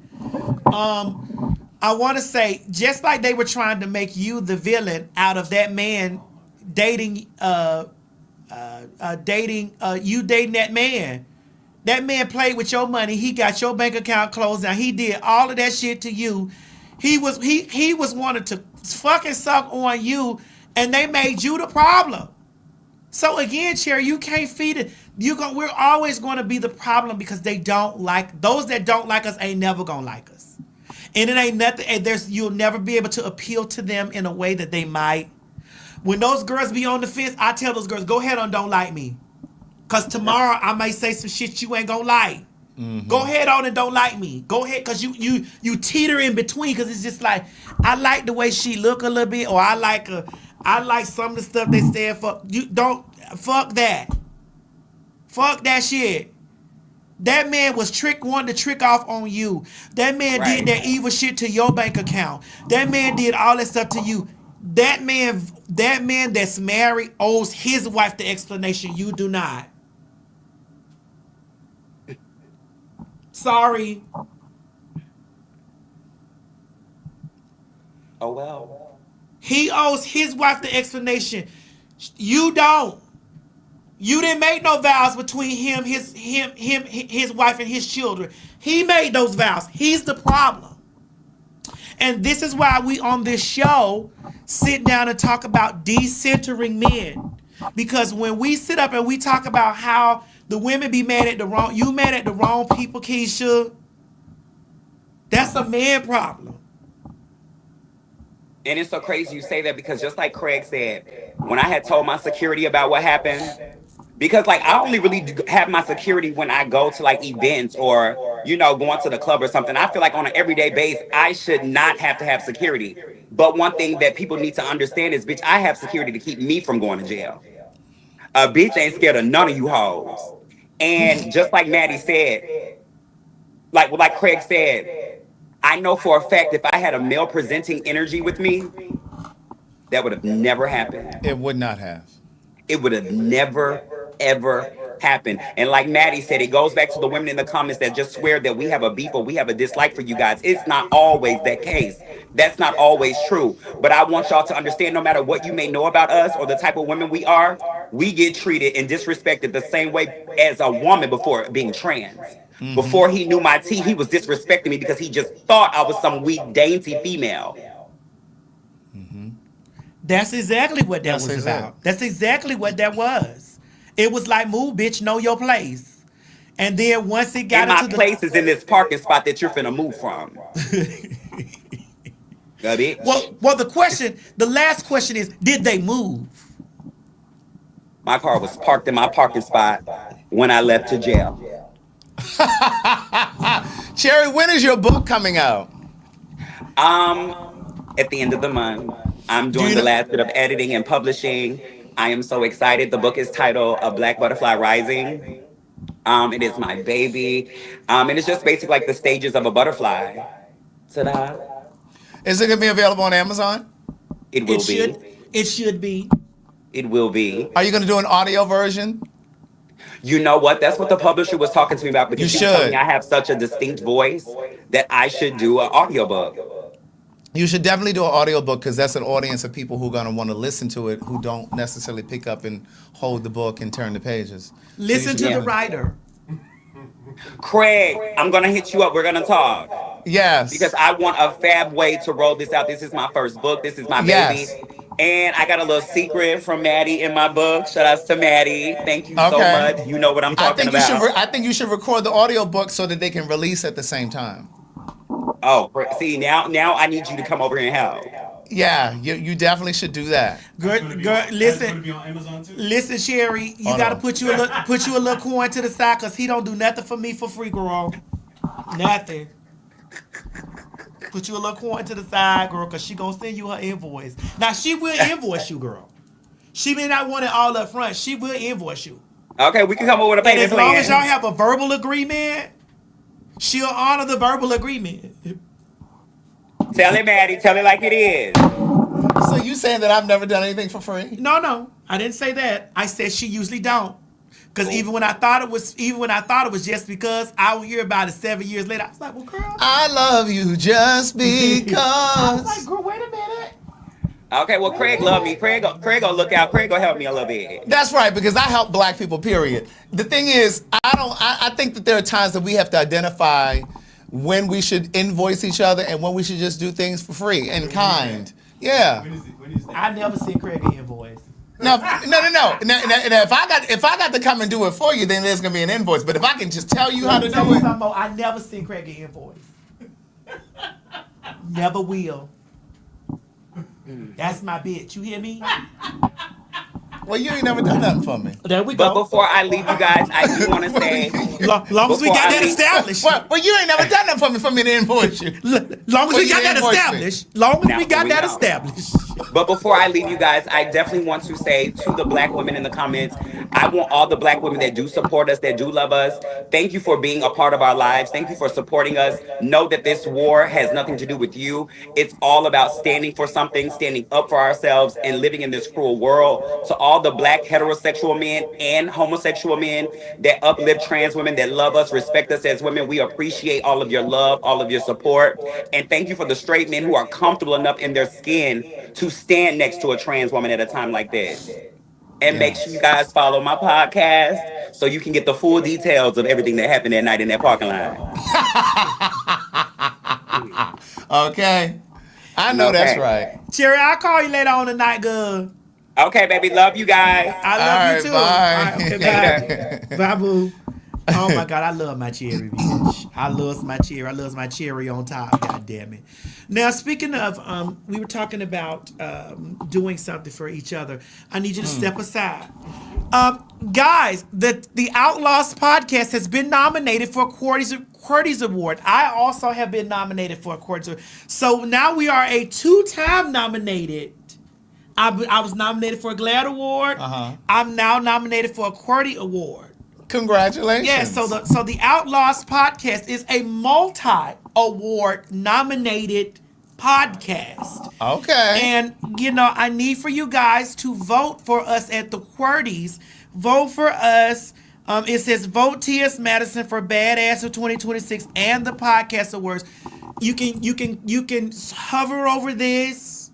With your camera phone. With your camera phone, and you can vote for me, or you can visit www.QUEERTY, QUEERTY.com, and you can vote for the TS. Vote for the podcast for TS, and also vote for the for me the badass. Okay, so we're y'all get the voting, girl. We are the 2-time.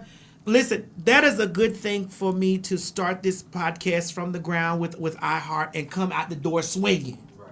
In my first season, bitch. Y'all best to.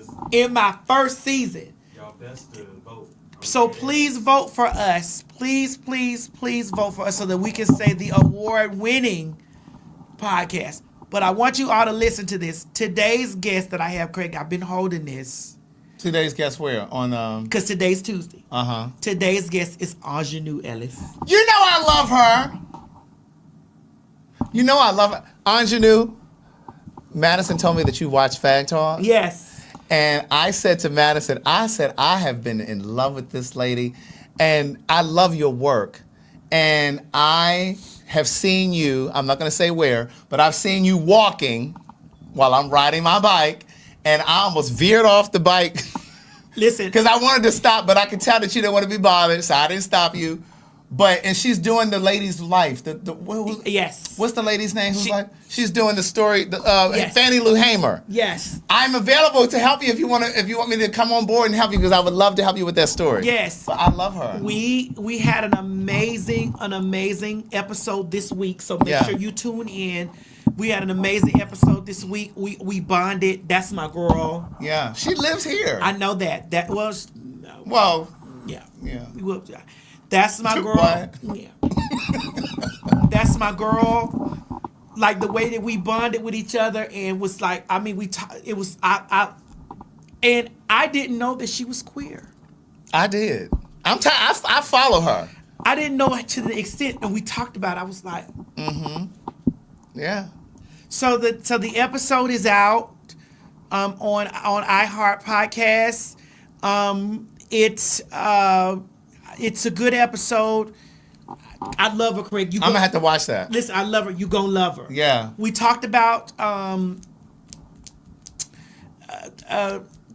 Lovecraft Country. We talked about Lovecraft Country. We talked about her growing up in Mississippi and the things. We talked about Will Smith. We talked about. She said he was great to her. Yeah, we talked about black women.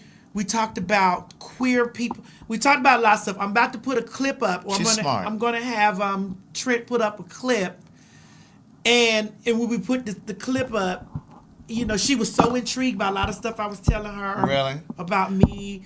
She talks about how she's like, girl, I can't get down here with y'all. Y'all will fuck some shit up with me. When you told me she watches PhagTawk, I was blown away. Girl, she loves PhagTawk. Somebody said, Craig, she's off the grid. How you follow her? Yeah, she's not on social media. When I say follow her, I mean like I watch her interview. Yeah, her career, and I watch her interviews. Like when she goes on, like I saw her when she was in the Breakfast Club. I watch her stuff. Yeah. So I poured into her about being such an exceptional actress. She is. She told me where like her things come from.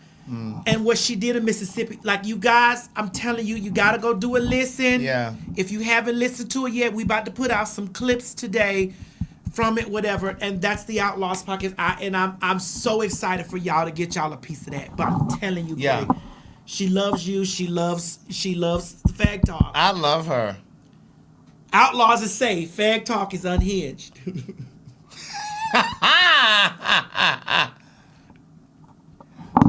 I was gonna say, damn, it was something I was gonna tell you guys. Well, two things. I got a study with Paid for Your Say. If you could put that up there, I got a study right now that I just got selected for. It's paying $1,500. Oh wait, you didn't call me. See, that's time. I could use them $1,500. I'm gonna send you the link, and I'm gonna see if you're gonna do it.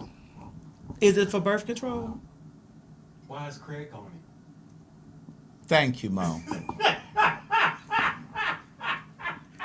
You see how you train these be playing those games with the fags? You see how you train these be playing those games with the fags? So why would I be on birth control? Because I'm a homosexual? But when you said you was adding me to it, I just knew it was a birth control. Now, why would either of us males be on a birth control study? Girl, But you listen, also trying to come and claw me. don't forget to sign up for Pay For Your Say. I We would don't not. want any children. We don't want any children. We don't That's want any right. We children, don't want girl. any children. Right. That's why we be on birth control. That's We don't right. want any children. We don't. And I can still have children. Yes, you can. Yes, you can. You just can't give birth to them. I am only telling you guys about Pay For Your Say. Come on, somebody. But I can still have children. Gag me, Mo. Gag me, girl. The only reason that I tell you guys about Pay For Your Say is because it is a way for you to make extra money. I know a lot of people are going through a lot of hard times. The other part of it is the Baltimore tickets are moving quickly. Yeah. The VIP seats, like we have like these couch seats, they're almost sold out. So get your tickets. No, Antigua. Yeah, the Antigua tickets. for Antigua is done. Yeah, because, girl, y'all don't want to do the double rooms. And we'll be making the announcements for the DR. For the DR. So yeah, so get your PhagTawlk tickets. Any PhagTawlk ticket you can get from PhagTawlk.com. But you see Pay For Your Say scrolling at the bottom. Use promo code PhagTawlk125 for your discount. And we will see you guys next time. Yeah. Yeah, we will. Nashville, we'll see you next week. Yeah, we'll see y'all next week. And St. Louis. Nashville and St. Louis, we'll see you next week. And Pay For Your Say is not $10.99. Now, I will probably have to do a $10.99 for this $1,500 study. But generally speaking, no. Yes, let me send this to y'all. You know, oh yeah, I talked about her playing the Clark sisters' mama, Maddie Moss. I loved her in that. Maddie Moss Clark. The way she embodied, like Ingenue is a slept-on gem. Yes, she is. But the thing that I love about her is she's able to fly under the radar and still have a great career without all of the fanfare and all of that. You know, I think those are the best type of Yeah. careers, though. Yeah. The one where you don't have to deal with any scandals. Yes. You don't have to deal with people always trying to come at your neck. Yes. You just live your life and just consistently working. But you know, now that there's social media all over the place, I think that's really hard to. Yes. That's really hard to do. And then what you can do is if you are in Pay For Your Say, and if you have not made money from Pay For Your Say yet and you need some assistance, your best bet is to email Kim at support@paidforyoursay.com, because there's obviously something that you're not doing correctly in, you know, when you're doing those screeners, because there are people who are making plenty of money over there on Pay For Your Say. All right, any last words? I will vote for T.S. Madison at the Courthouse. I will vote, oh, for Madison.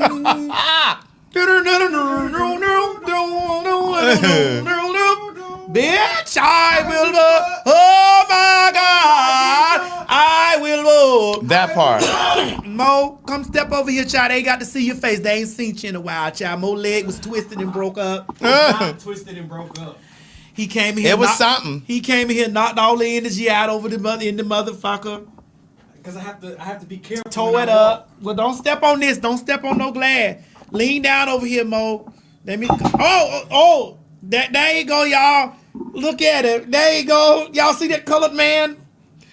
No, Antigua's not canceled. No, Antigua's just booked. no, it's booked. Yeah, it's sold out. Unless you're trying to do a room with a roommate. Y'all better But start doing we're roommates. booked. Yes, because listen to me. When we open up this Dominican Republic, y'all better jump on that too. That part. Because you see how Jump on quickly it's that. going to move. No, you still thick. This your leg? Mo, that's your leg? Mo, that's your leg? Yeah. That's your leg? Yeah, Mo? but I'm gonna start turning everything to muscle. I just got a lot of weight because I've been on the couch for the past September, October. Mo, that's your leg? It sure took you a long time to heal. That's your leg, Mo? To be so young. First of all, that's not true. No. For him to be so young, It sure took No, so it long did to not heal. it did not take me a long time to heal. You got hurt in 2025. We're in 2026. I was able to walk by the end of December. Mo, that's your leg? Yeah. That's your leg, Mo? Oh. What you thought it might have been? I didn't say great. That's your dick. Oh, that's your leg. You guys have an amazing day, an amazing week. Thank you for being here. Thank you for watching with us, and thank you for cutting up with us. Yeah, we'll see y'all some more this week, child. Yes. Y'all got to get these tickets, bitch. That's right. Baltimore, don't do me right now. Yes, Baltimore, DC, we need to sell out. Yeah, and Nashville, do your thing. That's right. And St. Louis. And do your thing, 21. That's right. Because New York City, we going to give y'all the date. Matter of fact, do we got the date? I don't know if he actually confirmed it. Hold on, let me see. Now, we do have tentative dates for Houston. Because we can do that right now. Because you know when we did it right there on the spot, the people had went up. We could. Let's see. Wait, hold on. Let me I know. What you want me to do? answer do we got New York set in stone for that day, that New York day? Oh, he calling. Oh. First of all, Hello? First of all, I don't flip cards. That happened one time. One time. Okay, so we haven't confirmed that other date, so them 2 dates can't be confirmed yet. Cause one date can't confirm because the other day, cause we in high demand over there.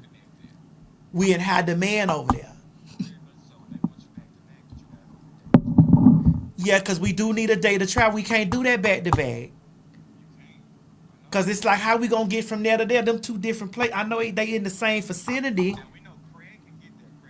Yeah, Craig can get that. Which ones? Them two places that we can't say that right now. Cause how we gonna go from this one to this one in the same span? We need a day in between. Mm-hmm. So we can get there and rest. We got to rest because we be hugging them people and things. Right. We got to rest, Greg. No, for sure. We can't just go. We ain't gonna have no rest in DC though.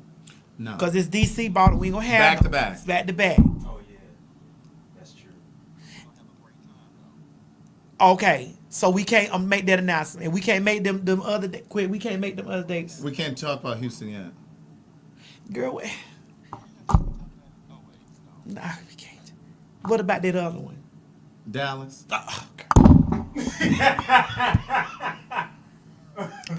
Okay, y'all, because we gonna be no time. We gonna be no. You say Beyonce don't rest shit. We gotta travel though. Beyonce got way more money than we ever have. Right. And Beyonce ain't got gout. I don't either. Here's the gag. I don't either.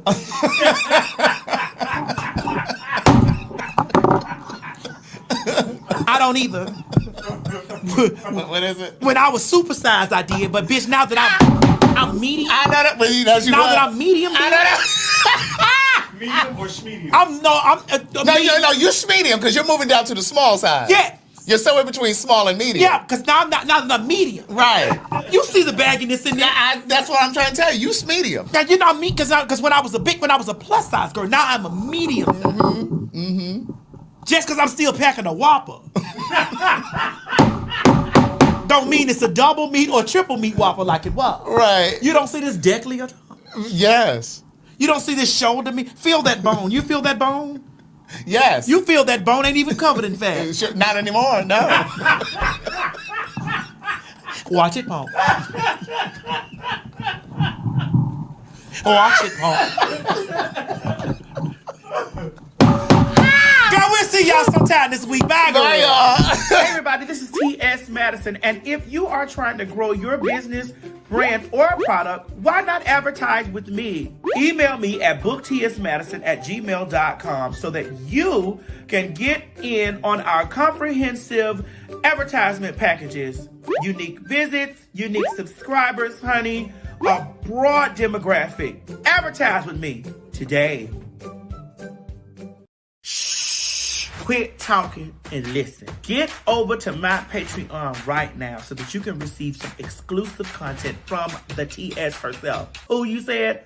The TS.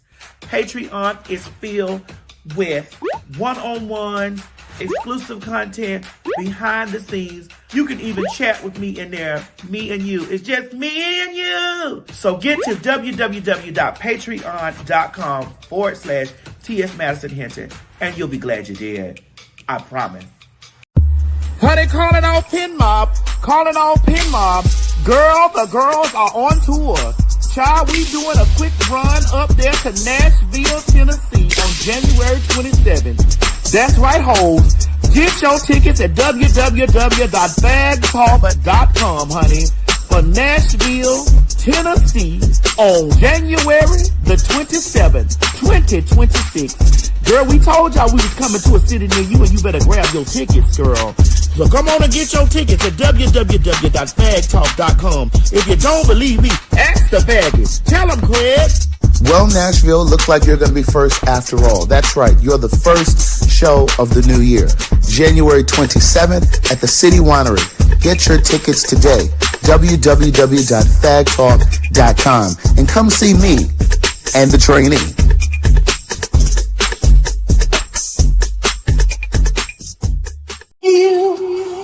I just want to let you girls know that it's a new day. Bitch, I said it. And that's exactly what I meant. This is my house. It's she, hers, and hers.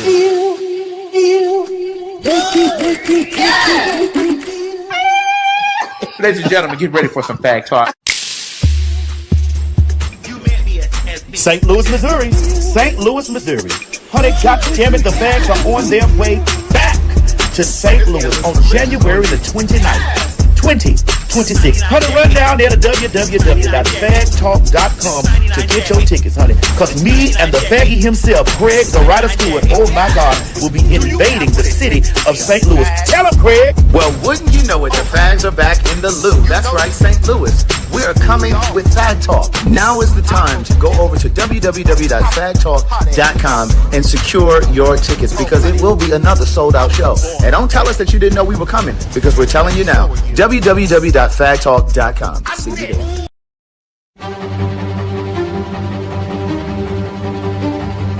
Alexa.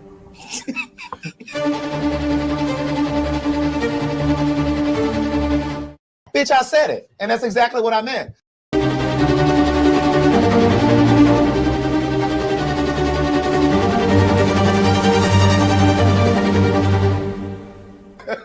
Ladies and gentlemen, get ready for some Phag Talk. Calling all Pin Mob. Calling all Pin Mob. Child, honey, bitch, the date has been secured. Yes, God, bitch. February 15th, the fags are coming to invade Washington, D.C., down there to the Howard Theater. That's right, girls. The punks, trannies, sissies, and everything in between are back, baby. That's the Pin Mob. Craig, tell them where we going. We're coming to the Howard Theater, and we don't give a fuck what Donald Trump said, bitch. We are coming. So get your tickets at www.PhagTawlk.com. Get your tickets, get your tickets, get your tickets. And remember, don't meet us there, bitch. Meet us there. Bye, girl.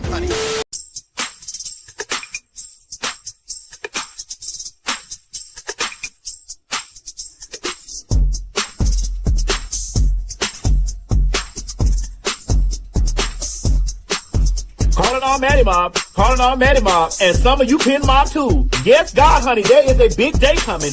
The day is February 16th, 2026. Yes, God, honey, the fags are coming back all the way to Baltimore, Maryland. Child, honey, we about to invade the city right after Valentine's Day, bitch, to bring love, love, love. Craig, tell them where we going, girl. Bitch, we are coming to my hometown, so get your motherfucking tickets. Go on over there to PhagTawlk.com and get your tickets now. Wait a minute, it ain't just Phag Talk, it's www.PhagTawlk.com. You heard the train. Get your motherfucking tickets and don't wait, because you know we always sell out in my hometown. And listen, don't meet us there, bitch. Beat us there. Get your tickets while they hot, baby. www.PhagTawlk.com. Yes, God, honey. Bye. Need the right card right now? Meet Say It in a Card. On the go, busy day? With just a few taps on your phone, you can pick any card category, personalize it, animate it, and send instantly. From the fun and festive birthday, love, thank you, to heavy hitter moments, sympathy, breakup, repairing a friendship. Yes, we cover that too. Original animations bring your message to life. Confetti, sliding text, playful colors, custom motion, all built inside the app. Make your greetings stand out. Why scramble for a card, rummage through stores, or send a plain text when you can craft something meaningful, quick, and totally you? It's convenience meets creativity. Download Say It in a Card now on iOS and Android. Create, animate, send in one effortless tap. Your moments matter. Make them memorable. You ain't gonna have no other choice but to see me because I'm in everything. There it is you ain't right gonna have there. no other choice but to see me because I'm in everything and everywhere. I'm in film, Look. television, Okay. streaming, music, bitch, and pornography. Damn. Bye.